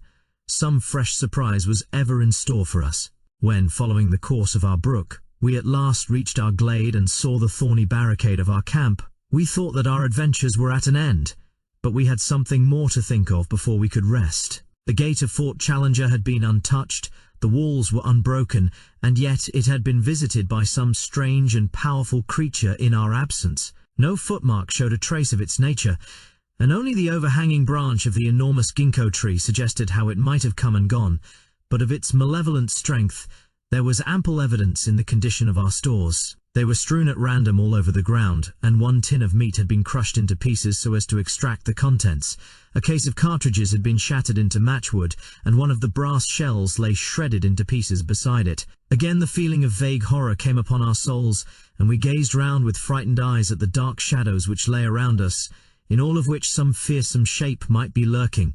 How good it was when we were hailed by the voice of Zambo, and, going to the edge of the plateau, saw him sitting grinning at us upon the top of the opposite pinnacle. "All well, Massa Challenger, all well?" he cried. "Me stay here, no fear. You always find me when you want." His honest black face and the immense view before us, which carried us halfway back to the affluent of the Amazon, helped us to remember that we really were upon this earth in the 20th century, and had not by some magic been conveyed to some raw planet in its earliest and wildest state.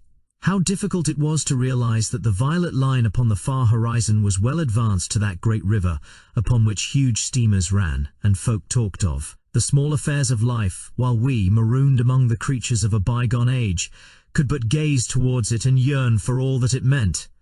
One other memory remains with me of this wonderful day, and with it I will close this letter. The two professors, their tempers aggravated no doubt by their injuries, had fallen out as to whether our assailants were of the genus Pterodactylus or Dimorphodon, and high words had ensued. To avoid their wrangling, I moved some little way apart, and was seated smoking upon the trunk of a fallen tree, when Lord John strolled over in my direction. "I say, Malone," said he, "do you remember that place where those beasts were?" "Very clearly." "A sort of volcanic pit, was it not?" "Exactly," said I. "Did you notice the soil?" "Rocks." "But round the water, where the reeds were?" "It was a bluish soil. It looked like clay." "Exactly. A volcanic tube full of blue clay." "What of that?" I asked. "Oh, nothing, nothing," said he, and strolled back to where the voices of the contending men of science rose in a prolonged duet, the high strident note of Summerlee rising and falling to the sonorous bass of Challenger. I should have thought no more of Lord John's remark were it not that once again that night I heard him mutter to himself, "Blue clay, clay in a volcanic tube." They were the last words I heard before I dropped into an exhausted sleep. Chapter 11. For once I was the hero. Lord John Roxton was right when he thought that some specially toxic quality might lie in the bite of the horrible creatures which had attacked us. On the morning after our first adventure upon the plateau, both Summerlee and I were in great pain and fever, while Challenger's knee was so bruised that he could hardly limp. We kept to our camp all day, therefore, Lord John busying himself, with such help as we could give him, in raising the height and thickness of the thorny walls which were our only defence. I remember that during the whole long day I was haunted by the feeling that we were closely observed, though by whom or whence I could give no guess.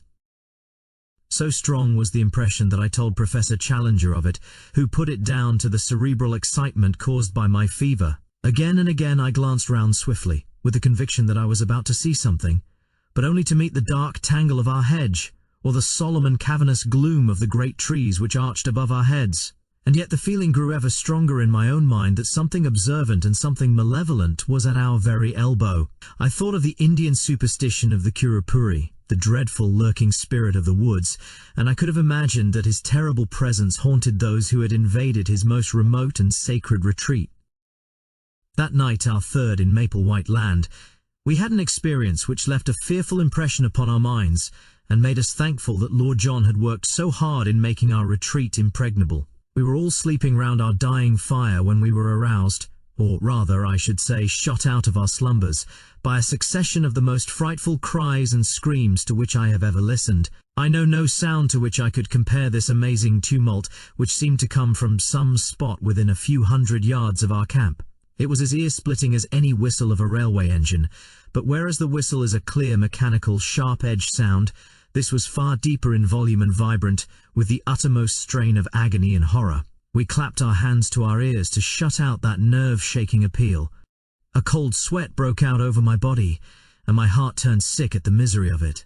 All the woes of tortured life, all its stupendous indictment of high heaven, its innumerable sorrows, seemed to be centred and condensed into that one dreadful, agonized cry.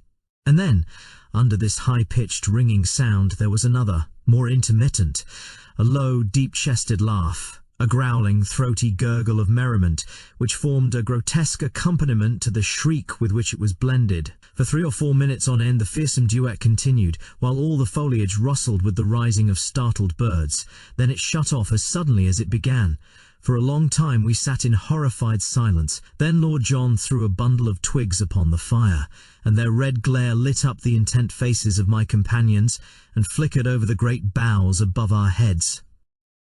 "What was it?" I whispered. "We shall know in the morning," said Lord John.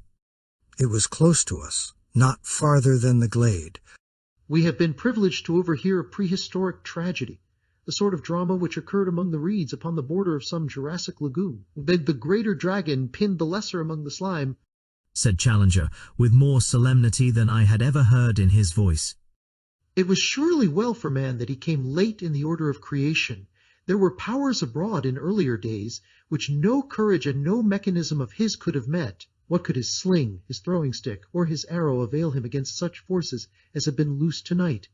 Even with a modern rifle, it would be all odds on the monster. "I think I should back my little friend," said Lord John, caressing his Express. "But the beast would certainly have a good sporting chance." Summerlee raised his hand. "Hush!" he cried. "Surely I hear something?" From the utter silence there emerged a deep, regular pat-pat. It was the tread of some animal, the rhythm of soft but heavy pads placed cautiously upon the ground. It stole slowly round the camp, and then halted near our gateway. There was a low, sibilant rise and fall, the breathing of the creature. Only our feeble hedge separated us from this horror of the night. Each of us had seized his rifle, and Lord John had pulled out a small bush to make an embrasure in the hedge. "By George," he whispered. "I think I can see it." I stooped and peered over his shoulder through the gap. Yes, I could see it too. In the deep shadow of the tree there was a deeper shadow, yet black, inchoate, vague, a crouching form full of savage vigor and menace. It was no higher than a horse, but the dim outlines suggested vast bulk and strength. That hissing pant, as regular and full-volumed as the exhaust of an engine, spoke of a monstrous organism. Once as it moved, I thought I saw the glint of two terrible greenish eyes.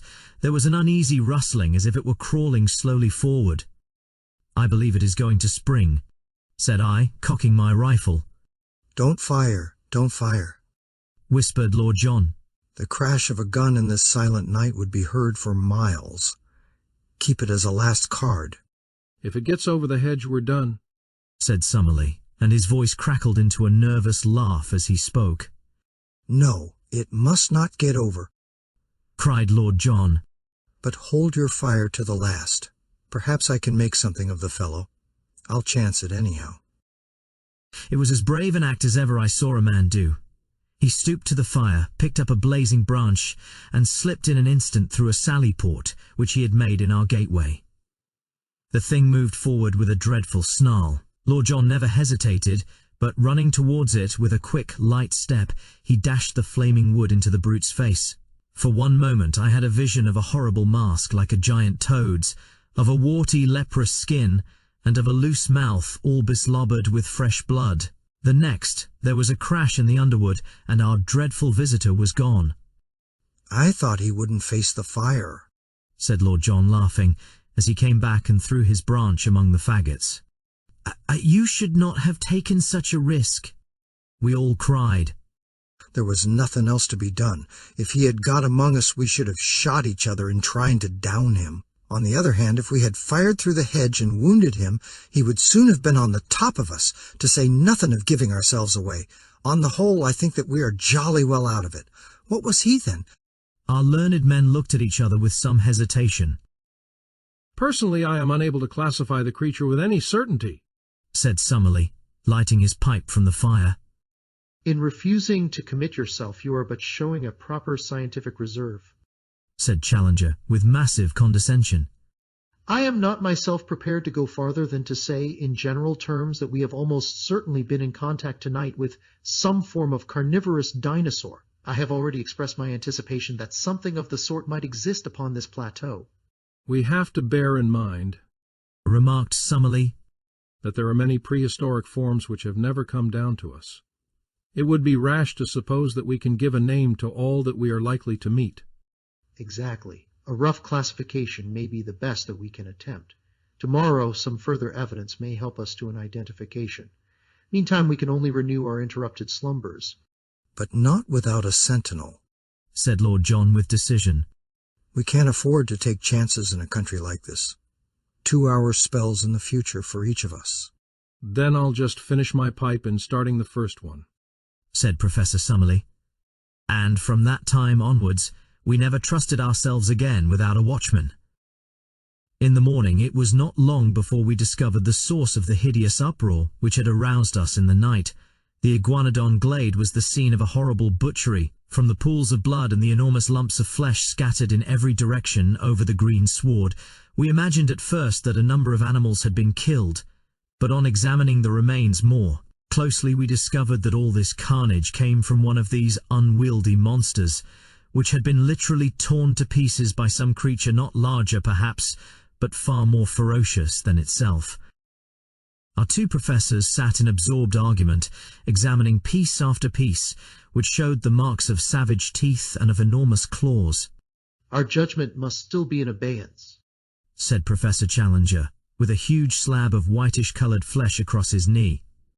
The indications would be consistent with the presence of a saber-toothed tiger, such as are still found among the breccia of our caverns, but the creature actually seen was undoubtedly of a larger and more reptilian character. Personally, I should pronounce for Allosaurus.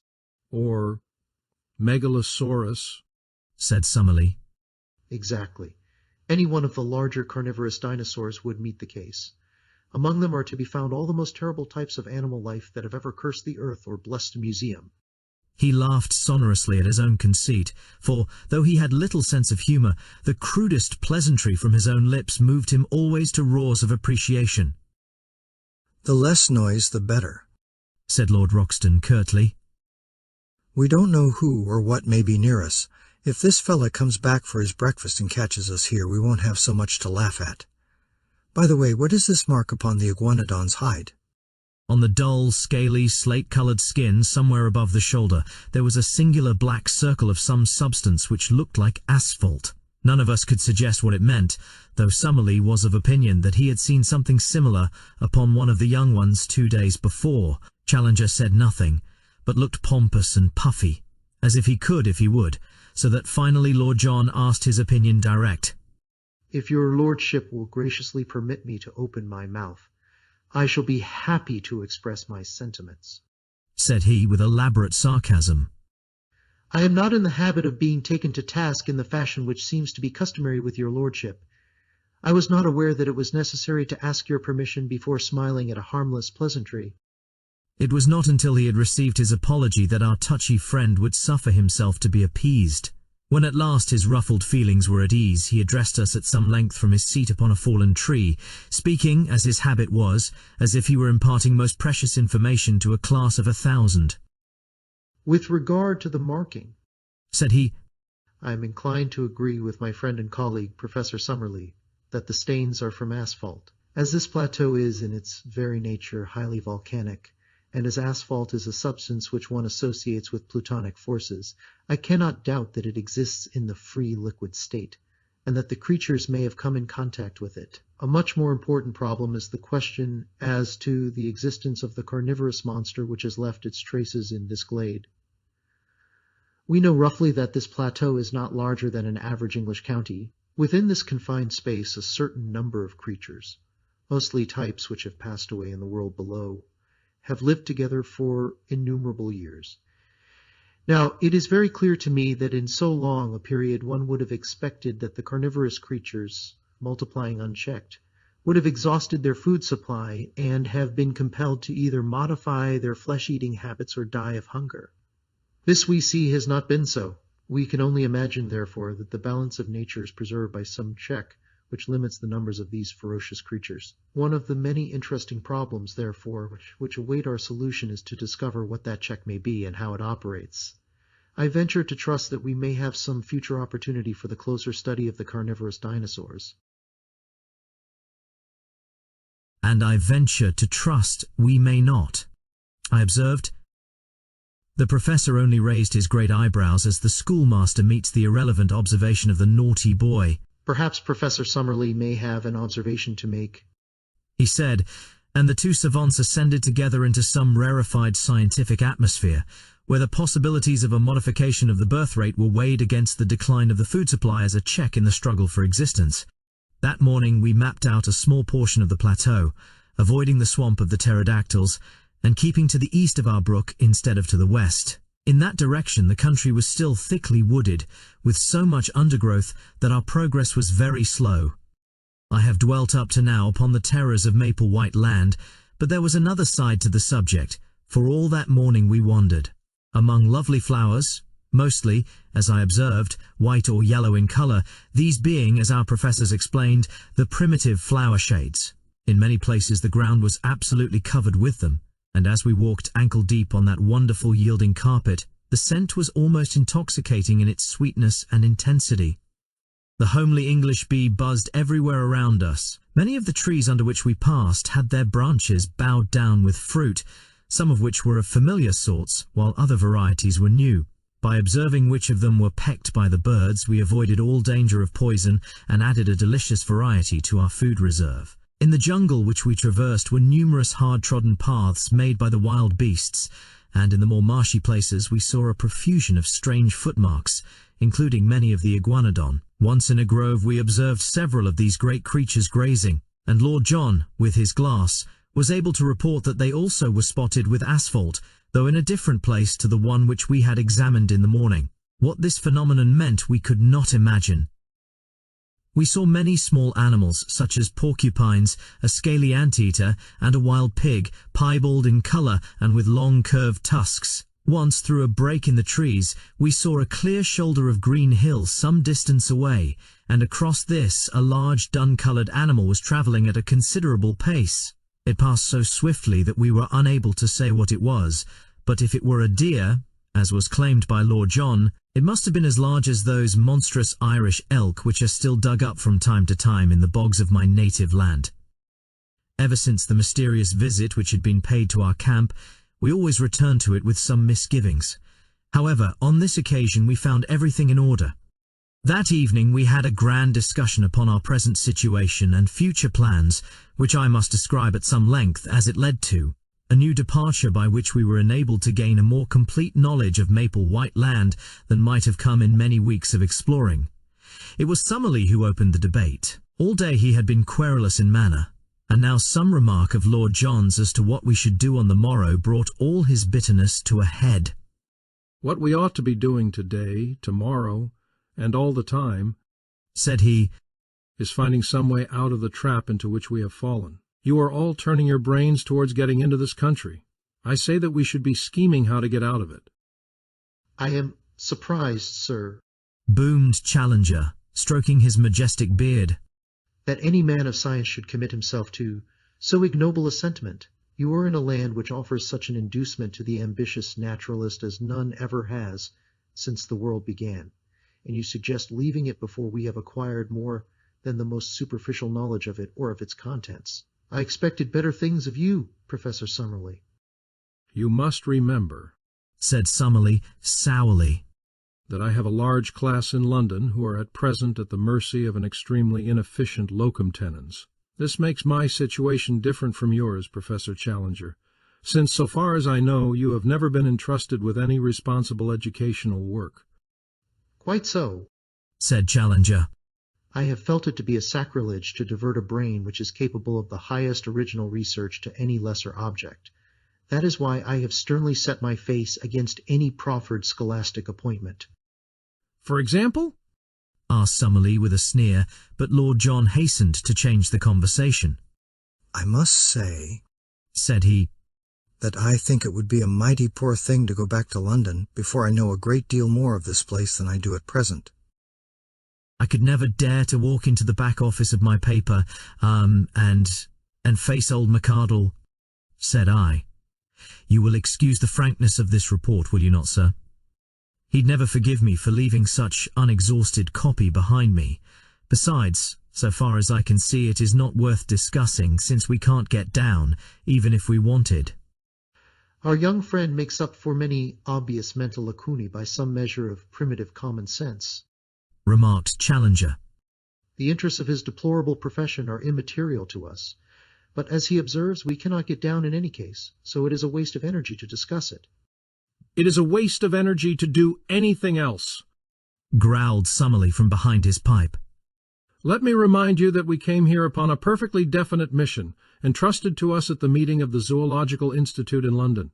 That mission was to test the truth of Professor Challenger's statements. Those statements, as I am bound to admit, we are now in a position to endorse. Our ostensible work is therefore done. As to the detail which remains to be worked out upon this plateau, it is so enormous that only a large expedition with a very special equipment could hope to cope with it. Should we attempt to do so ourselves, the only possible result must be that we shall never return with the important contribution to science which we have already gained. Professor Challenger has devised means for getting us onto this plateau when it appeared to be inaccessible. I think that we should now call upon him to use the same ingenuity in getting us back to the world from which we came. I confess that as Summerlee stated his view, it struck me as altogether reasonable. Even Challenger was affected by the consideration that his enemies would never stand confuted if the confirmation of his statements should never reach those who had doubted them. The problem of the descent is at first sight a formidable one, said he, and yet I cannot doubt that the intellect can solve it. I am prepared to agree with our colleague that a protracted stay in Maple White Land is at present inadvisable, and that the question of our return will soon have to be faced. I absolutely refuse to leave, however, until we have made at least a superficial examination of this country and are able to take back with us something in the nature of a chart. Professor Summerlee gave a snort of impatience. We have spent 2 long days in exploration, said he, and we are no wiser as to the actual geography of the place than when we started. It is clear that it is all thickly wooded, and it would take months to penetrate it and to learn the relations of one part to another. If there were some central peak it would be different, but it all slopes downwards so far as we can see. The farther we go, the less likely it is that we will get any general view. It was at that moment that I had my inspiration. My eyes chanced to light upon the enormous gnarled trunk of the ginkgo tree which cast its huge branches over us. Surely, if its bole exceeded that of all others, its height must do the same. If the rim of the plateau was indeed the highest point, then why should this mighty tree not prove to be a watchtower which commanded the whole country?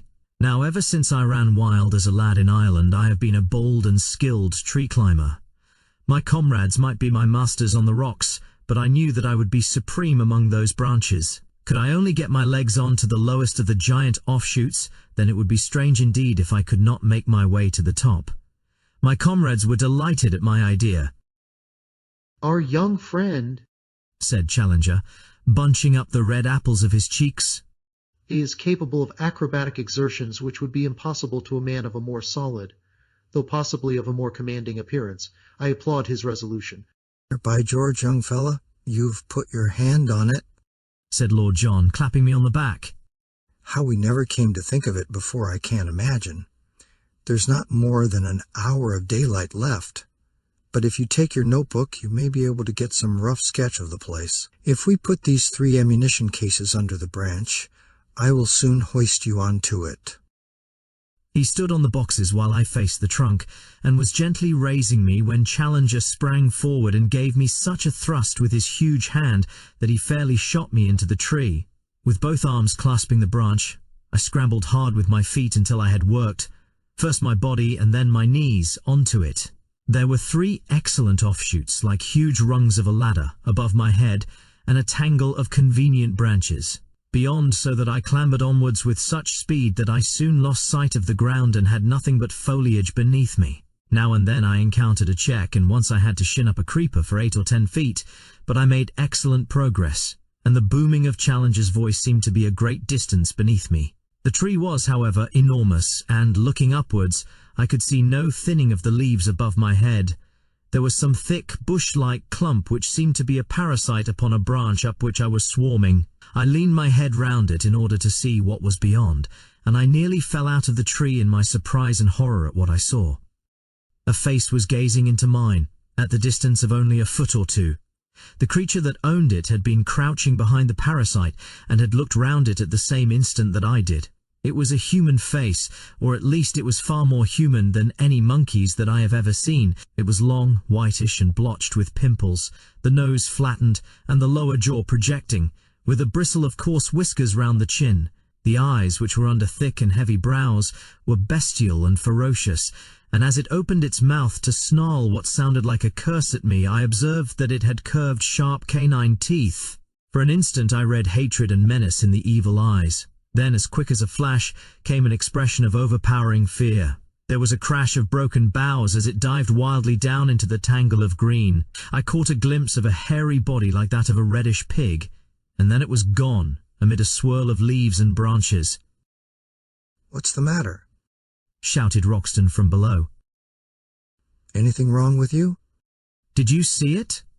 I cried, with my arms round the branch and all my nerves tingling. "We heard a row, as if your foot had slipped. What was it?" I was so shocked at the sudden and strange appearance of this ape-man that I hesitated whether I should not climb down again and tell my experience to my companions. But I was already so far up the great tree that it seemed a humiliation to return without having carried out my mission. After a long pause, therefore, to recover my breath and my courage, I continued my ascent. Once I put my weight upon a rotten branch and swung for a few seconds by my hands, but in the main it was all easy climbing. Gradually the leaves thinned around me, and I was aware from the wind upon my face that I had topped all the trees of the forest. I was determined, however, not to look about me before I had reached the very highest point, so I scrambled on until I had got so far that the topmost branch was bending beneath my weight. There I settled into a convenient fork, and balancing myself securely, I found myself looking down at a most wonderful panorama of this strange country in which we found ourselves. The sun was just above the western skyline, and the evening was a particularly bright and clear one, so that the whole extent of the plateau was visible beneath me. It was, as seen from this height, of an oval contour, with a breadth of about 30 miles and a width of 20. Its general shape was that of a shallow funnel, all the sides sloping down to a considerable lake in the center. This lake may have been 10 miles in circumference, and lay very green and beautiful in the evening light, with a thick fringe of reeds at its edges, and with its surface broken by several yellow sandbanks, which gleamed golden in the mellow sunshine. A number of long dark objects, which were too large for alligators and too long for canoes, lay upon the edges of these patches of sand. With my glass I could clearly see that they were alive, but what their nature might be I could not imagine. From the side of the plateau on which we were, slopes of woodland, with occasional glades, stretched down for 5 or 6 miles to the central lake. I could see at my very feet the glade of the iguanodons, and farther off was a round opening in the trees which marked the swamp of the pterodactyls. On the side facing me, however, the plateau presented a very different aspect. There, the basalt cliffs of the outside were reproduced upon the inside, forming an escarpment about 200 feet high, with a woody slope beneath it. Along the base of these red cliffs, some distance above the ground, I could see a number of dark holes through the glass, which I conjectured to be the mouths of caves. At the opening of one of these, something white was shimmering, but I was unable to make out what it was. I sat charting the country until the sun had set, and it was so dark that I could no longer distinguish details. Then I climbed down to my companions waiting for me so eagerly at the bottom of the great tree. For once I was the hero of the expedition. Alone I had thought of it, and alone I had done it, and here was the chart which would save us a month's blind groping among unknown dangers. Each of them shook me solemnly by the hand. But before they discussed the details of my map, I had to tell them of my encounter with the ape-man among the branches. "He has been there all the time," said I. "How do you know that?" asked Lord John. "Because I have never been without that feeling that something malevolent was watching us. I mentioned it to you, Professor Challenger." Our young friend certainly said something of the kind. He is also the one among us who is endowed with that Celtic temperament which would make him sensitive to such impressions. The whole theory of telepathy, began Summerlee, filling his pipe, is too vast to be now discussed, said Challenger, with decision. Tell me now, he added, with the air of a bishop addressing a Sunday school. Did you happen to observe whether the creature could cross its thumb over its palm? No, indeed. Had it a tail? No. Was the foot prehensile? I do not think it could have made off so fast among the branches if it could not get a grip with its feet. In South America there are, if my memory serves me. You will check the observation, Professor Summerlee. Some 36 species of monkeys, but the anthropoid ape is unknown. It is clear, however, that he exists in this country, and that he is not the hairy, gorilla-like variety, which is never seen out of Africa or the East. I was inclined to interpolate as I looked at him that I had seen his first cousin in Kensington.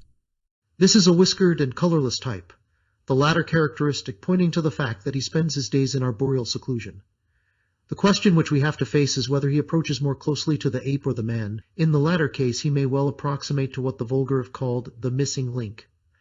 The solution of this problem is our immediate duty. It is nothing of the sort, said Summerlee abruptly. Now that, through the intelligence and activity of Mr. Malone, I cannot help quoting the words. We have got our chart.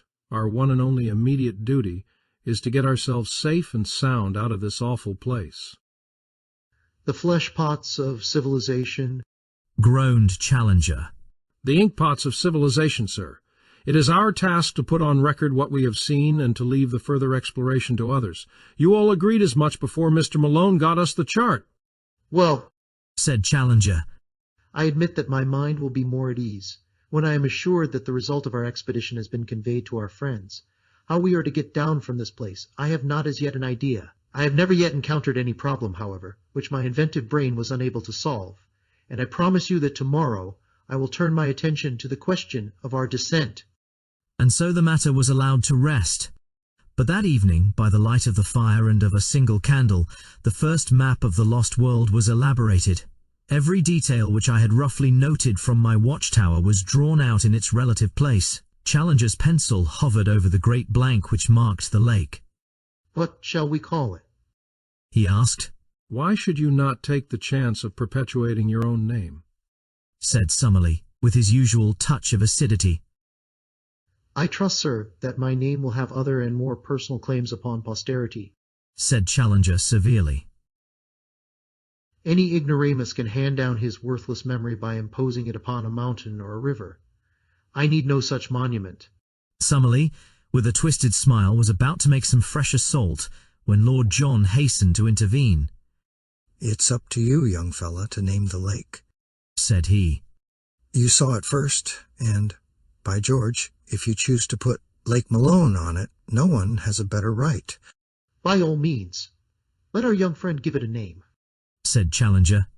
Then, said I, blushing, I dare say as I said it, let it be named Lake Gladys.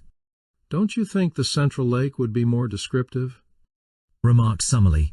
I should prefer Lake Gladys. Challenger looked at me sympathetically and shook his great head in mock disapproval.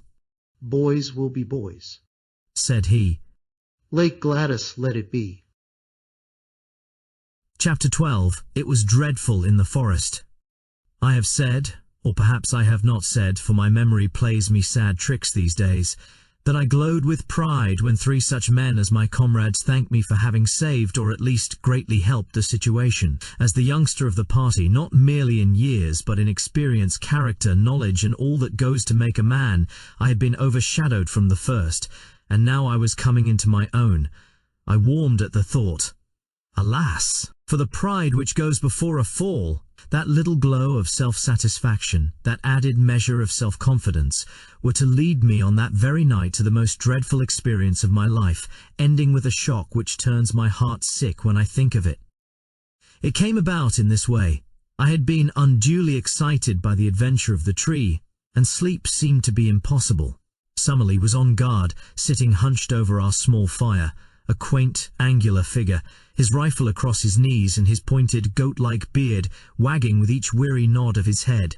Lord John lay silent, wrapped in the South American poncho which he wore, while Challenger snored with a roll and rattle which reverberated through the woods. The full moon was shining brightly, and the air was crisply cold. What a night for a walk! And then suddenly came the thought, why not? Suppose I stole softly away. Suppose I made my way down to the Central Lake. Suppose I was back at breakfast with some record of the place. Would I not in that case be thought an even more worthy associate? Then, if Summerlee carried the day and some means of escape were found, we should return to London with first-hand knowledge of the central mystery of the plateau. to which I alone, of all men, would have penetrated. I thought of Gladys. With her there are heroisms all round us. I seemed to hear her voice as she said it. I thought also of McArdle. What a 3-column article for the paper! What a foundation for a career! A correspondentship in the next great war might be within my reach. I clutched at a gun. My pockets were full of cartridges, and parting the thorn bushes at the gate of our zareba, quickly slipped out. My last glance showed me the unconscious Summerlee, most futile of sentinels, still nodding away like a queer mechanical toy in front of the smouldering fire. I had not gone 100 yards before I deeply repented my rashness. I may have said somewhere in this chronicle that I am too imaginative to be a really courageous man, but that I have an overpowering fear of seeming afraid. This was the power which now carried me onwards. I simply could not slink back with nothing done. Even if my comrades should not have missed me, and should never know of my weakness, there would still remain some intolerable self-shame in my own soul. And yet I shuddered at the position in which I found myself, and would have given all I possessed at that moment to have been honourably free of the whole business. It was dreadful in the forest. The trees grew so thickly and their foliage spread so widely that I could see nothing of the moonlight save that here and there the high branches made a tangled filigree against the starry sky. As the eyes became more used to the obscurity, one learned that there were different degrees of darkness among the trees, that some were dimly visible, while between and among them there were coal-black shadowed patches, like the mouths of caves, from which I shrank in horror as I passed. I thought of the despairing yell of the tortured iguanodon, that dreadful cry which had echoed through the woods. I thought, too, of the glimpse I had in the light of Lord John's torch of that bloated, warty, blood-slavering muzzle. Even now I was on its hunting ground. At any instant it might spring upon me from the shadows, this nameless and horrible monster. I stopped, and picking a cartridge from my pocket, I opened the breech of my gun. As I touched the lever, my heart leaped within me. It was the shotgun, not the rifle, which I had taken. Again the impulse to return swept over me. Here surely was a most excellent reason for my failure, one for which no one would think the less of me. But again the foolish pride fought against that very word. I could not, must not, fail. After all, my rifle would probably have been as useless as a shotgun against such dangers as I might meet. If I were to go back to camp to change my weapon, I could hardly expect to enter and to leave again without being seen. In that case, there would be explanations, and my attempt would no longer be all my own. After a little hesitation, then, I screwed up my courage and continued upon my way, my useless gun under my arm. The darkness of the forest had been alarming, but even worse was the white, still flood of moonlight in the open glade of the iguanodons. Hid among the bushes, I looked out at it. None of the great brutes were in sight. Perhaps the tragedy which had befallen one of them had driven them from their feeding ground. In the misty, silvery night I could see no sign of any living thing. Taking courage, therefore, I slipped rapidly across it, and among the jungle on the farther side I picked up once again the brook which was my guide. It was a cheery companion, gurgling and chuckling as it ran, like the dear old trout stream in the West Country where I have fished at night in my boyhood. So long as I followed it down, I must come to the lake, and so long as I followed it back, I must come to the camp. Often I had to lose sight of it on account of the tangled brushwood, but I was always within earshot of its tinkle and splash. As one descended the slope, the woods became thinner, and bushes with occasional high trees took the place of the forest. I could make good progress, therefore, and I could see without being seen. I passed close to the pterodactyl swamp, and as I did so, with a dry, crisp, leathery rattle of wings, one of these great creatures, it was 20 feet at least from tip to tip, rose up from somewhere near me and soared into the air. As it passed across the face of the moon, the light shone clearly through the membranous wings, and it looked like a flying skeleton against the white tropical radiance. I crouched low among the bushes, for I knew from past experience that with a single cry the creature could bring 100 of its loathsome mates about my ears. It was not until it had settled again that I dared to steal onwards upon my journey. The night had been exceedingly still, but as I advanced I became conscious of a low, rumbling sound, a continuous murmur, somewhere in front of me. This grew louder as I proceeded, until at last it was clearly quite close to me. When I stood still, the sound was constant, so that it seemed to come from some stationary cause. It was like a boiling kettle or the bubbling of some great pot. Soon I came upon the source of it, for in the centre of a small clearing I found a lake, or a pool rather, for it was not, larger than the basin of the Trafalgar Square fountain, of some black pitch-like stuff, the surface of which rose and fell in great blisters of bursting gas. The air above it was shimmering with heat, and the ground round was so hot that I could hardly bear to lay my hand on it. It was clear that the great volcanic outburst which had raised this strange plateau so many years ago had not yet entirely spent its forces. Blackened rocks and mounds of lava I had already seen everywhere peeping out from amid the luxuriant vegetation which draped them, but this asphalt pool in the jungle was the first sign that we had of actual existing activity on the slopes of the ancient crater. I had no time to examine it further, for I had need to hurry if I were to be back in camp in the morning. It was a fearsome walk, and one which will be with me so long as memory holds. In the great moonlight clearings I slunk along among the shadows on the margin. In the jungle I crept forward, stopping with a beating heart whenever I heard, as I often did, the crash of breaking branches as some wild beast went past. Now and then, great shadows loomed up for an instant and were gone. Great silent shadows which seemed to prowl upon padded feet. How often I stopped with the intention of returning, and yet every time my pride conquered my fear and sent me on again until my object should be attained. At last, my watch showed that it was 1 in the morning. I saw the gleam of water amid the openings of the jungle, and 10 minutes later I was among the reeds upon the borders of the central lake. I was exceedingly dry, so I lay down and took a long draught of its waters, which were fresh and cold. There was a broad pathway with many tracks upon it at the spot which I had found, so that it was clearly one of the drinking places of the animals. Close to the water's edge there was a huge isolated block of lava. Up this I climbed, and lying on the top, I had an excellent view in every direction. The first thing which I saw filled me with amazement. When I described the view from the summit of the great tree, I said that on the farther cliff I could see a number of dark spots, which appeared to be the mouths of caves. Now, as I looked up at the same cliffs, I saw discs of light in every direction, ruddy, clearly defined patches, like the portholes of a liner in the darkness. For a moment I thought it was the lava glow from some volcanic action, but this could not be so. Any volcanic action would surely be down in the hollow and not high among the rocks. What, then, was the alternative? It was wonderful, and yet it must surely be. These ruddy spots must be the reflection of fires within the caves, fires which could only be lit by the hand of man. There were human beings, then, upon the plateau. How gloriously my expedition was justified! Here was news indeed for us to bear back with us to London. For a long time I lay and watched these red, quivering blotches of light. I suppose they were 10 miles off from me, yet even at that distance one could observe how from time to time they twinkled or were obscured as someone passed before them.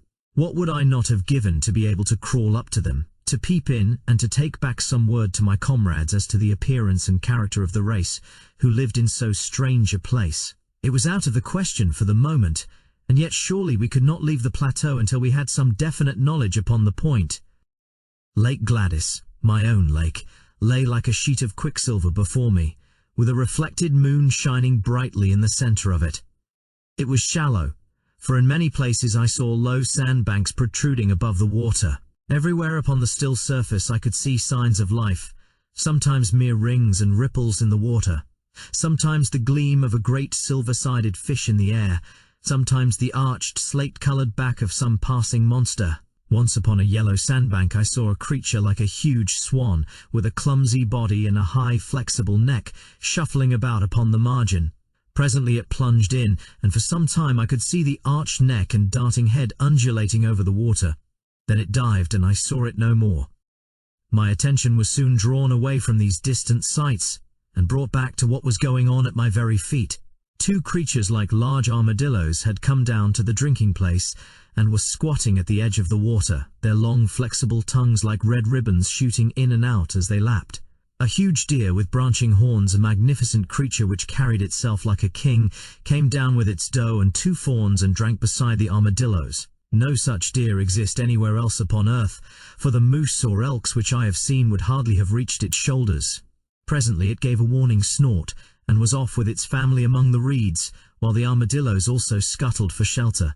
A newcomer, a most monstrous animal, was coming down the path. For a moment I wondered where I could have seen that ungainly shape, that arched back with triangular fringes along it, that strange bird-like head held close to the ground.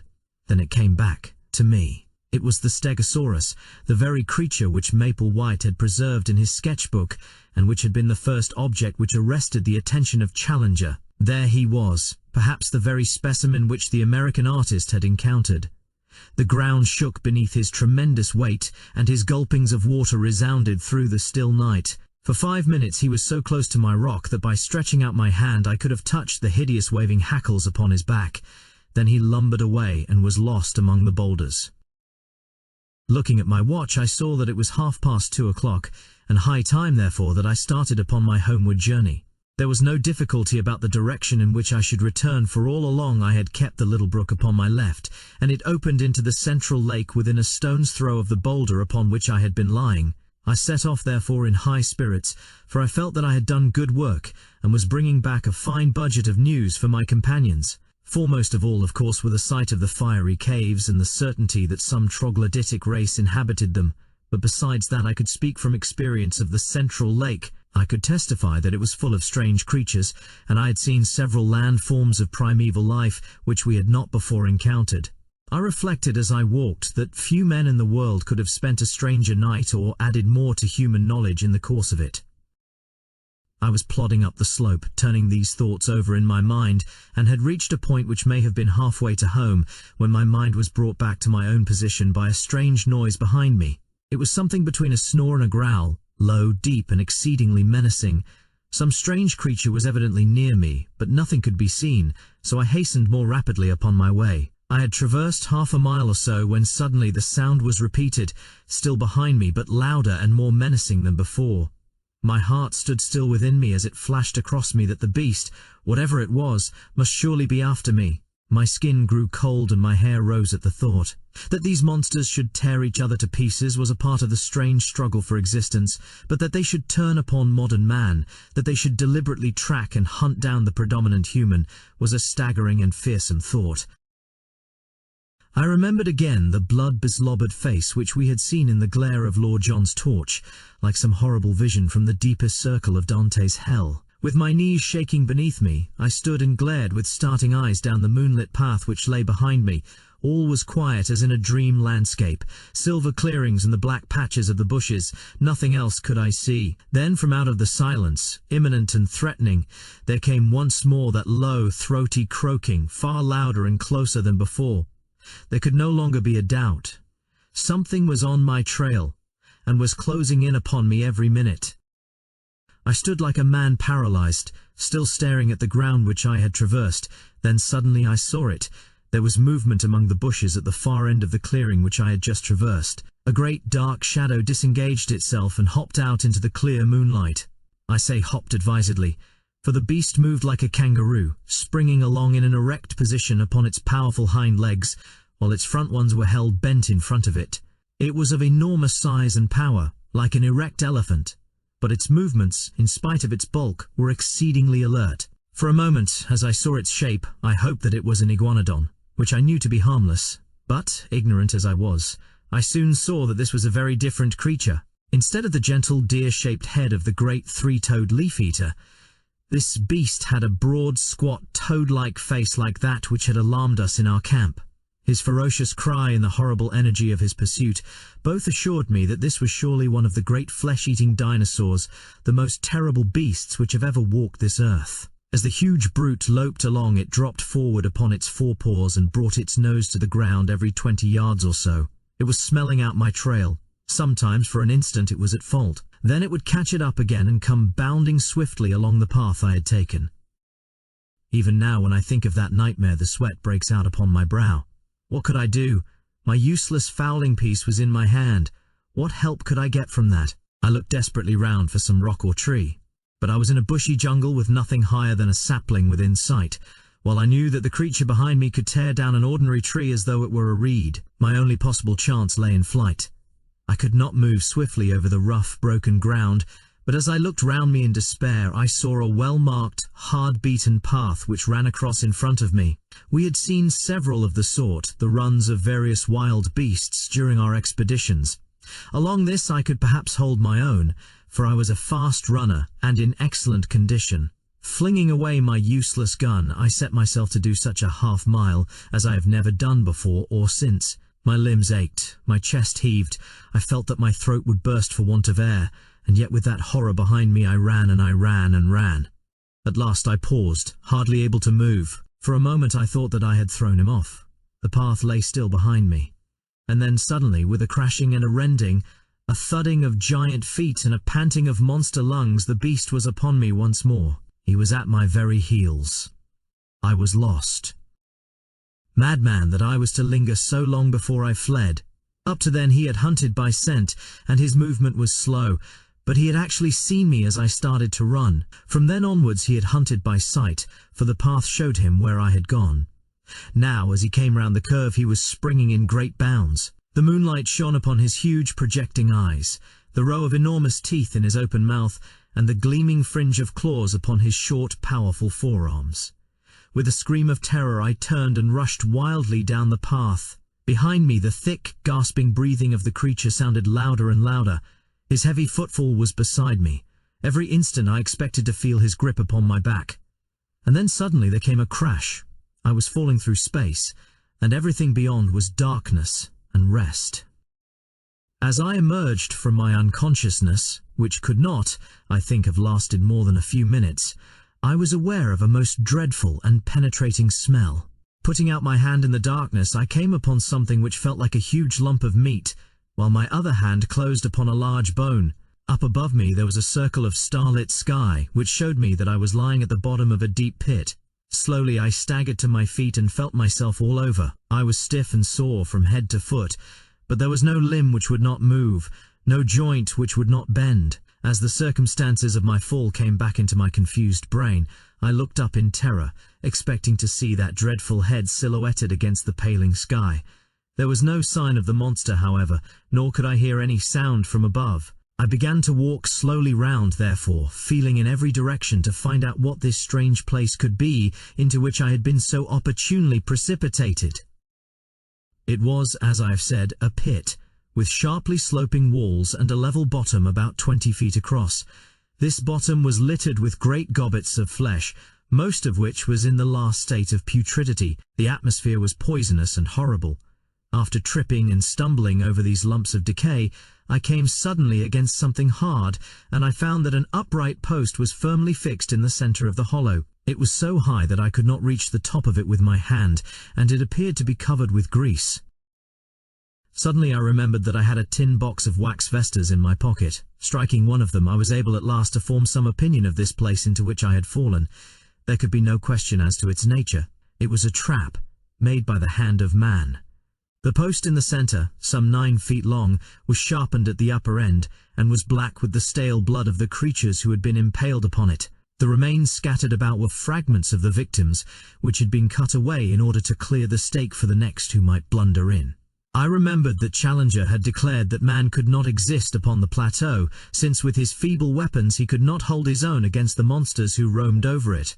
But now it was clear enough how it could be done. In their narrow-mouthed caves the natives, whoever they might be, had refuges into which the huge saurians could not penetrate, while with their developed brains they were capable of setting such traps, covered with branches, across the paths which marked the run of the animals, as would destroy them in spite of all their strength and activity. Man was always the master.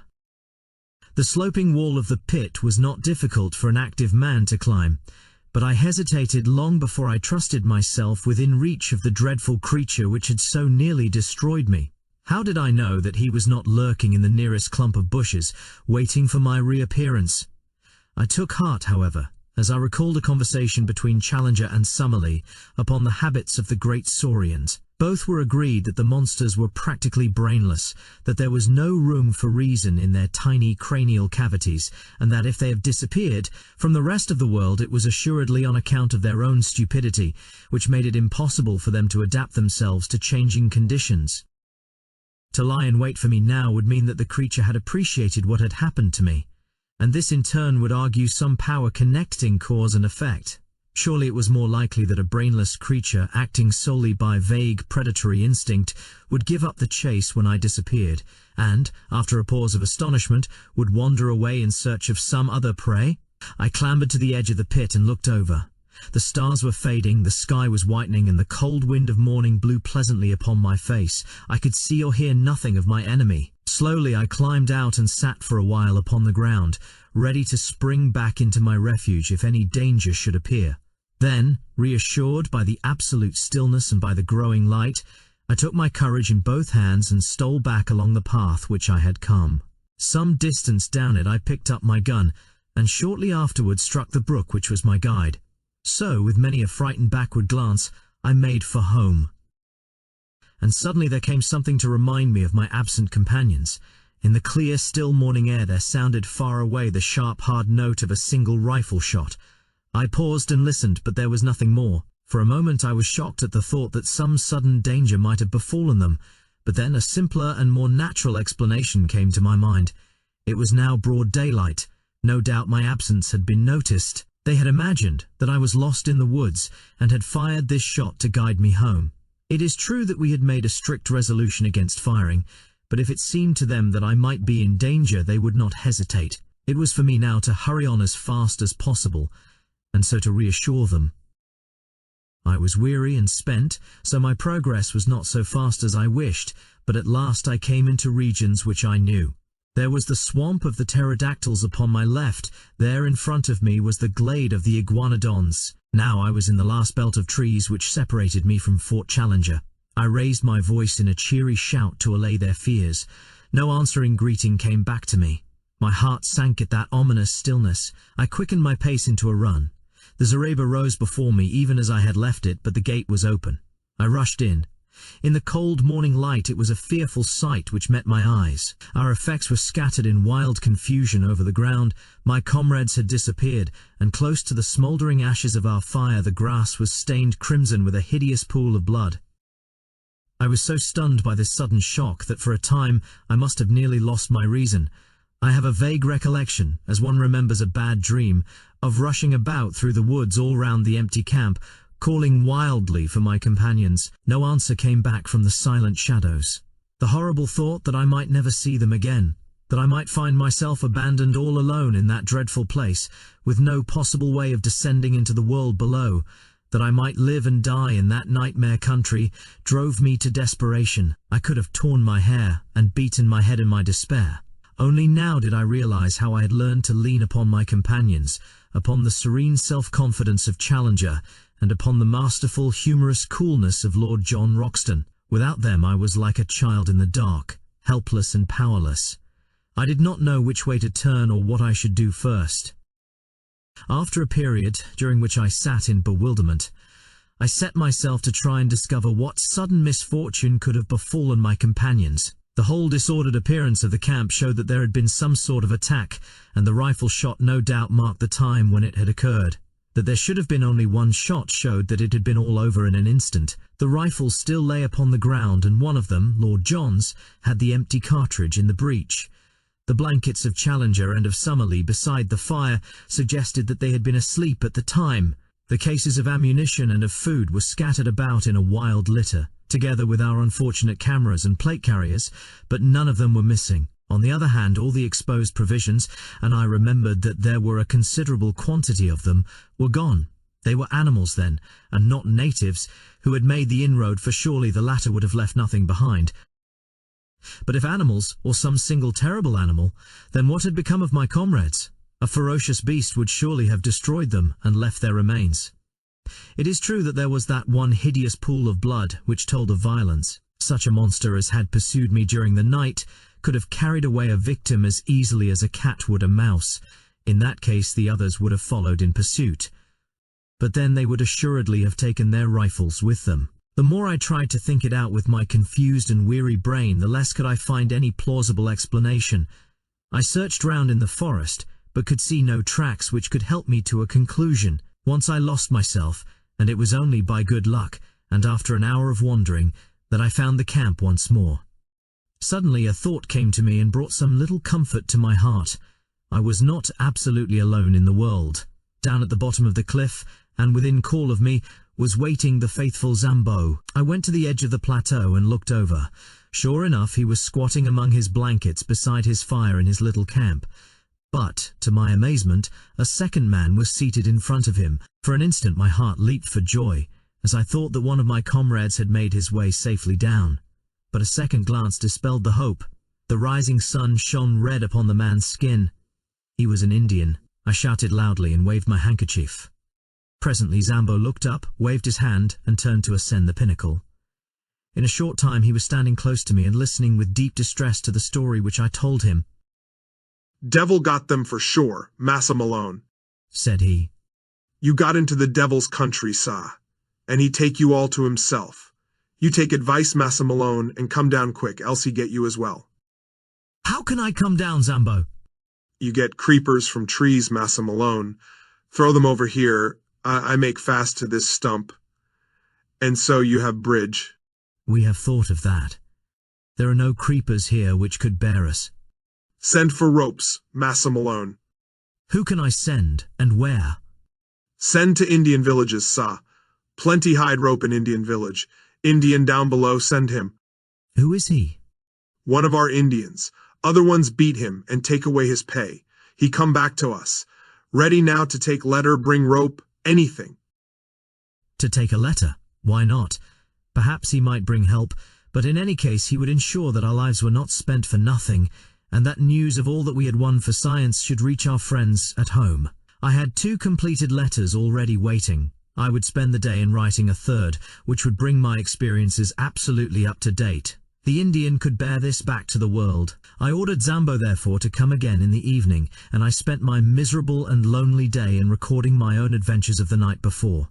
I also drew up a note, to be given to any white merchant or captain of a steamboat whom the Indian could find, imploring them to see that ropes were sent to us, since our lives must depend upon it. These documents I threw to Zambo in the evening, and also my purse, which contained 3 English sovereigns. These were to be given to the Indian, and he was promised twice as much if he returned with the ropes. So now you will understand, my dear Mr. McArdle, how this communication reaches you, and you will also know the truth, in case you never hear again from your unfortunate correspondent. Tonight I am too weary and too depressed to make my plans. Tomorrow I must think out some way by which I shall keep in touch with this camp, and yet search round for any traces of my unhappy friends. Chapter 13. A sight which I shall never forget. Just as the sun was setting upon that melancholy night, I saw the lonely figure of the Indian upon the vast plain beneath me, and I watched him, our one, faint hope of salvation, until he disappeared in the rising mists of evening which lay, rose-tinted from the setting sun, between the far-off river and me. It was quite dark when I at last turned back to our stricken camp, and my last vision as I went was the red gleam of Zambo's fire, the one point of light in the wide world below, as was his faithful presence in my own shadowed soul. And yet I felt happier than I had done since this crushing blow had fallen upon me.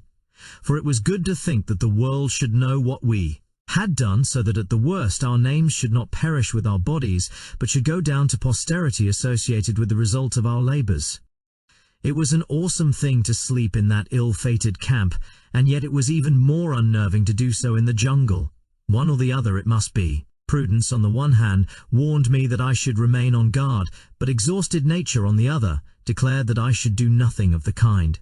I climbed up onto a limb of the great ginkgo tree, but there was no secure perch on its rounded surface, and I should certainly have fallen off and broken my neck the moment I began to doze. I got down, therefore, and pondered over what I should do. Finally, I closed the door of the zareba, lit 3 separate fires in a triangle, and having eaten a hearty supper, dropped off into a profound sleep, from which I had a strange and most welcome awakening. In the early morning, just as day was breaking, a hand was laid upon my arm, and starting up with all my nerves in a tingle and my hand feeling for a rifle, I gave a cry of joy as in the cold grey light I saw Lord John Roxton kneeling beside me. It was he, and yet it was not he. I had left him calm in his bearing, correct in his person, prim in his dress. Now he was pale and wild-eyed, gasping as he breathed like one who has run far and fast. His gaunt face was scratched and bloody, his clothes were hanging in rags, and his hat was gone. I stared in amazement, but he gave me no chance for questions. He was grabbing at our stores all the time he spoke. "Quick, young fella! Quick!" he cried.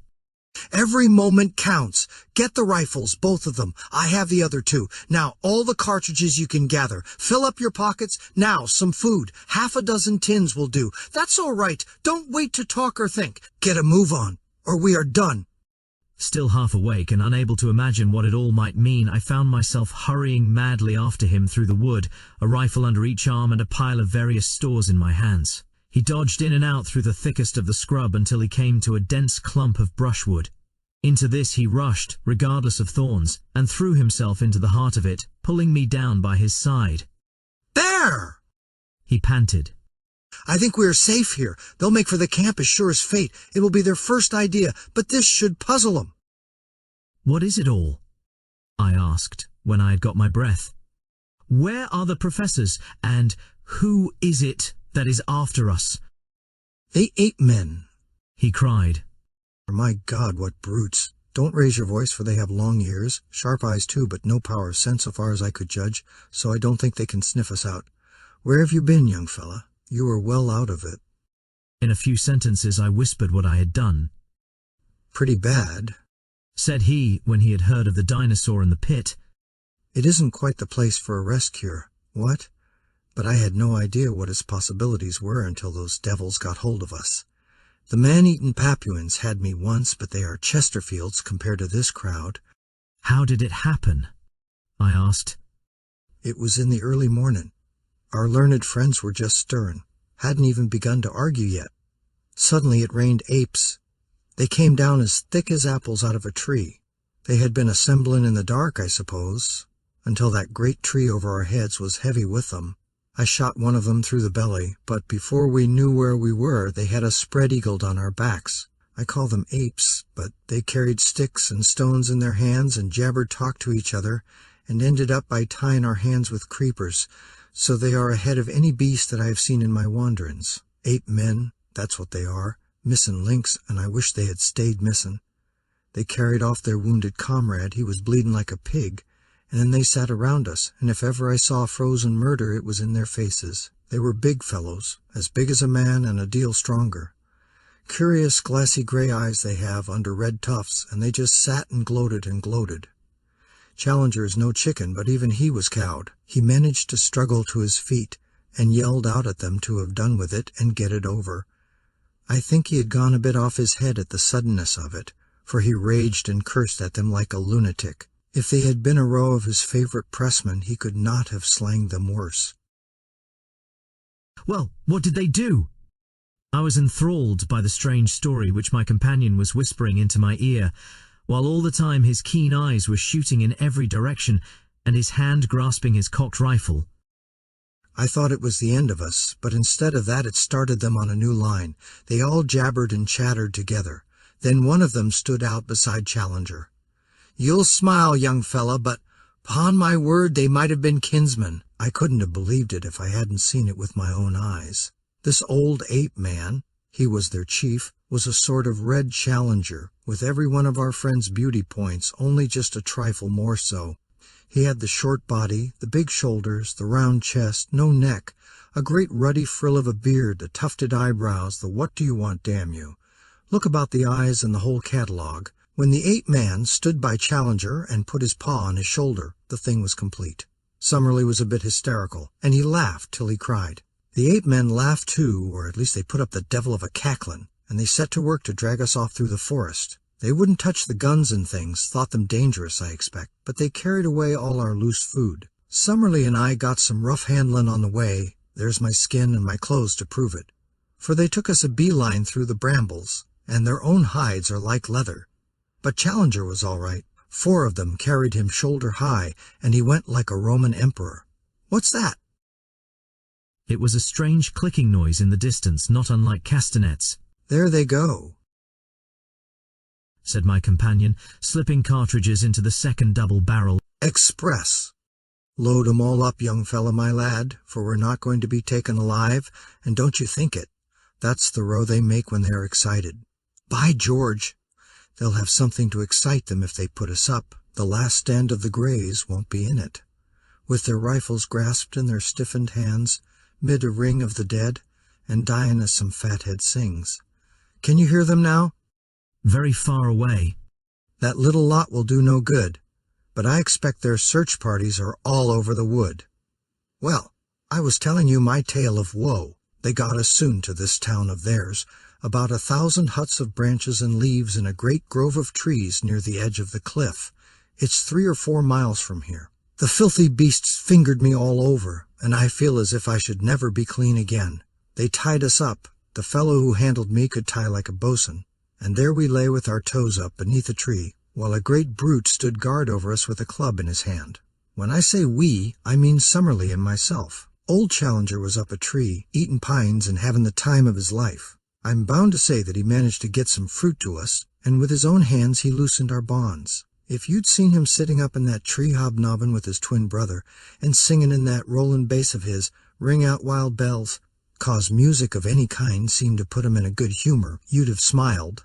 But we weren't in much mood for laughing, as you can guess. They were inclined within limits to let him do what he liked, but they drew the line pretty sharply at us. It was a mighty consolation to us all to know that you were running loose and had the archives in your keeping. Well now, young fella, I'll tell you what will surprise you. You say you saw signs of men, and fires, traps, and the like. Well, we have seen the natives themselves. Poor devils they were, down-faced little chaps, and had enough to make them so. It seems that the humans hold one side of this plateau, over yonder, where you saw the caves, and the ape-men hold this side, and there is bloody war between them all the time. That's the situation, so far as I could follow it. Well, yesterday the ape-men got hold of a dozen of the humans and brought them in as prisoners. You never heard such a jabberin' and shrieking in your life. The men were little red fellows, and had been bitten and clawed so that they could hardly walk. The ape-men put 2 of them to death there and then, fairly pulled the arm off one of them. It was perfectly beastly. Plucky little chaps they are, and hardly gave a squeak. But it turned us absolutely sick. Summerlee fainted, and even Challenger had as much as he could stand. I think they have cleared, don't you? We listened intently, but nothing save the calling of the birds broke the deep peace of the forest. Lord Roxton went on with his story. I think you have had the escape of your life, young fellow, my lad. It was catching those Indians that put you clean out of their heads, else they would have been back to the camp for you as sure as fate and gathered you in. Of course, as you said, they have been watching us from the beginning out of that tree, and they knew perfectly well that we were one short. However, they could think only of this new haul, so it was I, and not a bunch of apes, that dropped in on you in the morning. Well, we had a horrid business afterwards. My God! What a nightmare the whole thing is. You remember the great bristle of sharp canes down below where we found the skeleton of the American? Well, that is just under Ape Town, and that's the jumping-off place of their prisoners. I expect there's heaps of skeletons there if we look for 'em. They have a sort of clear parade ground on the top, and they make a proper ceremony about it. One by one the poor devils have to jump, and the game is to see whether they are merely dashed to pieces or whether they get skewered on the canes. They took us out to see it, and the whole tribe lined up on the edge. 4 of the Indians jumped, and the canes went through 'em like knitting needles through a pat of butter. No wonder we found that poor Yankee skeleton with the canes growing between his ribs. It was horrible, but it was deucedly interesting, too. We were all fascinated to see them take the dive, even when we thought it would be our turn next on the springboard. Well, it wasn't. They kept 6 of the Indians up for today, that's how I understood it, but I fancy we were to be the star performers in the show. Challenger might get off, but Summerlee and I were in the bill. Their language is more than half signs, and it was not hard to follow them. So I thought it was time we made a break for it. I had been plotting it out a bit, and had 1 or 2 things clear in my mind. It was all on me, for Summerlee was useless and Challenger not much better. The only time they got together they got slangin', because they couldn't agree upon the scientific classification of these red-headed devils that had got hold of us. One said it was the Dryopithecus of Java. The other said it was Pithecanthropus. Madness, I call it. Loonies, both. But, as I say, I had thought out 1 or 2 points that were helpful. One was that these brutes could not run as fast as a man in the open. They have short, bandy legs, you see, and heavy bodies. Even Challenger could give a few yards in 100 to the best of them, and you or I would be a perfect shrub. Another point was that they knew nothing about guns. I don't believe they ever understood how the fellow I shot came by his hurt. If we could get at our guns, there was no saying what we could do. So I broke away early this morning, gave my guard a kick in the tummy that laid him out, and sprinted for the camp. There I got you and the guns, and here we are. But the professors, I cried in consternation. Well, we must just go back and fetch him. I couldn't bring him with me. Challenger was up the tree, and Summerlee was not fit for the effort. The only chance was to get the guns and try a rescue. Of course they may scupper them at once in revenge. I don't think they would touch Challenger, but I wouldn't answer for Summerlee. But they would have had him in any case. Of that I am certain, so I haven't made matters any worse by Bolton. But we are honor-bound to go back and have them out or see it through with them. So you can make up your soul, young fellow, my lad, for it will be one way or the other before evening. I have tried to imitate here Lord Roxton's jerky talk, his short, strong sentences, the half-humorous, half-reckless tone that ran through it all. But he was a born leader. As danger thickened, his jaunty manner would increase, his speech become more racy, his cold eyes glitter into ardent life, and his Don Quixote moustache bristle with joyous excitement. His love of danger, his intense appreciation of the drama of an adventure, all the more intense for being held tightly in, his consistent view that every peril in life is a form of sport, a fierce game betwixt you and fate with death as a forfeit, made him a wonderful companion at such hours. If it were not for our fears as to the fate of our companions, it would have been a positive joy to throw myself with such a man into such an affair. We were rising from our brushwood hiding place, when suddenly I felt his grip upon my arm. "By George!" he whispered. "Here they come." From where we lay we could look down a brown aisle, arched with green formed by the trunks and branches. Along this a party of the 8 men were passing. They went in single file, with bent legs and rounded backs, their hands occasionally touching the ground, their heads turning to left and right as they trotted along. Their crouching gait took away from their height, but I should put them at 5 feet or so, with long arms and enormous chests. Many of them carried sticks, and at the distance they looked like a line of very hairy and deformed human beings. For a moment I caught this clear glimpse of them. Then they were lost among the bushes. "Not this time," said Lord John, who had caught up his rifle. "Our best chance is to lie quiet until they have given up the search. Then we shall see whether we can't get back to their town and hit 'em where it hurts most. Give 'em an hour and we'll march." We filled in the time by opening one of our food tins and making sure of our breakfast. Lord Roxton had had nothing but some fruit since the morning before, and ate like a starving man. Then, at last, our pockets bulging with cartridges and a rifle in each hand, we started off upon our mission of rescue. Before leaving it, we carefully marked our little hiding place among the brushwood and its bearing to Fort Challenger, that we might find it again if we needed it. We slunk through the bushes in silence until we came to the very edge of the cliff, close to the old camp. There we halted, and Lord John gave me some idea of his plans. "So long as we are among the thick trees, these swine are our masters," said he. "They can see us, and we cannot see them. But in the open it is different. There we can move faster than they, so we must stick to the open all we can. The edge of the plateau has fewer large trees than further inland, so that's our line of advance. Go slowly, keep your eyes open and your rifle ready. Above all, never let them get you prisoner while there is a cartridge left. That's my last word to you, young fella."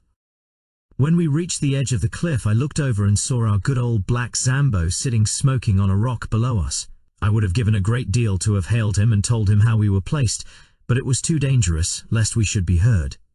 The woods seemed to be full of the 8 men. Again and again we heard their curious clicking chatter. At such times we plunged into the nearest clump of bushes and lay still until the sound had passed away. Our advance, therefore, was very slow, and 2 hours at least must have passed before I saw by Lord John's cautious movements that we must be close to our destination. He motioned to me to lie still, and he crawled forward himself. In a minute he was back again, his face quivering with eagerness. "Come," said he. "Come quick. I hope to the Lord we are not too late already." I found myself shaking with nervous excitement as I scrambled forward and lay down beside him, looking out through the bushes at a clearing which stretched before us. It was a sight which I shall never forget until my dying day. So weird, so impossible, that I do not know how I am to make you realize it, or how in. A few years I shall bring myself to believe in it, if I live to sit once more on a lounge in the Savage Club and look out on the drab solidity of the embankment. I know that it will seem then to be some wild nightmare, some delirium of fever. Yet I will set it down now, while it is still fresh in my memory, and one at least, the man who lay in the damp grasses by my side, will know if I have lied. A wide open space lay before us, some hundreds of yards across, all green turf and low bracken growing to the very edge of the cliff. Round this clearing there was a semicircle of trees with curious huts built of foliage piled one above the other among the branches. A rookery, with every nest a little house, would best convey the idea. The openings of these huts and the branches of the trees were thronged with a dense mob of 8 people, whom from their size I took to be the females and infants of the tribe. They formed the background of the picture, and were all looking out with eager interest at the same scene which fascinated and bewildered us. In the open, and near the edge of the cliff, there had assembled a crowd of some 100 of these shaggy, red-haired creatures, many of them of immense size, and all of them horrible to look upon. There was a certain discipline among them, for none of them attempted to break the line which had been formed. In front there stood a small group of Indians, little, clean-limbed, red fellows, whose skins glowed like polished bronze in the strong sunlight. A tall, thin white man was standing beside them, his head bowed, his arms folded, his whole attitude expressive of his horror and dejection. There was no mistaking the angular form of Professor Summerlee. In front of and around this dejected group of prisoners were several ape-men, who watched them closely and made all escape impossible. Then, right out from all the others and close to the edge of the cliff, were 2 figures so strange, and under other circumstances so ludicrous, that they absorbed my attention. The one was our comrade, Professor Challenger. The remains of his coat still hung in strips from his shoulders, but his shirt had been all torn out, and his great beard merged itself in the black tangle which covered his mighty chest. He had lost his hat, and his hair, which had grown long in our wanderings, was flying in wild disorder. A single day seemed to have changed him from the highest product of modern civilization to the most desperate savage in South America. Beside him stood his master, the king of the ape-men. In all things he was, as Lord John had said, the very image of our professor, save that his colouring was red instead of black. The same short, broad figure, the same heavy shoulders, the same forward hang of the arms, the same bristling beard merging itself in the hairy chest. Only above the eyebrows, where the sloping forehead and low, curved skull of the ape-man were in sharp contrast to the broad brow and magnificent cranium of the European, could one see any marked difference. At every other point the king was an absurd parody of the professor. All this, which takes me so long to describe, impressed itself upon me in a few seconds. Then we had very different things to think of, for an active drama was in progress. 2 of the ape-men had seized one of the Indians out of the group and dragged him forward to the edge of the cliff. The king raised his hand as a signal. They caught the man by his leg and arm, and swung him 3 times backwards and forwards with tremendous violence. Then, with a frightful heave, they shot the poor wretch over the precipice. With such force did they throw him that he curved high in the air before beginning to drop. As he vanished from sight, the whole assembly, except the guards, rushed forward to the edge of the precipice, and there was a long pause of absolute silence, broken by a mad yell of delight. They sprang about, tossing their long hairy arms in the air and howling with exultation. Then they fell back from the edge, formed themselves again into line, and waited for the next victim. This time it was Summerlee. 2 of his guards caught him by the wrists and pulled him brutally to the front. His thin figure and long limbs struggled and fluttered like a chicken being dragged from a coop. Challenger had turned to the king and waved his hands frantically before him. He was begging, pleading, imploring for his comrade's life. The ape-man pushed him roughly aside and shook his head. It was the last conscious movement he was to make upon earth. Lord John's rifle cracked and the king sank down, a tangled red sprawling thing upon the ground. "Shoot! Into the thick of them! Shoot, Sonny, shoot!" cried my companion. There are strange red depths in the soul of the most commonplace man.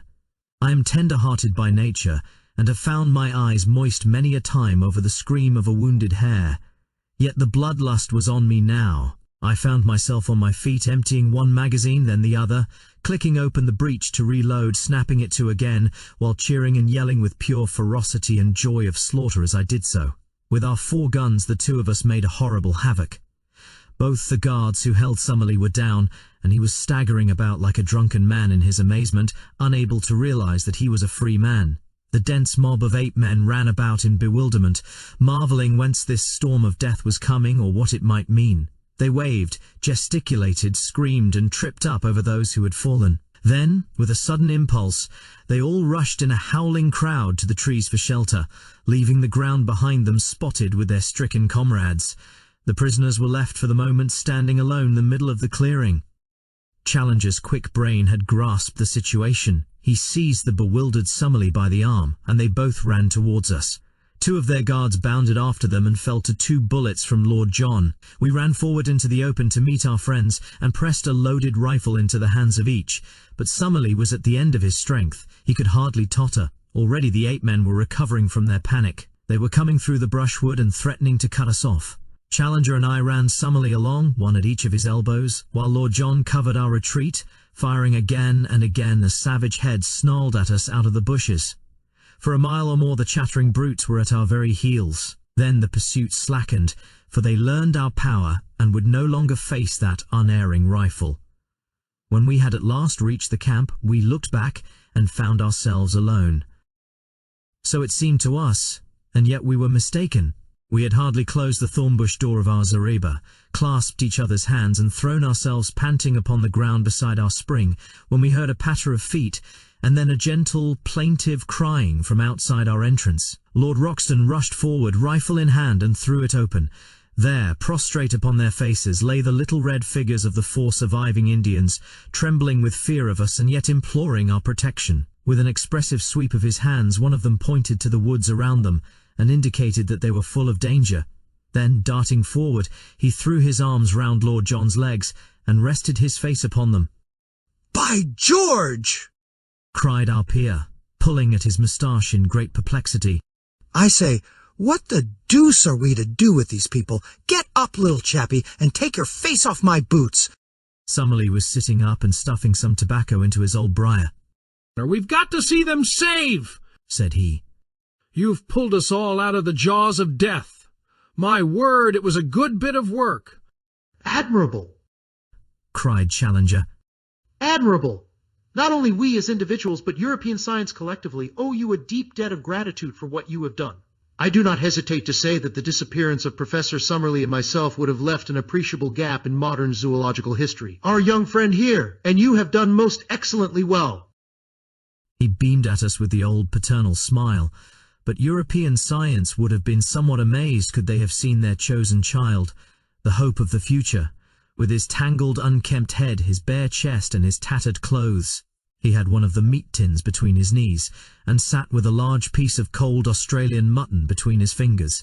The Indian looked up at him, and then with a little yelp cringed to the ground and clung to Lord John's leg. "Don't you be scared, my bonny boy," said Lord John, patting the matted head in front of him. "He can't stick your appearance, Challenger, and by George, I don't wonder. All right, little chap, he's only a human, just the same as the rest of us." Really, sir? cried the professor. "Well, it's lucky for you, Challenger, that you are a little out of the ordinary. If you hadn't been so like the king—" Upon my word, Lord John, you allow yourself great latitude. "Well, it's a fact." I beg, sir, that you will change the subject. Your remarks are irrelevant and unintelligible. The question before us is, what are we to do with these Indians? The obvious thing is to escort them home, if we knew where their home was. "There is no difficulty about that," said I. "They live in the caves on the other side of the central lake." "Our young friend here knows where they live. I gather that it is some distance." "A good 20 miles, said I. Summerlee gave a groan. "I, for one, could never get there.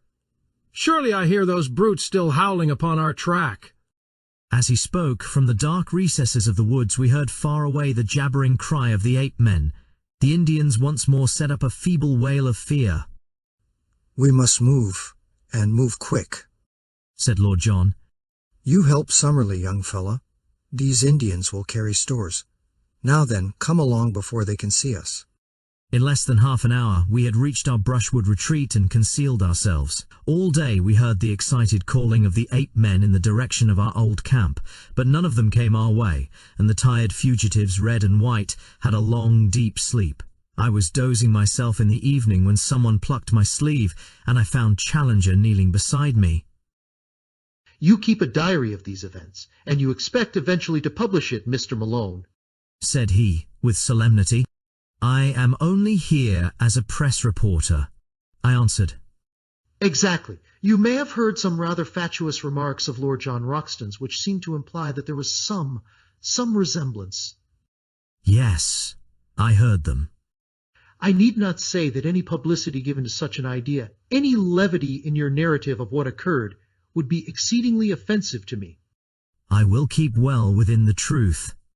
Lord John's observations are frequently exceedingly fanciful, and he is capable of attributing the most absurd reasons to the respect which is always shown by the most undeveloped races to dignity and character.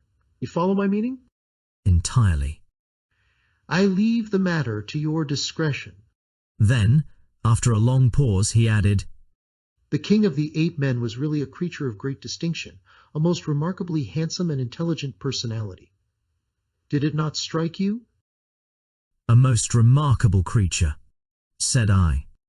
And the professor, much eased in his mind, settled down to his slumber once more.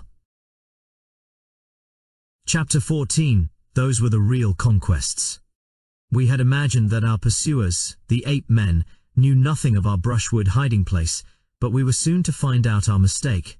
There was no sound in the woods, not a leaf moved upon the trees, and all was peace around us, but we should have been warned by our first experience how cunningly and how patiently these creatures can watch and wait until their chance comes. Whatever fate may be mine through life, I am very sure that I shall never be nearer death than I was that morning, but I will tell you the thing in its due order.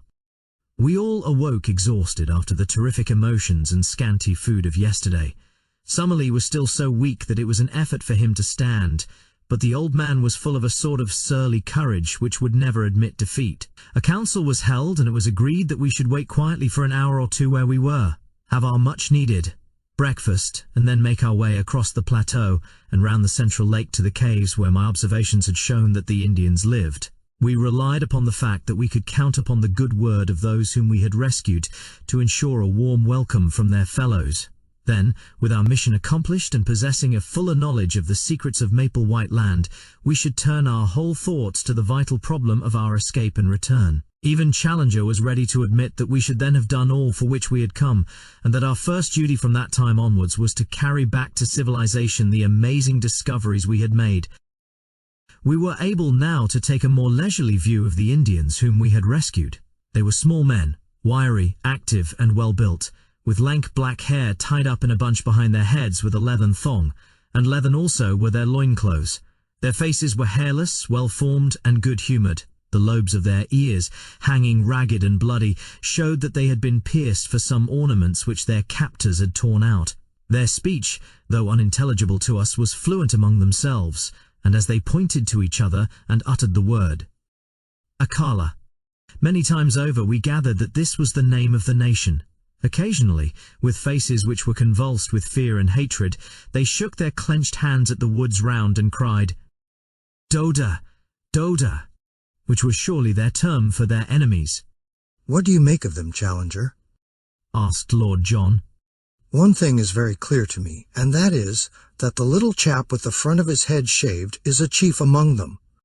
It was indeed evident that this man stood apart from the others, and that they never ventured to address him without every sign of deep respect. He seemed to be the youngest of them all, and yet so proud and high was his spirit that, upon Challenger laying his great hand upon his head, he started like a spurred horse and, with a quick flash of his dark eyes, moved further away from the professor. Then, placing his hand upon his breast and holding himself with great dignity, he uttered the word Maretas several times. The professor, unabashed, seized the nearest Indian by the shoulder and proceeded to lecture upon him as if he were a potted specimen in a classroom.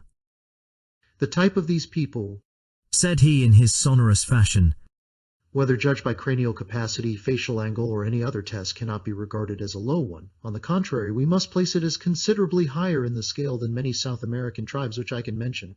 On no possible supposition can we explain the evolution of such a race in this place. For that matter, so great a gap separates these ape men from the primitive animals which have survived upon this plateau, that it is inadmissible to think that they could have developed where we find them. Then where the deuce did they drop from? Asked Lord John. A question which will no doubt be eagerly discussed in every scientific society in Europe and America. The professor answered. My own reading of the situation for what it is worth. He inflated his chest enormously and looked insolently around him at the words, is that evolution has advanced under the peculiar conditions of this country up to the vertebrate stage, the old types surviving and living on in company with the newer ones. Thus we find such modern creatures as the tapir, an animal with quite a respectable length of pedigree, the great deer, and the anteater in the companionship of reptilian forms of Jurassic type. So much is clear. And now come the ape men and the Indian. What is the scientific mind to think of their presence? I can only account for it by an invasion from outside. It is probable that there existed an anthropoid ape in South America, who in past ages found his way to this place, and that he developed into the creatures we have seen, some of which— Here he looked hard at me. —were of an appearance and shape which, if it had been accompanied by corresponding intelligence, would, I do not hesitate to say, have reflected credit upon any living race. As to the Indians, I cannot doubt that they are more recent immigrants from below. Under the stress of famine or of conquest, they have made their way up here. Faced by ferocious creatures which they had never before seen, they took refuge in the caves which our young friend has described. But they have no doubt had a bitter fight to hold, their own against wild beasts, and especially against the ape men who would regard them as intruders, and wage a merciless war upon them with a cunning which the larger beasts would lack, hence the fact that their numbers appear to be limited. Well, gentlemen, have I read you the riddle aright, or is there any point which you would query? Professor Summerlee for once was too depressed to argue, though he shook his head violently as a token of general disagreement. Lord John merely scratched his scanty locks with the remark that he couldn't put up a fight as he wasn't in the same weight or class. For my own part, I performed my usual role of bringing things down to a strictly prosaic and practical level by the remark that one of the Indians was missing.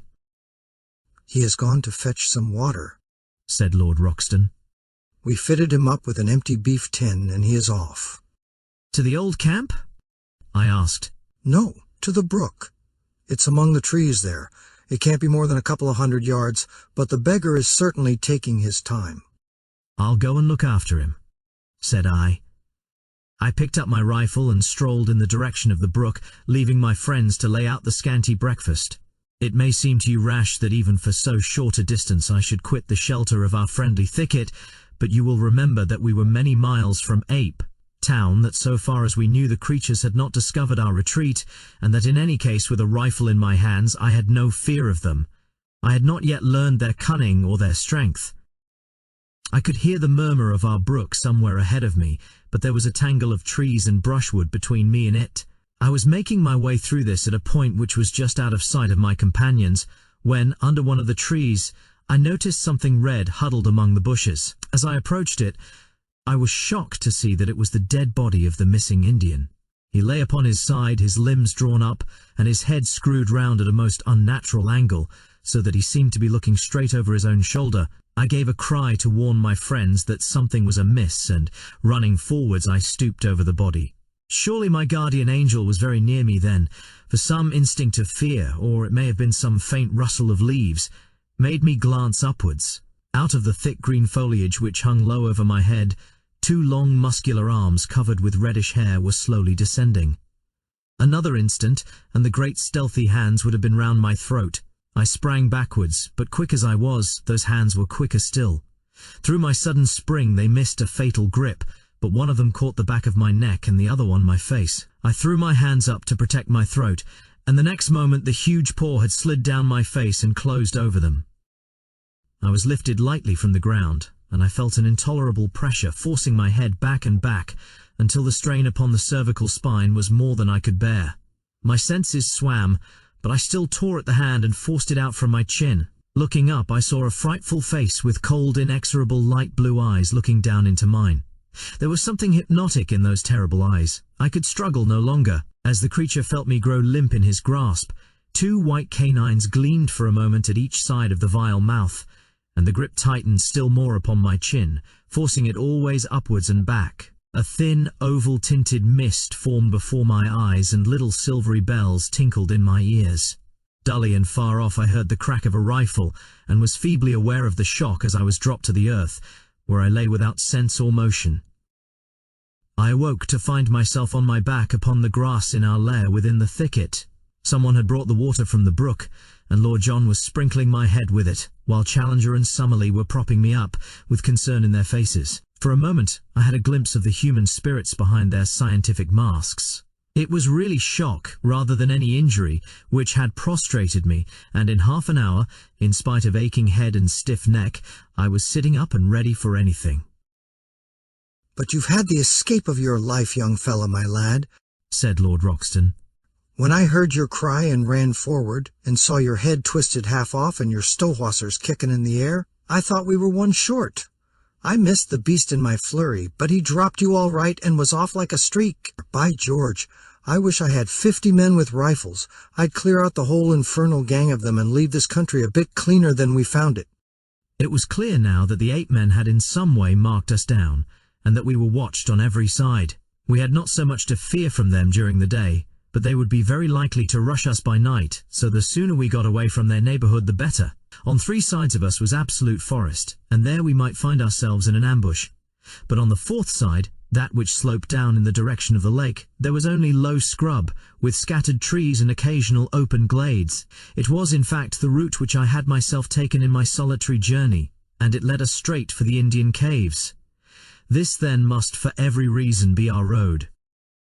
One great regret we had, and that was to leave our old camp behind us, not only for the sake of the stores which remained there, but even more because we were losing touch with Zambo, our link with the outside world. However, we had a fair supply of cartridges and all our guns, so for a time at least, we could look after ourselves, and we hoped soon to have a chance of returning and restoring our communications with our Negro. He had faithfully promised to stay where he was, and we had not a doubt that he would be as good as his word. It was in the early afternoon that we started upon our journey. The young chief walked at our head as our guide, but refused indignantly to carry any burden. Behind him came the 2 surviving Indians with our scanty possessions upon their backs. We 4 white men walked in the rear with rifles loaded and ready. As we started there broke from the thick silent woods behind us a sudden great ululation of the 8 men, which may have been a cheer of triumph at our departure, or a jeer of contempt at our flight. Looking back we saw only the dense screen of trees, but that long-drawn yell told us how many of our enemies lurked among them. We saw no sign of pursuit, however, and soon we had got into more open country and beyond their power. As I tramped along the rearmost of the 4, I could not help smiling at the appearance of my 3 companions in front. Was this the luxurious Lord John Roxton, who had sat that evening in the Albany amidst his Persian rugs and his pictures in the pink radiance of the tinted lights?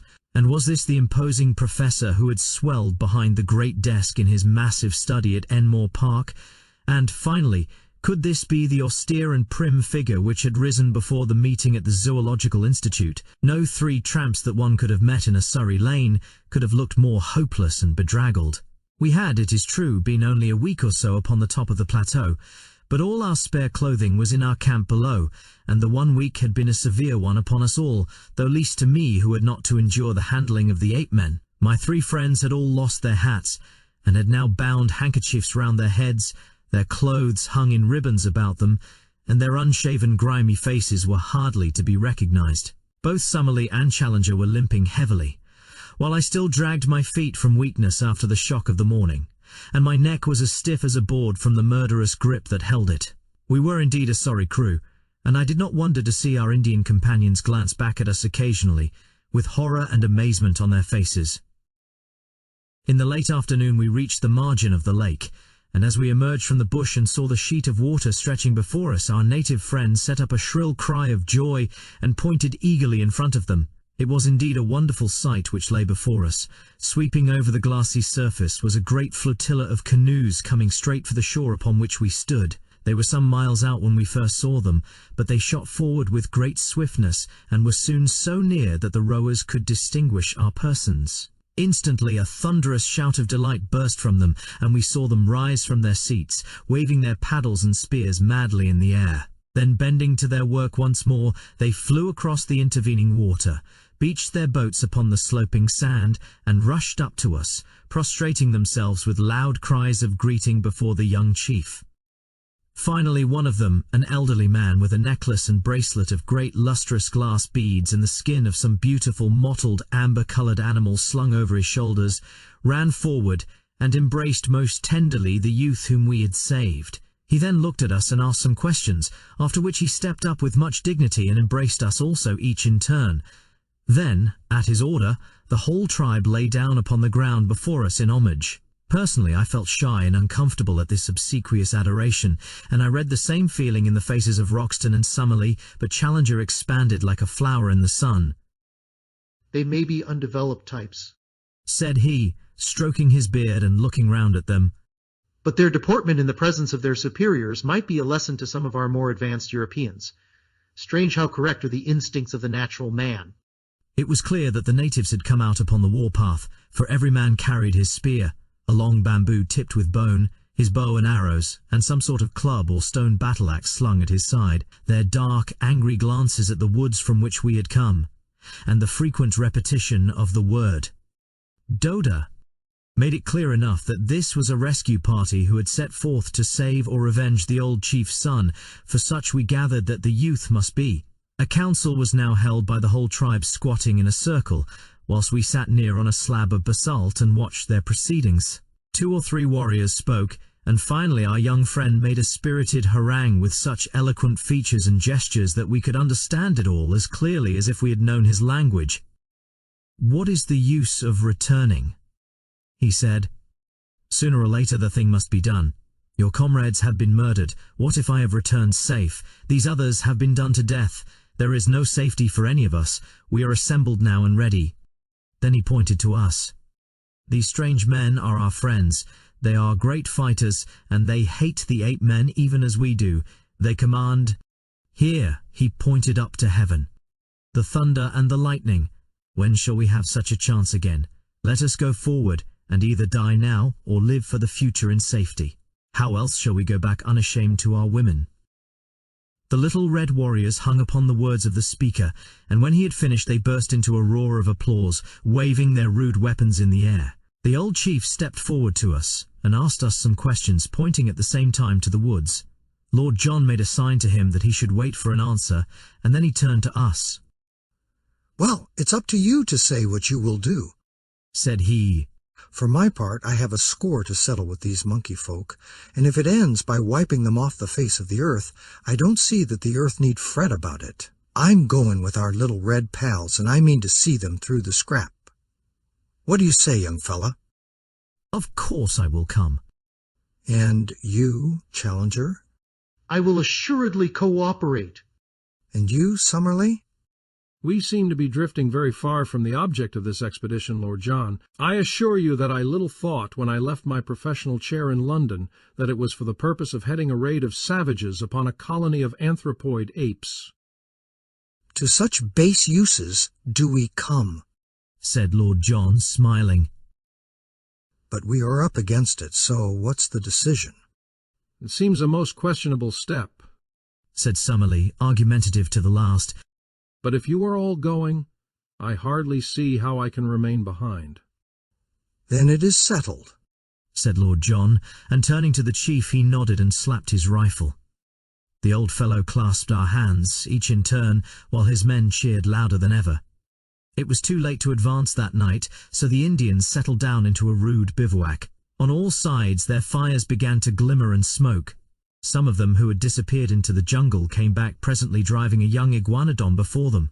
Like the others, it had a daub of asphalt upon its shoulder, and it was only when we saw one of the natives step forward with the air of an owner and give his consent to the beast's slaughter that we understood at last that these great creatures were as much private property as a herd of cattle, and that these symbols which had so perplexed us were nothing more than the marks of the owner. Helpless, torpid, and vegetarian, with great limbs but a minute brain, they could be rounded up and driven by a child. In a few minutes the huge beast had been cut up and slabs of him were hanging over a dozen campfires, together with great scaly ganoid fish which had been speared in the lake. Summerlee had lain down and slept upon the sand, but we others roamed round the edge of the water, seeking to learn something more of this strange country. Twice we found pits of blue clay, such as we had already seen in the swamp of the pterodactyls. These were old volcanic vents, and for some reason excited the greatest interest in Lord John. What attracted Challenger, on the other hand, was a bubbling, gurgling mud geyser, where some strange gas formed great bursting bubbles upon the surface. He thrust a hollow reed into it and cried out with delight like a schoolboy. Then he was able, on touching it with a lighted match, to cause a sharp explosion and a blue flame at the far end of the tube. Still more pleased was he when, inverting a leathern pouch over the end of the reed, and so filling it with the gas, he was able to send it soaring up into the air. An inflammable gas, and one markedly lighter than the atmosphere. I should say beyond doubt that it contained a considerable proportion of free hydrogen. The resources of GEC are not yet exhausted, my young friend. I may yet show you how a great mind molds all nature to its use. He swelled with some secret purpose, but would say no more. There was nothing which we could see upon the shore which seemed to me so wonderful as the great sheet of water before us. Our numbers and our noise had frightened all living creatures away, and save for a few pterodactyls which soared round high above our heads while they waited for the carrion, all was still around the camp. But it was different out upon the rose-tinted waters of the central lake. It boiled and heaved with strange life. Great slate-coloured backs and high serrated dorsal fins shot up with a fringe of silver, and then rolled down into the depths again. The sandbanks far out were spotted with uncouth crawling forms, huge turtles, strange saurians, and one great flat creature, like a writhing, palpitating mat of black greasy leather, which flopped its way slowly to the lake. Here and there high serpent heads projected out of the water, cutting swiftly through it with a little collar of foam in front, and a long swirling wake behind, rising and falling in graceful swan-like undulations as they went. It was not until one of these creatures wriggled onto a sandbank within a few hundred yards of us, and exposed a barrel-shaped body, and huge flippers behind the long serpent neck, that Challenger and Summerlee, who had joined us, broke out into their duet of wonder and admiration. "Plesiosaurus! A freshwater plesiosaurus!" cried Summerlee. "That I should have lived to see such a sight! We are blessed, my dear Challenger, above all zoologists since the world began." It was not until the night had fallen, and the fires of our savage allies glowed red in the shadows, that our two men of science could be dragged away from the fascinations of that primeval lake. Even in the darkness, as we lay upon the strand, we heard from time to time the snort and plunge of the huge creatures who lived therein. At earliest dawn our camp was astir, and an hour later we had started upon our memorable expedition. Often in my dreams have I thought that I might live to be a war correspondent. In what wildest one could I have conceived the nature of the campaign which it should be my lot to report? Here then is my first dispatch from a field of battle. Our numbers had been reinforced during the night by a fresh batch of natives from the caves, and we may have been 400 or 500 strong when we made our advance. A fringe of scouts was thrown out in front, and behind them the whole force in a solid column made their way up the long slope of the bush country until we were near the edge of the forest. Here they spread out into a long, straggling line of spearmen and bowmen. Roxton and Summerlee took their position upon the right flank, while Challenger and I were on the left. It was a host of the Stone Age that we were accompanying to battle. We were the last word of the gunsmith's art from St. James's Street and the Strand. We had not long to wait for our enemy. A wild, shrill clamour rose from the edge of the wood, and suddenly a body of 8 men rushed out with clubs and stones and made for the centre of the Indian line. It was a valiant move, but a foolish one, for the great bandy-legged creatures were slow of foot, while their opponents were as active as cats. It was horrible to see the fierce brutes with foaming mouths and glaring eyes, rushing and grasping, but forever missing their elusive enemies, while arrow after arrow buried itself in their hides. One great fellow ran past me roaring with pain, with a dozen darts sticking from his chest and ribs. In mercy I put a bullet through his skull, and he fell sprawling among the aloes. But this was the only shot fired, for the attack had been on the centre of the line, and the Indians there had needed no help of ours in repulsing it. Of all the 8 men who had rushed out into the open, I do not think that one got back to cover. But the matter was more deadly when we came among the trees. For an hour or more after we entered the wood, there was a desperate struggle in which for a time we hardly held our own. Springing out from among the scrub, the 8 men with huge clubs broke in upon the Indians, and often felled 3 or 4 of them before they could be speared. Their frightful blows shattered everything upon which they fell. One of them knocked Summerlee's rifle to matchwood, and the next would have crushed his skull, had an Indian not stabbed the beast to the heart. Other 8 men in the trees above us hurled down stones and logs of wood, occasionally dropping bodily onto our ranks and fighting furiously until they were felled. Once our allies broke under the pressure, and had it not been for the execution done by our rifles, they would certainly have taken to their heels. But they were gallantly rallied by their old chief and came on with such a rush that the 8 men began in turn to give way. Summerlee was weaponless, but I was emptying my magazine as quick as I could fire, and on the further flank we heard the continuous cracking of our companions' rifles. Then in a moment came the panic and the collapse. Screaming and howling, the great creatures rushed away in all directions through the brushwood, while our allies yelled in their savage delight, following swiftly after their flying enemies. All the feuds of countless generations, all the hatreds and cruelties of their narrow history, all the memories of ill usage and persecution were to be purged that day. At last man was to be supreme and the man-beast to find forever his allotted place. Fly as they would, the fugitives were too slow to escape from the active savages, and from every side in the tangled woods we heard the exultant yells, the twanging of bows, and the crash and thud as 8 men were brought down from their hiding places in the trees. I was following the others when I found that Lord John and Challenger had come across to join us. "It's over," said Lord John. "I think we can leave the tidying up to them. Perhaps the less we see of it, the better we shall sleep." Challenger's eyes were shining with the lust of slaughter. We have been privileged, he cried, strutting about like a gamecock, to be present at one of the typical decisive battles of history, the battles which have determined the fate of the world. What, my friends, is the conquest of one nation by another?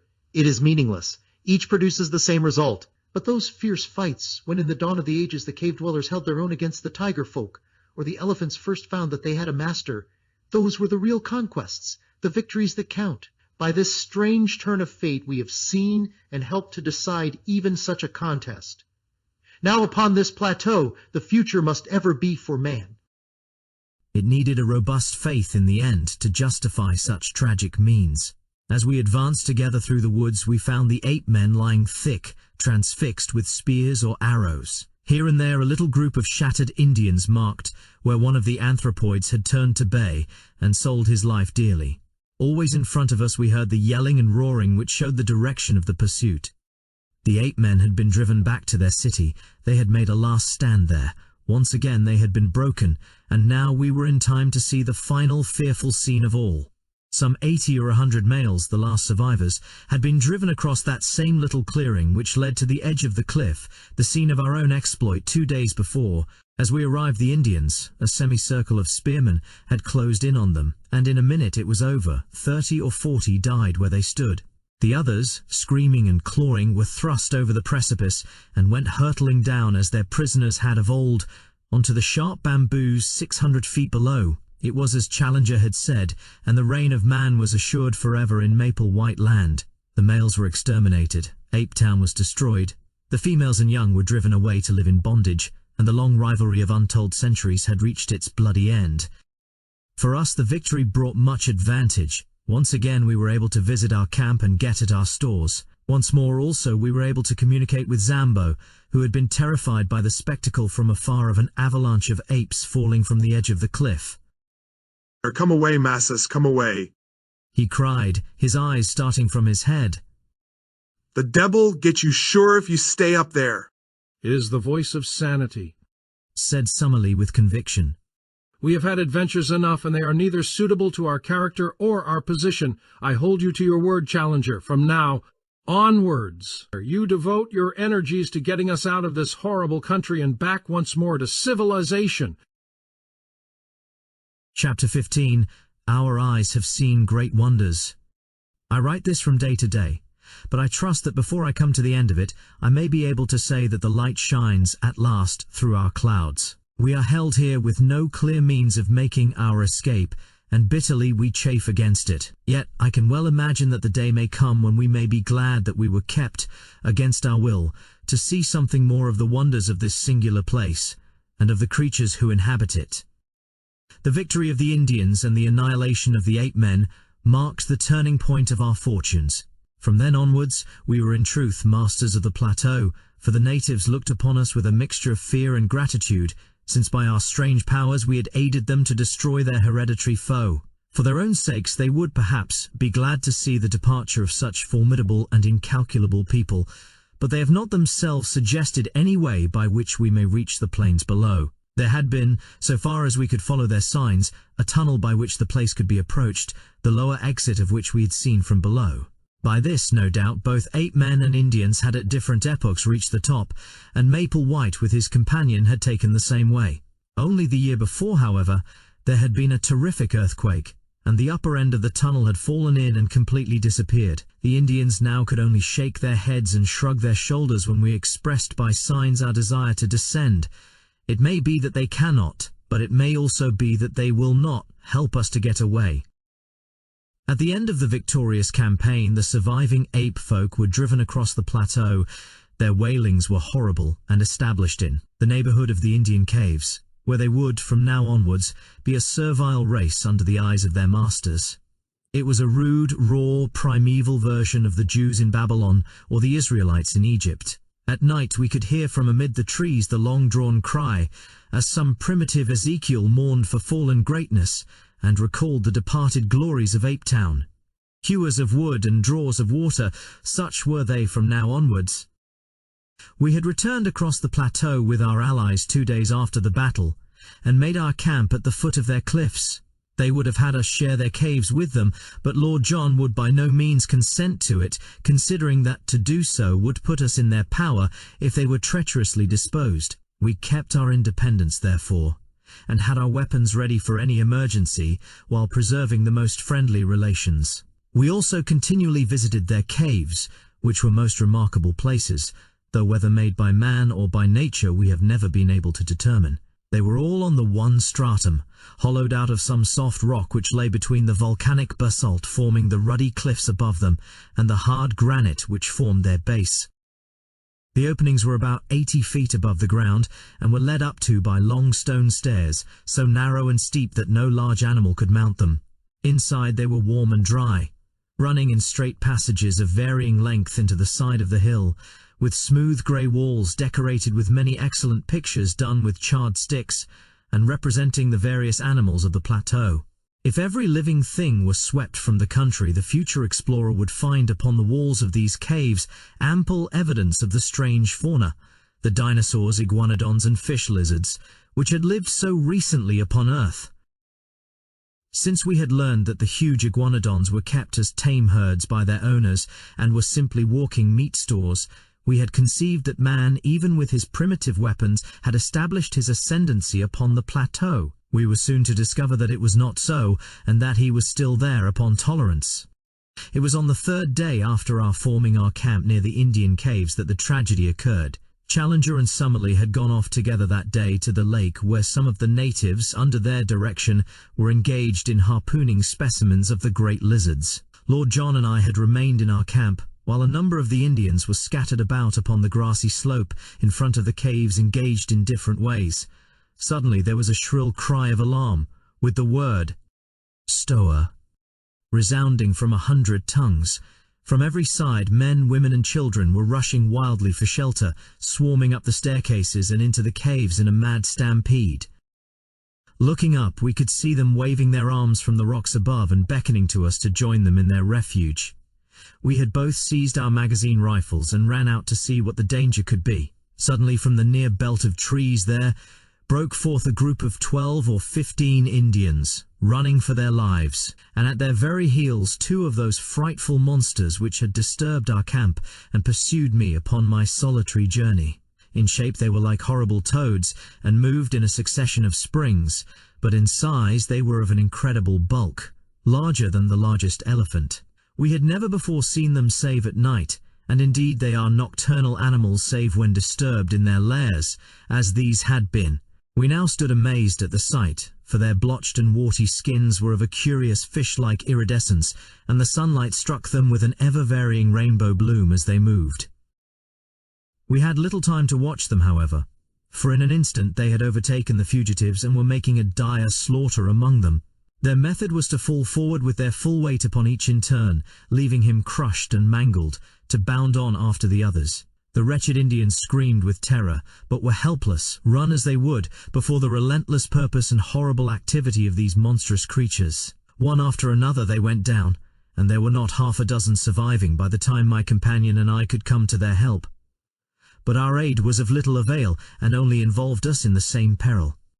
At the range of a couple of 100 yards we emptied our magazines, firing bullet after bullet into the beasts, but with no more effect than if we were pelting them with pellets of paper.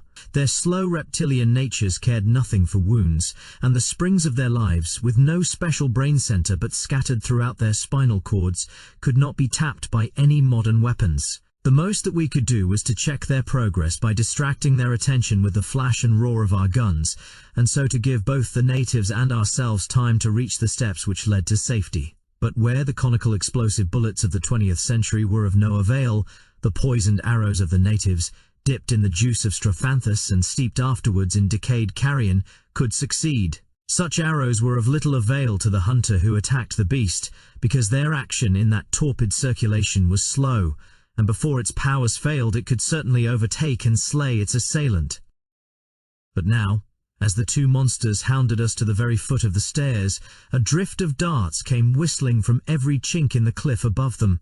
In a minute they were feathered with them, and yet with no sign of pain they clawed and slobbered with impotent rage at the steps which would lead them to their victims, mounting clumsily up for a few yards and then sliding down again to the ground. But at last the poison worked. One of them gave a deep rumbling groan and dropped his huge squat head onto the earth. The other bounded round in an eccentric circle with shrill wailing cries, and then lying down writhed in agony for some minutes before it also stiffened and lay still. With yells of triumph the Indians came flocking down from their caves and danced a frenzied dance of victory round the dead bodies, in mad joy that two more of the most dangerous of all their enemies had been slain. That night they cut up and removed the bodies, not to eat, for the poison was still active, but lest they should breed a pestilence. The great reptilian hearts, however, each as large as a cushion, still lay there, beating slowly and steadily, with a gentle rise and fall, in horrible independent life. It was only upon the third day that the ganglia ran down, and the dreadful things were still. Some day, when I have a better desk than a meat tin, and more helpful tools than a worn stub of pencil and a last tattered notebook, I will write some fuller account of the Akala Indians, of our life amongst them, and of the glimpses which we had of the strange conditions of wondrous maple white land. Memory, at least, will never fail me, for so long as the breath of life is in me, every hour and every action of that period will stand out as hard and clear as do the first strange happenings of our childhood. No new impressions could efface those which are so deeply cut. When the time comes I will describe that wondrous moonlit night upon the great lake when a young ichthyosaurus, a strange creature, half seal, half fish to look at, with bone-covered eyes on each side of his snout and a third eye fixed upon the top of his head, was entangled in an Indian net and nearly upset our canoe before we towed it ashore, the same night that a green water snake shot out from the rushes and carried off in its coils the steersman of Challenger's canoe. I will tell too of the great nocturnal white thing, to this day we do not know whether it was beast or reptile, which lived in a vile swamp to the east of the lake and flitted about with a faint phosphorescent glimmer in the darkness. The Indians were so terrified at it that they would not go near the place, and, though we twice made expeditions and saw it each time, we could not make our way through the deep marsh in which it lived. I can only say that it seemed to be larger than a cow and had the strangest musky odour. I will tell also of the huge bird which chased Challenger to the shelter of the rocks one day. A great running bird, far taller than an ostrich, with a vulture-like neck and cruel head which made it a walking death. As Challenger climbed to safety, one dart of that savage curving beak shore off the heel of his boot as if it had been cut with a chisel.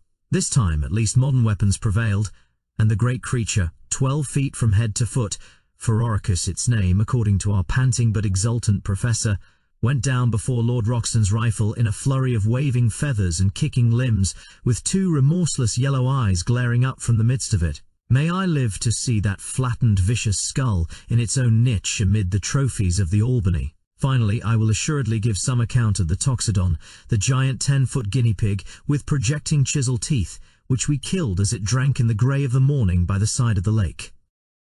All this I shall some day write at fuller length, and amidst these more stirring days I would tenderly sketch in these lovely summer evenings, when with the deep blue sky above us we lay in good comradeship among the long grasses by the wood, and marvelled at the strange fowl that swept over us and the quaint new creatures which crept from their burrows to watch us, while above us the boughs of the bushes were heavy with luscious fruit, and below us strange and lovely flowers peeped at us from among the herbage, all those long moonlit nights when we lay out upon the shimmering surface of the great lake and watched, with wonder and awe, the huge circles rippling out from the sudden splash of some fantastic monster, or the greenish gleam far down in the deep water of some strange creature upon the confines of darkness. These are the scenes which my mind and my pen will dwell upon in every detail at some future day. But, you will ask, why these experiences and why this delay, when you and your comrades should have been occupied day and night in the devising of some means by which you could return to the outer world?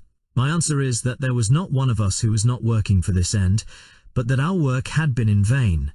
One fact we had very speedily discovered: the Indians would do nothing to help us. In every other way they were our friends, one might almost say our devoted slaves, but when it was suggested that they should help us to make and carry a plank which would bridge the chasm, or when we wished to get from them thongs of leather or liana to weave ropes which might help us, we were met by a good-humoured but an invincible refusal. They would smile, twinkle their eyes, shake their heads, and there was the end of it. Even the old chief met us with the same obstinate denial, and it was only Moretus, the youngster whom we had saved, who looked wistfully at us and told us by his gestures that he was grieved for our thwarted wishes. Ever since their crowning triumph with the ape men, they looked upon us as supermen who bore victory in the tubes of strange weapons, and they believed that so long as we remained with them good fortune would be theirs. A little red-skinned wife and a cave of our own were freely offered to each of us, if we would but forget our own people and dwell forever upon the plateau. So far all had been kindly, however far apart our desires might be, but we felt well assured that our actual plans of a descent must be kept secret, for we had reason to fear that at the last they might try to hold us by force. In spite of the danger from dinosaurs, which is not great save at night, for, as I may have said before, they are mostly nocturnal in their habits, as I have twice in the last 3 weeks been over to our old camp in order to see our Negro who still kept watch and ward below the cliff. My eyes strained eagerly across the great plain in the hope of seeing afar off the help for which we had prayed. But the long cactus-strewn levels still stretched away, empty and bare, to the distant line of the cane brake. They will soon come now, Massa Malone. Before another week pass, Indian come back and bring rope and fetch you down. Such was the cheery cry of our excellent Zambo. I had one strange experience as I came from this second visit, which had involved my being away for a night from my companions. I was returning along the well-remembered route, and had reached a spot within a mile or so of the marsh of the pterodactyls, when I saw an extraordinary object approaching me. It was a man who walked inside a framework made of bent canes so that he was enclosed on all sides in a bell-shaped cage. As I drew nearer, I was more amazed still to see that it was Lord John Roxton. When he saw me, he slipped from under his curious protection and came towards me laughing, and yet, as I thought, with some confusion in his manner. "Well, young fella," said he, "who would have thought of meeting you up here?" "What in the world are you doing?" I asked. "Visiting my friends, the pterodactyls," said he. "But why?" "Interesting beasts, don't you think? But unsociable. Nasty, rude ways with strangers, as you may remember. So I rigged this framework which keeps them from being too pressing in their attentions." "But what do you want in the swamp?" He looked at me with a very questioning eye, and I read hesitation in his face. "Don't you think other people besides professors can want to know things?" he said at last. "I'm studying the pretty dears. That's enough for you." "No offence," said I. His good humour returned, and he laughed. "No offence, young fella, I'm going to get a young devil chick for Challenger. That's one of my jobs. No, I don't want your company. I'm safe in this cage, and you are not. So long, and I'll be back in camp by nightfall. He turned away, and I left him wandering on through the wood with his extraordinary cage around him. If Lord John's behaviour at this time was strange, that of Challenger was more so. I may say that he seemed to possess an extraordinary fascination for the Indian women, and that he always carried a large spreading palm branch with which he beat them off as if they were flies when their attentions became too pressing. To see him walking like a comic opera sultan, with this badge of authority in his hand, his black beard bristling in front of him, his toes pointing at each step, and a train of wide-eyed Indian girls behind him, clad in their slender drapery of bark cloth, is one of the most grotesque of all the pictures which I will carry back with me.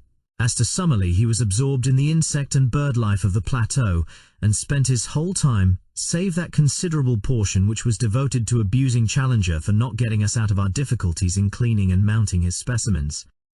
Challenger had been in the habit of walking off by himself every morning and returning from time to time with looks of portentous solemnity, as one who bears the full weight of a great enterprise upon his shoulders. One day, palm branch in hand, and his crowd of adoring devotees behind him, he led us down to his hidden workshop and took us into the secret of his plans. The place was a small clearing in the centre of a palm grove. In this was one of those boiling mud geysers which I have already described. Around its edge were scattered a number of leathern thongs cut from iguanodon hide, and a large collapsed membrane which proved to be the dried and scraped stomach of one of the great fish lizards from the lake. This huge sack had been sewn up at one end and only a small orifice left at the other. Into this opening several bamboo canes had been inserted, and the other ends of these canes were in contact with conical clay funnels, which collected the gas bubbling up through the mud of the geyser. Soon the flaccid organ began to slowly expand and show such a tendency to upward movements that Challenger fastened the cords which held it to the trunks of the surrounding trees. In half an hour a good-sized gas bag had been formed, and the jerking and straining upon the thongs showed that it was capable of considerable lift. Challenger, like a glad father in the presence of his firstborn, stood smiling and stroking his beard, in silent, self-satisfied content, as he gazed at the creation of his brain. It was Summerlee who first broke the silence. "You don't mean us to go up in that thing, Challenger?" said he, in an acid voice. I mean, my dear Summerlee, to give you such a demonstration of its powers that after seeing it you will, I am sure, have no hesitation in trusting yourself to it. "You can put it right out of your head now, at once," said Summerlee with decision. "Nothing on earth would induce me to commit such a folly. Lord John, I trust that you will not countenance such madness." "Deuced ingenious, I call it," said our peer. "I'd like to see how it works." "So you shall," said Challenger. "For some days I have exerted my whole brain force upon the problem of how we shall descend from these cliffs. We have satisfied ourselves that we cannot climb down, and that there is no tunnel. We are also unable to construct any kind of bridge which may take us back to the pinnacle from which we came. How then shall I find a means to convey us? Some little time ago I had remarked to our young friend here that free hydrogen was evolved from the geyser. The idea of a balloon naturally followed. I was, I will admit, somewhat baffled by the difficulty of discovering an envelope to contain the gas, but the contemplation of the immense entrails of these reptiles supplied me with a solution to the problem. Behold the result." He put one hand in the front of his ragged jacket and pointed proudly with the other. By this time the gas bag had swollen to a goodly rotundity and was jerking strongly upon its lashings. "Midsummer madness," snorted Summerlee. Lord John was delighted with the whole idea. "Clever old dear, ain't he?" He whispered to me, and then louder to Challenger. "What about a car?" "The car will be my next care. I have already planned how it is to be made and attached. Meanwhile, I will simply show you how capable my apparatus is of supporting the weight of each of us." "All of us, surely?"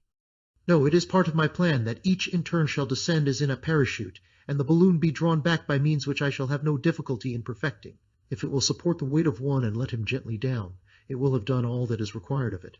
I will now show you its capacity in that direction."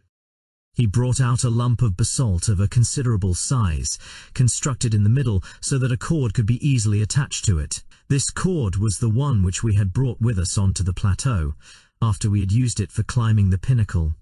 It was over 100 feet long, and though it was thin, it was very strong. He had prepared a sort of collar of leather with many straps depending from it. This collar was placed over the dome of the balloon, and the hanging thongs were gathered together below, so that the pressure of any weight would be diffused over a considerable surface. Then the lump of basalt was fastened to the thongs, and the rope was allowed to hang from the end of it, being passed 3 times round the professor's arm. "I will now," said Challenger, with a smile of pleased anticipation, "demonstrate the carrying power of my balloon." As he said so, he cut with a knife the various lashings that held it. Never was our expedition in more imminent danger of complete annihilation. The inflated membrane shot up with frightful velocity into the air. In an instant, Challenger was pulled off his feet and dragged after it. I had just time to throw my arms round his ascending waist when I was myself whipped up into the air. Lord John had me with a rat-trap grip round the legs, but I felt that he also was coming off the ground. For a moment I had a vision of 4 adventurers floating like a string of sausages over the land that they had explored. But, happily, there were limits to the strain which the rope would stand, though none apparently to the lifting powers of this infernal machine. There was a sharp crack, and we were in a heap upon the ground with coils of rope all over us. When we were able to stagger to our feet, we saw far off in the deep blue sky one dark spot where the lump of basalt was speeding upon its way. "Splendid," cried the undaunted Challenger, rubbing his injured arm.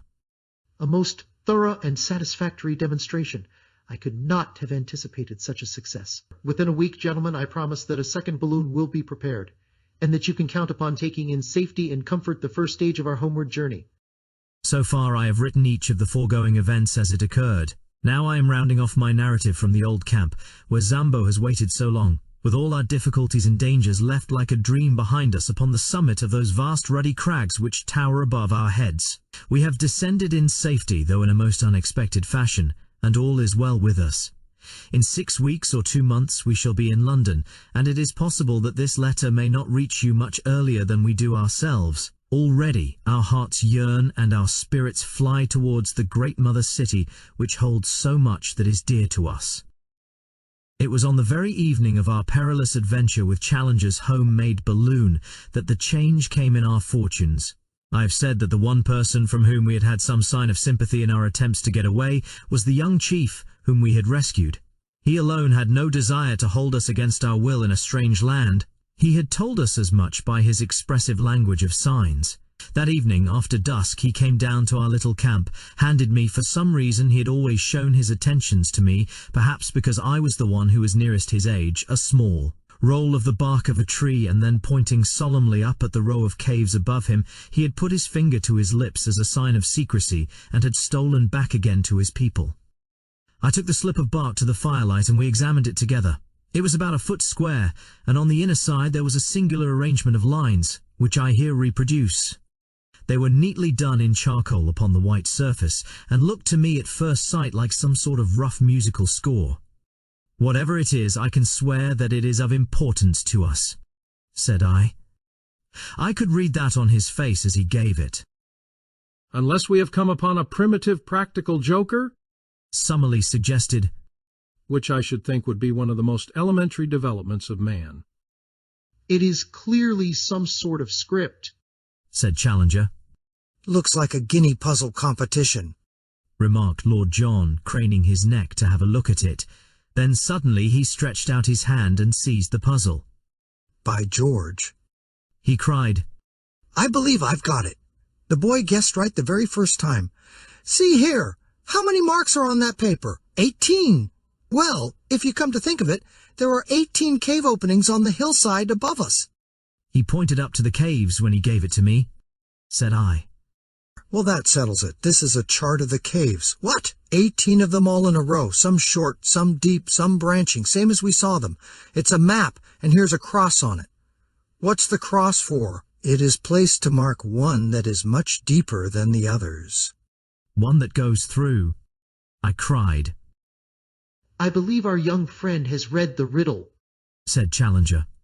"If the cave does not go through, I do not understand why this person, who has every reason to mean us well, should have drawn our attention to it. But if it does go through and comes out at the corresponding point on the other side, we should not have more than 100 feet to descend. 100 feet, grumbled Summerlee. Well, our rope is still more than 100 feet long, I cried. Surely we could get down. How about the Indians in the cave? Summerlee objected. There are no Indians in any of the caves above our heads, said I. They are all used as barns and storehouses. Why should we not go up now at once and spy out the land? There is a dry bituminous wood upon the plateau, a species of Araucaria, according to our botanist, which is always used by the Indians for torches. Each of us picked up a faggot of this, and we made our way up weed-covered steps to the particular cave which was marked in the drawing. It was, as I had said, empty, save for a great number of enormous bats, which flapped round our heads as we advanced into it. As we had no desire to draw the attention of the Indians to our proceedings, we stumbled along in the dark until we had gone round several curves and penetrated a considerable distance into the cavern. Then, at last, we lit our torches. It was a beautiful dry tunnel with smooth grey walls covered with native symbols, a curved roof which arched over our heads, and white glistening sand beneath our feet.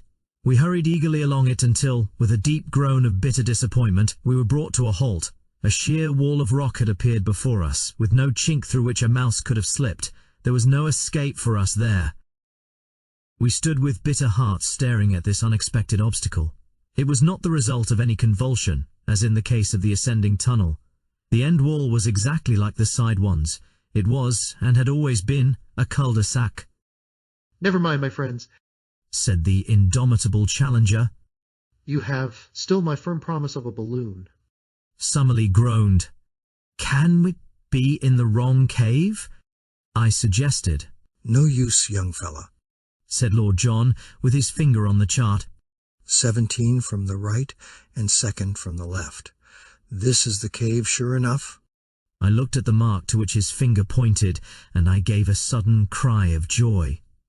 I believe I have it. Follow me! Follow me! I hurried back along the way we had come, my torch in my hand. Here, said I, pointing to some matches upon the ground, is, where we lit up? Exactly. Well, it is marked as a forked cave, and in the darkness we passed the fork before the torches were lit. On the right side as we go out we should find the longer arm. It was as I had said. We had not gone 30 yards before a great black opening loomed in the wall. We turned into it to find that we were in a much larger passage than before. Along it we hurried in breathless impatience for many hundreds of yards. Then, suddenly, in the black darkness of the arch in front of us, we saw a gleam of dark red light. We stared in amazement. A sheet of steady flame seemed to cross the passage and to bar our way. We hastened towards it. No sound, no heat, no movement came from it, but still the great luminous curtain glowed before us, silvering all the cave and turning the sand to powdered jewels, until as we drew closer it discovered a circular edge. The moon, by George! Cried Lord John. We are through, boys, we are through! It was indeed the full moon which shone straight down the aperture which opened upon the cliffs. It was a small rift, not larger than a window, but it was enough for all our purposes. As we craned our necks through it, we could see that the descent was not a very difficult one, and that the level ground was no very great way below us. It was no wonder that from below we had not observed the place, as the cliffs curved overhead, and an ascent at the spot would have seemed so impossible as to discourage close inspection. We satisfied ourselves that with the help of our rope we could find our way down, and then returned rejoicing to our camp to make our preparations for the next evening. What we did we had to do quickly and secretly, since even at this last hour the Indians might hold us back. Our stores we would leave behind us, save only our guns and cartridges. But Challenger had some unwieldy stuff which he ardently desired to take with him, and one particular package, of which I may not speak, which gave us more labour than any. Slowly the day passed, but when the darkness fell we were ready for our departure. With much labour we got our things up the steps, and then, looking back, took one last long survey of that strange land, soon I fear to be vulgarized, the prey of hunter and prospector, but to each of us a dreamland of glamour and romance, a land where we had dared much, suffered much, and learned much. Our land, as we shall ever fondly call it. Along upon our left, the neighbouring caves each threw out its ruddy, cheery firelight into the gloom. From the slope below us rose the voices of the Indians as they laughed and sang. Beyond was the long sweep of the woods, and in the centre, shimmering vaguely through the gloom, was the great lake, the mother of strange monsters. Even as we looked, a high whickering cry, the call of some weird animal, rang clear out of the darkness. It was the very voice of Maple White Land bidding us goodbye. We turned and plunged into the cave which led to home. 2 hours later, we, our packages, and all we owned, were at the foot of the cliff. Save for Challenger's luggage, we had never a difficulty. Leaving it all where we descended, we started at once for Zambo's camp. In the early morning we approached it, but only to find, to our amazement, not one fire but a dozen upon the plain. The rescue party had arrived. There were 20 Indians from the river, with stakes, ropes, and all that could be useful for bridging the chasm. At least we shall have no difficulty now in carrying our packages, when tomorrow we begin to make our way back to the Amazon. And so, in humble and thankful mood, I close this account. Our eyes have seen great wonders, and our souls are chastened by what we have endured. Each is in his own way a better and deeper man. It may be that when we reach Para, we shall stop to refit. If we do, this letter will be a mail ahead. If not, it will reach London on the very day that I do. In either case, my dear Mr. McArdle, I hope very soon to shake you by the hand. Chapter 16. A Procession. A Procession. I should wish to place upon record here our gratitude to all our friends upon the Amazon for the very great kindness and hospitality which was shown to us upon our return journey. Very particularly would I thank Senhor Penalosa and other officials of the Brazilian government for the special arrangements by which we were helped upon our way, and Senhor Pereira of Para, to whose forethought we owe the complete outfit for a decent appearance in the civilized world which we found ready for us at that town. It seemed a poor return for all the courtesy which we encountered that we should deceive our hosts and benefactors, but under the circumstances we had really no alternative, and I hereby tell them that they will only waste their time and their money if they attempt to follow upon our traces. Even the names have been altered in our accounts, and I am very sure that no one, from the most careful study of them, could come within 1,000 miles of our unknown land. The excitement which had been caused through those parts of South America which we had to traverse was imagined by us to be purely local, and I can assure our friends in England that we had no notion of the uproar which the mere rumour of our experiences had caused through Europe. It was not until the Ivernia was within 500 miles of Southampton that the wireless messages from paper after paper and agency after agency, offering huge prices for a short return message as to our actual results, showed us how strained was the attention not only of the scientific world, but of the general public. It was agreed among us, however, that no definite statement should be given to the press until we had met the members of the Zoological Institute, since as delegates it was our clear duty to give our first report to the body from which we had received our commission of investigation. Thus, although we found Southampton full of pressmen, we absolutely refused to give any information, which had the natural effect of focusing public attention upon the meeting which was advertised for the evening of November 7th. For this gathering, the Zoological Hall, which had been the scene of the inception of our task, was found to be far too small, and it was only in the Queen's Hall in Regent Street that accommodation could be found.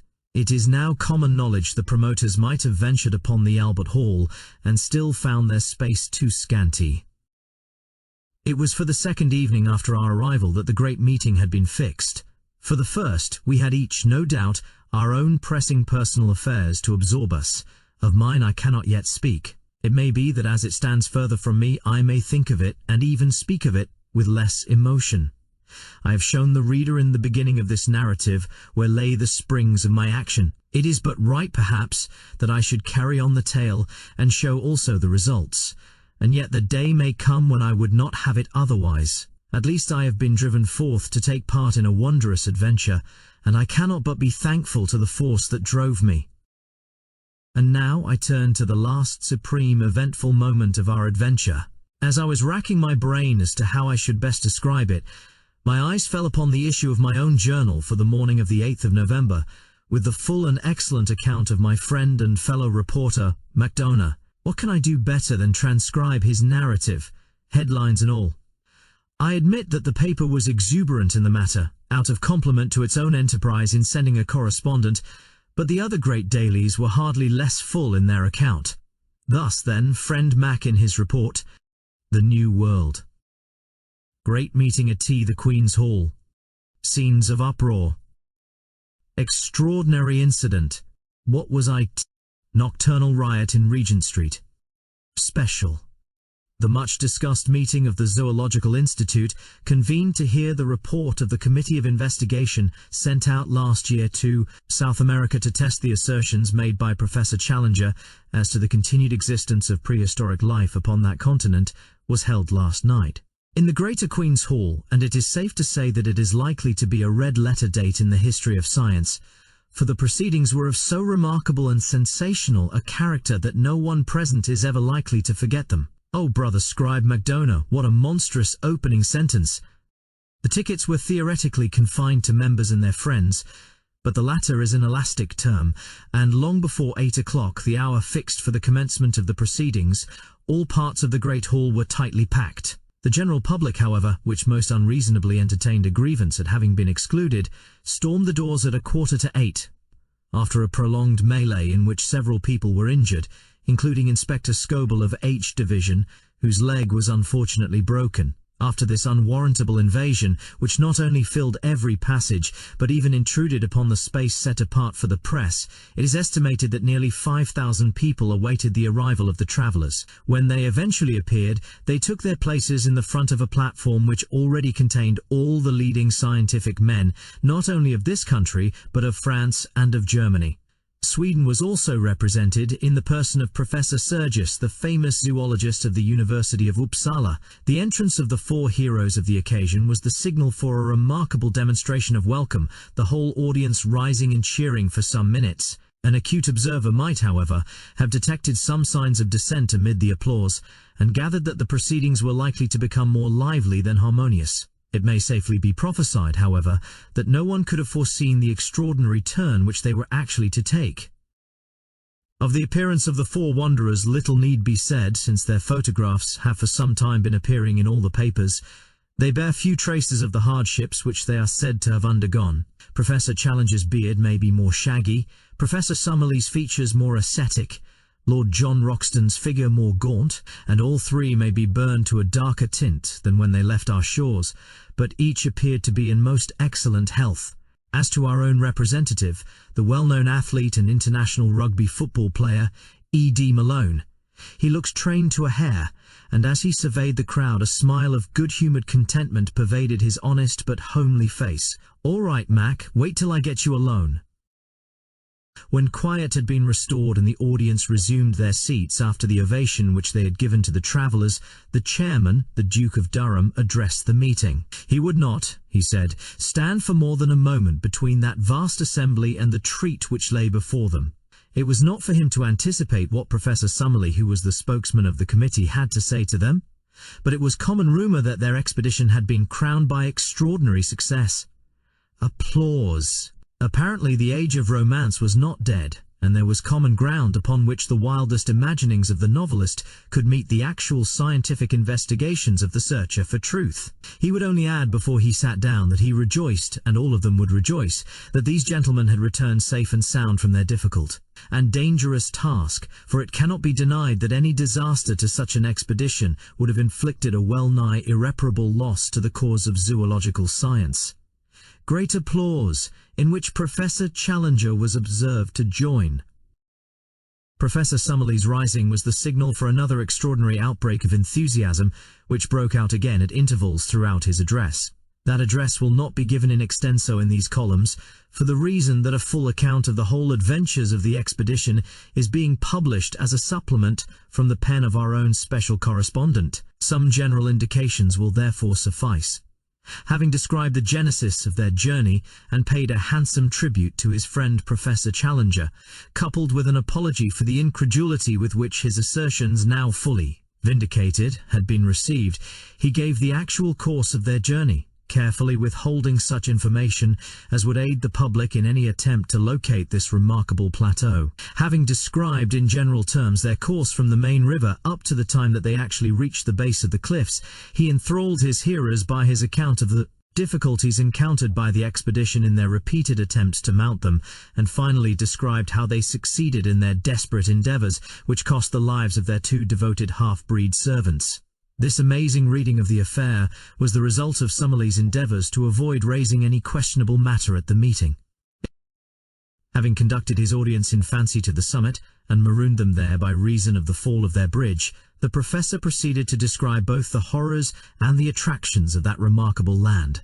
Of personal adventures he said little, but laid stress upon the rich harvest reaped by science in the observations of the wonderful beast, bird, insect and plant life of the plateau, peculiarly rich in the coleoptera and in the lepidoptera.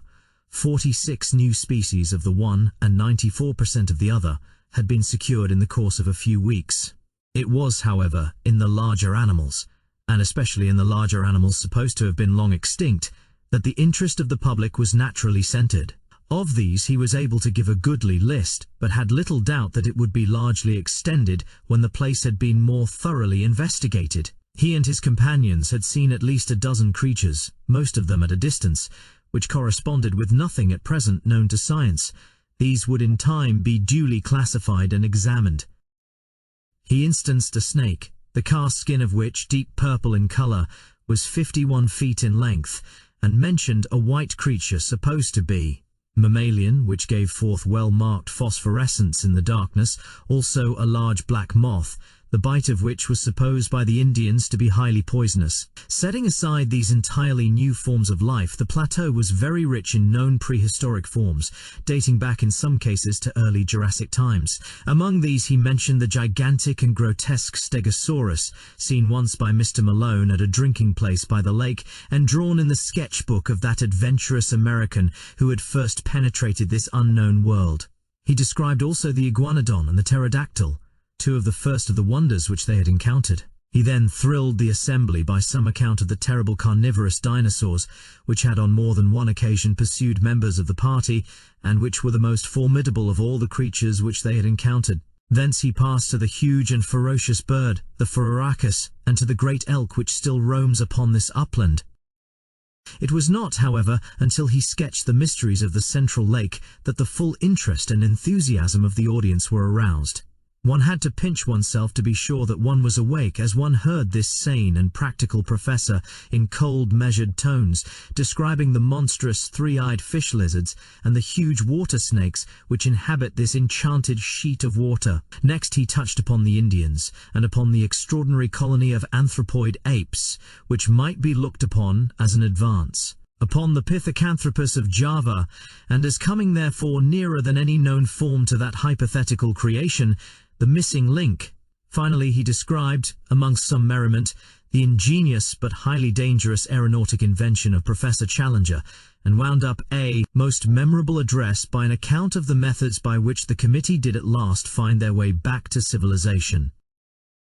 It had been hoped that the proceedings would end there, and that a vote of thanks and congratulation, moved by Professor Sergius of Uppsala University, would be duly seconded and carried, but it was soon evident that the course of events was not destined to flow so smoothly. Symptoms of opposition had been evident from time to time during the evening, and now Dr. James Illingworth of Edinburgh rose in the centre of the hall.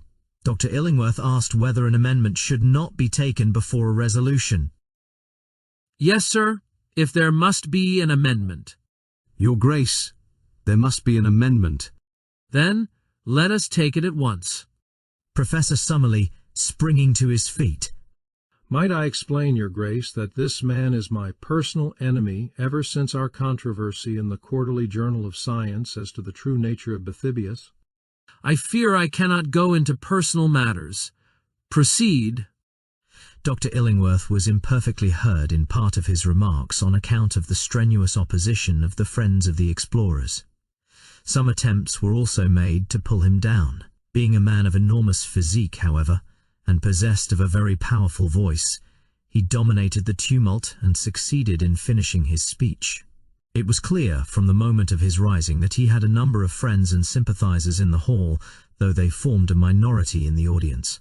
The attitude of the greater part of the public might be described as one of attentive neutrality. Dr. Illingworth began his remarks by expressing his high appreciation of the scientific work both of Professor Challenger and of Professor Summerlee. He much regretted that any personal bias should have been read into his remarks, which were entirely dictated by his desire for scientific truth. His position, in fact, was substantially the same as that taken up by Professor Summerlee at the last meeting. At that last meeting, Professor Challenger had made certain assertions which had been queried by his colleague. Now this colleague came forward himself with the same assertions and expected them to remain unquestioned. Was this reasonable? Yes, no. And prolonged interruption, during which Professor Challenger was heard from the press box to ask leave from the chairman to put Dr. Illingworth into the street. A year ago one man said certain things. Now 4 men said other and more startling ones. Was this to constitute a final proof where the matters in question were of the most revolutionary and incredible character? There had been recent examples of travellers arriving from the unknown with certain tales, which had been too readily accepted. Was the London Zoological Institute to place itself in this position? He admitted that the members of the committee were men of character, but human nature was very complex. Even professors might be misled by the desire for notoriety. Like moths, we all love best to flutter in the light. Heavy game shots like to be in a position to cap the tails of their rivals, and journalists were not averse from sensational coups, even when imagination had to aid fact in the process. Each member of the committee had his own motive for making the most of his results. Shame, shame. He had no desire to be offensive. You are, and interruption. The corroboration of these wondrous tales was really of the most slender description. What did it amount to? Some photographs. Was it possible that in this age of ingenious manipulation photographs could be accepted as evidence? What more? We have a story of a flight and a descent by ropes which precluded the production of larger specimens. It was ingenious, but not convincing. It was understood that Lord John Roxton claimed to have the skull of a Phororhacus. He could only say that he would like to see that skull. Lord John Roxton. Is this fellow calling me a liar? Uproar. Order, order. Dr. Illingworth, I must direct you to bring your remarks to a conclusion and to move your amendment. Your Grace, I have more to say, but I bow to your ruling. I move then that while Professor Summerlee be thanked for his interesting address, the whole matter shall be regarded as non-proven and shall be referred back to a larger and possibly more reliable committee of investigation. It is difficult to describe the confusion caused by this amendment.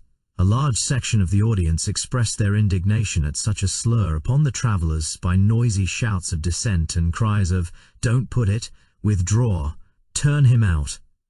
On the other hand, the malcontents, and it cannot be denied that they were fairly numerous, cheered for the amendment with cries of order, chair, and fair play. A scuffle broke out in the back benches, and blows were freely exchanged among the medical students who crowded that part of the hall. It was only the moderating influence of the presence of large numbers of ladies which prevented an absolute riot. Suddenly, however, there was a pause, a hush, and then complete silence. Professor Challenger was on his feet. His appearance and manner are peculiarly arresting, and as he raised his hand for order, the whole audience settled down expectantly to give him a hearing. It will be within the recollection of many present, said Professor Challenger, that similar foolish and unmannerly scenes marked the last meeting at which I have been able to address them. On that occasion, Professor Summerlee was the chief offender, and though he is now chastened and contrite, the matter could not be entirely forgotten. I have heard tonight similar, but even more offensive, sentiments from the person who has just sat down, and though it is a conscious effort of self-effacement to come down to that person's mental level, I will endeavor to do so, in order to allay any reasonable doubt which could possibly exist in the minds of anyone. Laughter and interruption. I need not remind this audience that, though Professor Summerlee, as the head of the Committee of Investigation, has been put up to speak tonight, still it is I who am the real prime mover in this business, and that it is mainly to me that any successful result must be ascribed. I have safely conducted these 3 gentlemen to the spot mentioned, and I have, as you have heard, convinced them of the accuracy of my previous account. We had hoped that we should find upon our return that no one was so dense as to dispute our joint conclusions. Warned, however, by my previous experience, I have not come without such proofs as may convince a reasonable man, as explained by Professor Summerlee. Our cameras have been tampered with by the ape men when they ransacked our camp, and most of our negatives ruined. Jeers, laughter, and Tell us another. from the back. I have mentioned the ape men, and I cannot forbear from saying that some of the sounds which now meet my ears bring back most vividly to my recollection my experiences with those interesting creatures. Laughter. In spite of the destruction of so many invaluable negatives, there still remains in our collection a certain number of corroborative photographs showing the conditions of life upon the plateau. Did they accuse them of having forged these photographs? A voice. Yes. And considerable interruption which ended in several men being put out of the hall. The negatives were open to the inspection of experts, but what other evidence had they? Under the conditions of their escape, it was naturally impossible to bring a large amount of baggage, but they had rescued Professor Summerlee's collections of butterflies and beetles containing many new species. Was this not evidence? Several voices. No. Who said no? Dr. Illingworth, rising. Our point is that such a collection might have been made in other places than a prehistoric plateau. Applause. No doubt, sir, we have to bow to your scientific authority, although I must admit that the name is unfamiliar. Passing, then, both the photographs and the entomological collection, I come to the varied and accurate information which we bring with us, upon points which have never before been elucidated. For example, upon the domestic habits of the pterodactyl, a voice bosh and uproar. I say that upon the domestic habits of the pterodactyl we can throw a flood of light.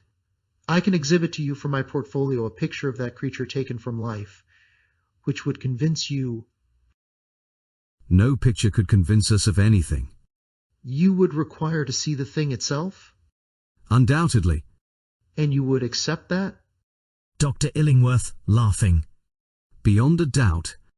It was at this point that the sensation of the evening arose, a sensation so dramatic that it can never have been paralleled in the history of scientific gatherings. Professor Challenger raised his hand in the air as a signal, and at once our colleague Mr. E.D. Malone was observed to rise and to make his way to the back of the platform. An instant later he reappeared in company of a gigantic Negro, the 2 of them bearing between them a large square packing case. It was evidently of great weight, and was slowly carried forward and placed in front of the professor's chair. All sound had hushed in the audience, and everyone was absorbed in the spectacle before them. Professor Challenger drew off the top of the case, which formed a sliding lid. Peering down into the box, he snapped his fingers several times, and was heard from the press seat to say, "Come then, pretty pretty," in a coaxing voice. An instant later, with a scratching, rattling sound, a most horrible and loathsome creature appeared from below and perched itself upon the side of the case. Even the unexpected fall of the Duke of Durham into the orchestra, which occurred at this moment, could not distract the petrified attention of the vast audience. The face of the creature was like the wildest gargoyle that the imagination of a mad medieval builder could have conceived. It was malicious, horrible, with 2 small red eyes as bright as points of burning coal. Its long, savage mouth, which was held half open, was full of a double row of shark-like teeth.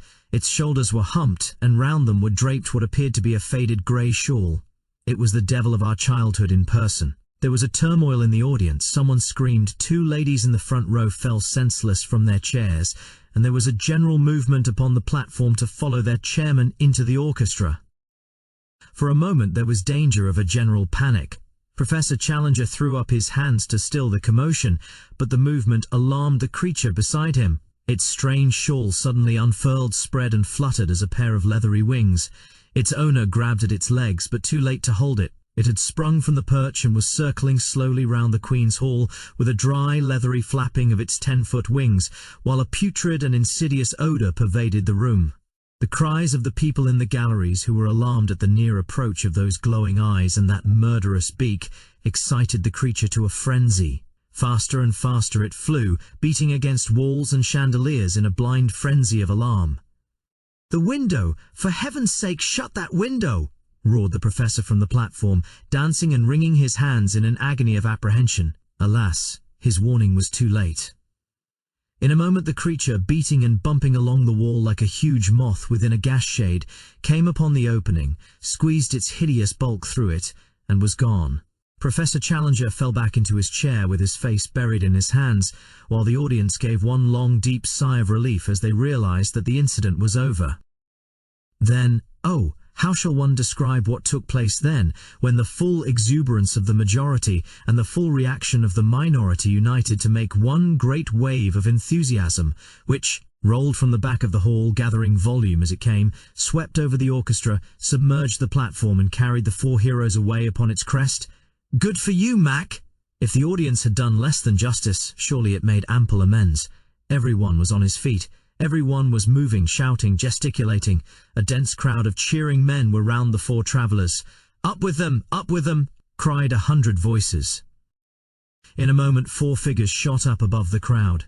In vain they strove to break loose. They were held in their lofty places of honour.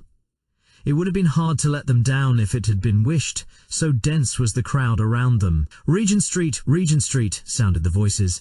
There was a swirl in the packed multitude, and a slow current bearing the four upon their shoulders made for the door. Out in the street the scene was extraordinary. An assemblage of not less than 100,000 people was waiting. The close-packed throng extended from the other side of the Langham Hotel to Oxford Circus. A roar of acclamation greeted the four adventurers as they appeared, high above the heads of the people, under the vivid electric lamps outside the hall.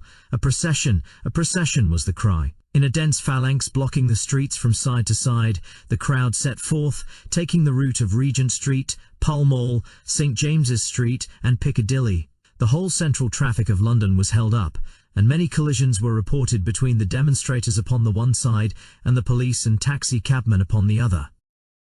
Finally, it was not until after midnight that the four travellers were released at the entrance to Lord John Roxton's chambers in the Albany, and that the exuberant crowd, having sung "They Are Jolly Good Fellows" in chorus, concluded their programme with "God Save the King." So ended one of the most remarkable evenings that London has seen for a considerable time. So far my friend Macdona, and it may be taken as a fairly accurate if florid account of the proceedings. As to the main incident, it was a bewildering surprise to the audience, but not, I need hardly say, to us. The reader will remember how I met Lord John Roxton upon the very occasion when, in his protective crinoline, he had gone to bring the devil's chick, as he called it, for Professor Challenger.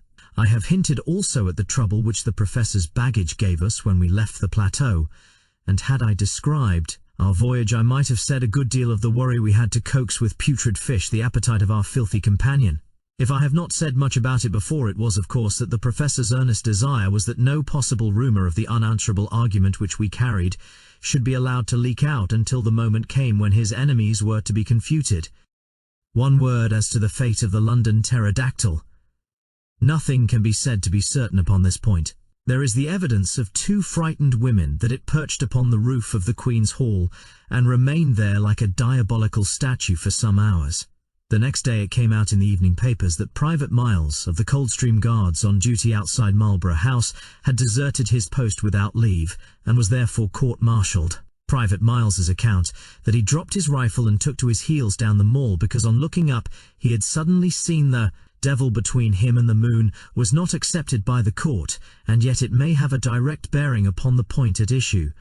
The only other evidence which I can adduce is from the log of the SS Friesland, a Dutch-American liner, which asserts that at 9 next morning, start point being at the time 10 miles upon their starboard quarter, they were passed by something between a flying goat and a monstrous bat, which was heading at a prodigious pace south and west. If its homing instinct led it upon the right line, there can be no doubt that somewhere out in the wastes of the Atlantic the last European pterodactyl found its end. And Gladys, oh my Gladys, Gladys of the Mystic Lake, now to be renamed the Central, for never shall she have immortality through me. Did I not always see some hard fibre in her nature? Did I not, even at the time when I was proud to obey her behest, feel that it was surely a poor love which could drive a lover to his death, or the danger of it? Did I not, in my truest thoughts, always recurring and always dismissed, see past the beauty of the face, and, peering into the soul, discern the twin shadows of selfishness and of fickleness glooming at the back of it? Did she love the heroic and the spectacular for its own noble sake, or was it for the glory which might, without effort or sacrifice, be reflected upon herself? Or are these thoughts the vain wisdom which comes after the event? It was the shock of my life. For a moment it had turned me to a cynic, but already, as I write, a week has passed, and we have had our momentous interview with Lord John Roxton, and, well, perhaps things might be worse. Let me tell it in a few words. No letter or telegram had come to me at Southampton, and I reached the little villa at Streatham about 10 o'clock that night in a fever of alarm. Was she dead or alive? Where were all my nightly dreams of the open arms, the smiling face, the words of praise for her man who had risked his life to humour her whim? Already I was down from the high peaks and standing flat-footed upon earth, yet some good reasons given might still lift me to the clouds once more. I rushed down the garden path, hammered at the door, heard the voice of Gladys within, pushed past the staring maid and strode into the sitting-room. She was seated in a low settee under the shaded standard lamp by the piano. In 3 steps I was across the room and had both her hands in mine. "Gladys!" I cried. "Gladys!" She looked up with amazement in her face. She was altered in some subtle way. The expression of her eyes, the hard upward stare, the set of the lips, was new to me. She drew back her hands. "What do you mean?" she said. "Gladys!" I cried. "What is the matter? You are my Gladys, are you not, little Gladys Hungerton?" "No," said she. "I am Gladys Potts. Let me introduce you to my husband." How absurd life is. I found myself mechanically bowing and shaking hands with a little ginger-haired man who was coiled up in the deep armchair which had once been sacred to my own use. We bobbed and grinned in front of each other. "Father lets us stay here. We are getting our house ready," said Gladys. "Oh, yes," said I. "You didn't get my letter at Para, then?" "No, I got no letter." "Oh, what a pity. It would have made all clear." "It is quite clear," said I. "I've told William all about you," said she. "We have no secrets. I am so sorry about it, but it couldn't have been so very deep, could it, if you could go off to the other end of the world and leave me here alone? You're not crabby, are you?" No, not at all. I think I'll go." "Have some refreshment," said the little man, and he added, in a confidential way, "It's always like this, ain't it? And must be unless you had polygamy. Only the other way round, you understand." He laughed like an idiot while I made for the door. I was through it when a sudden fantastic impulse came upon me, and I went back to my successful rival, who looked nervously at the electric push. "Will you answer a question?" I asked. "Well, within reason," said he. "How did you do it? Have you searched for hidden treasure, or discovered a pole, or done time on a pirate, or flown the channel, or what? Where is the glamour of romance? How did you get it?" He stared at me with a hopeless expression upon his vacuous, good-natured, scrubby little face. "Don't you think all this is a little too personal?" he said. "Well, just one question," I cried. "What are you? What is your profession?" "I am a solicitor's clerk," said he. "Second man at Johnson and Merivale's, 41 Chancery Lane." "Good night," said I, and vanished like all disconsolate and broken-hearted heroes into the darkness, with grief and rage and laughter all simmering within me like a boiling pot. One more little scene, and I have done. Last night we all supped at Lord John Roxton's rooms, and sitting together afterwards we smoked in good comradeship and talked our adventures over. It was strange under these altered surroundings to see the old, well-known faces and figures. There was Challenger, with his smile of condescension, his drooping eyelids, his intolerant eyes, his aggressive beard, his huge chest, swelling and puffing as he laid down the law to Summerlee. And Summerlee, too, there he was with his short briar between his thin moustache and his grey goat's beard, his worn face protruded in eager debate as he queried all Challenger's propositions. Finally, there was our host, with his rugged eagle face and his cold blue glacier eyes with always a shimmer of devilment and of humour down in the depths of them. Such is the last picture of them that I have carried away. It was after supper, in his own sanctum, the room of the pink radiance and the innumerable trophies, that Lord John Roxton had something to say to us. From a cupboard he had brought an old cigar box, and this he laid before him on the table. "There's one thing," said he, "that maybe I should have spoken about before this, but I wanted to know a little more clearly where I was. No use to raise hopes and let them down again. But it's facts, not hopes, with us now. You may remember that day we found the pterodactyl rookery in the swamp. What? Well, something in the lie of the land took my notice. Perhaps it has escaped you, so I will tell you. It was a volcanic vent full of blue clay." The professors nodded. "Well now, in the whole world I've only had to do with one place that was a volcanic vent of blue clay. That was the great De Beers diamond mine of Kimberley. What? So you see I got diamonds into my head. I rigged up a contraption to hold off those stinking beasts, and I spent a happy day there with a spud. This is what I got." He opened his cigar box, and tilting it over he poured about 20 or 30 rough stones, varying from the size of beans to that of chestnuts, on the table. "Perhaps you think I should have told you then. Well, so I should, only I know there are a lot of traps for the unwary, and that stones may be of any size and yet of little value where color and consistency are clean off. Therefore I brought them back, and on the first day at home I took one round to Spinks, and asked him to have it roughly cut and valued." He took a pillbox from his pocket and spilled out of it a beautiful glittering diamond, one of the finest stones that I have ever seen. "There's the result," said he. "He prices the lot at a minimum of £200,000. Of course it is fair shares between us. I won't hear of anything else. Well, Challenger, what will you do with your 50,000? If you really persist in your generous view, said the professor, I should found a private museum, which has long been one of my dreams. And you, Summerlee? I would retire from teaching and so find time for my final classification of the chalk fossils. I'll use my own, said Lord John Roxton, in fitting a well-formed expedition and having another look at the dear old plateau. As to you, young fellow, you, of course, will spend yours in getting married. Not just yet, said I, with a rueful smile. I think, if you will have me, that I would rather go with you. Lord Roxton said nothing, but a brown hand was stretched out to me across the table.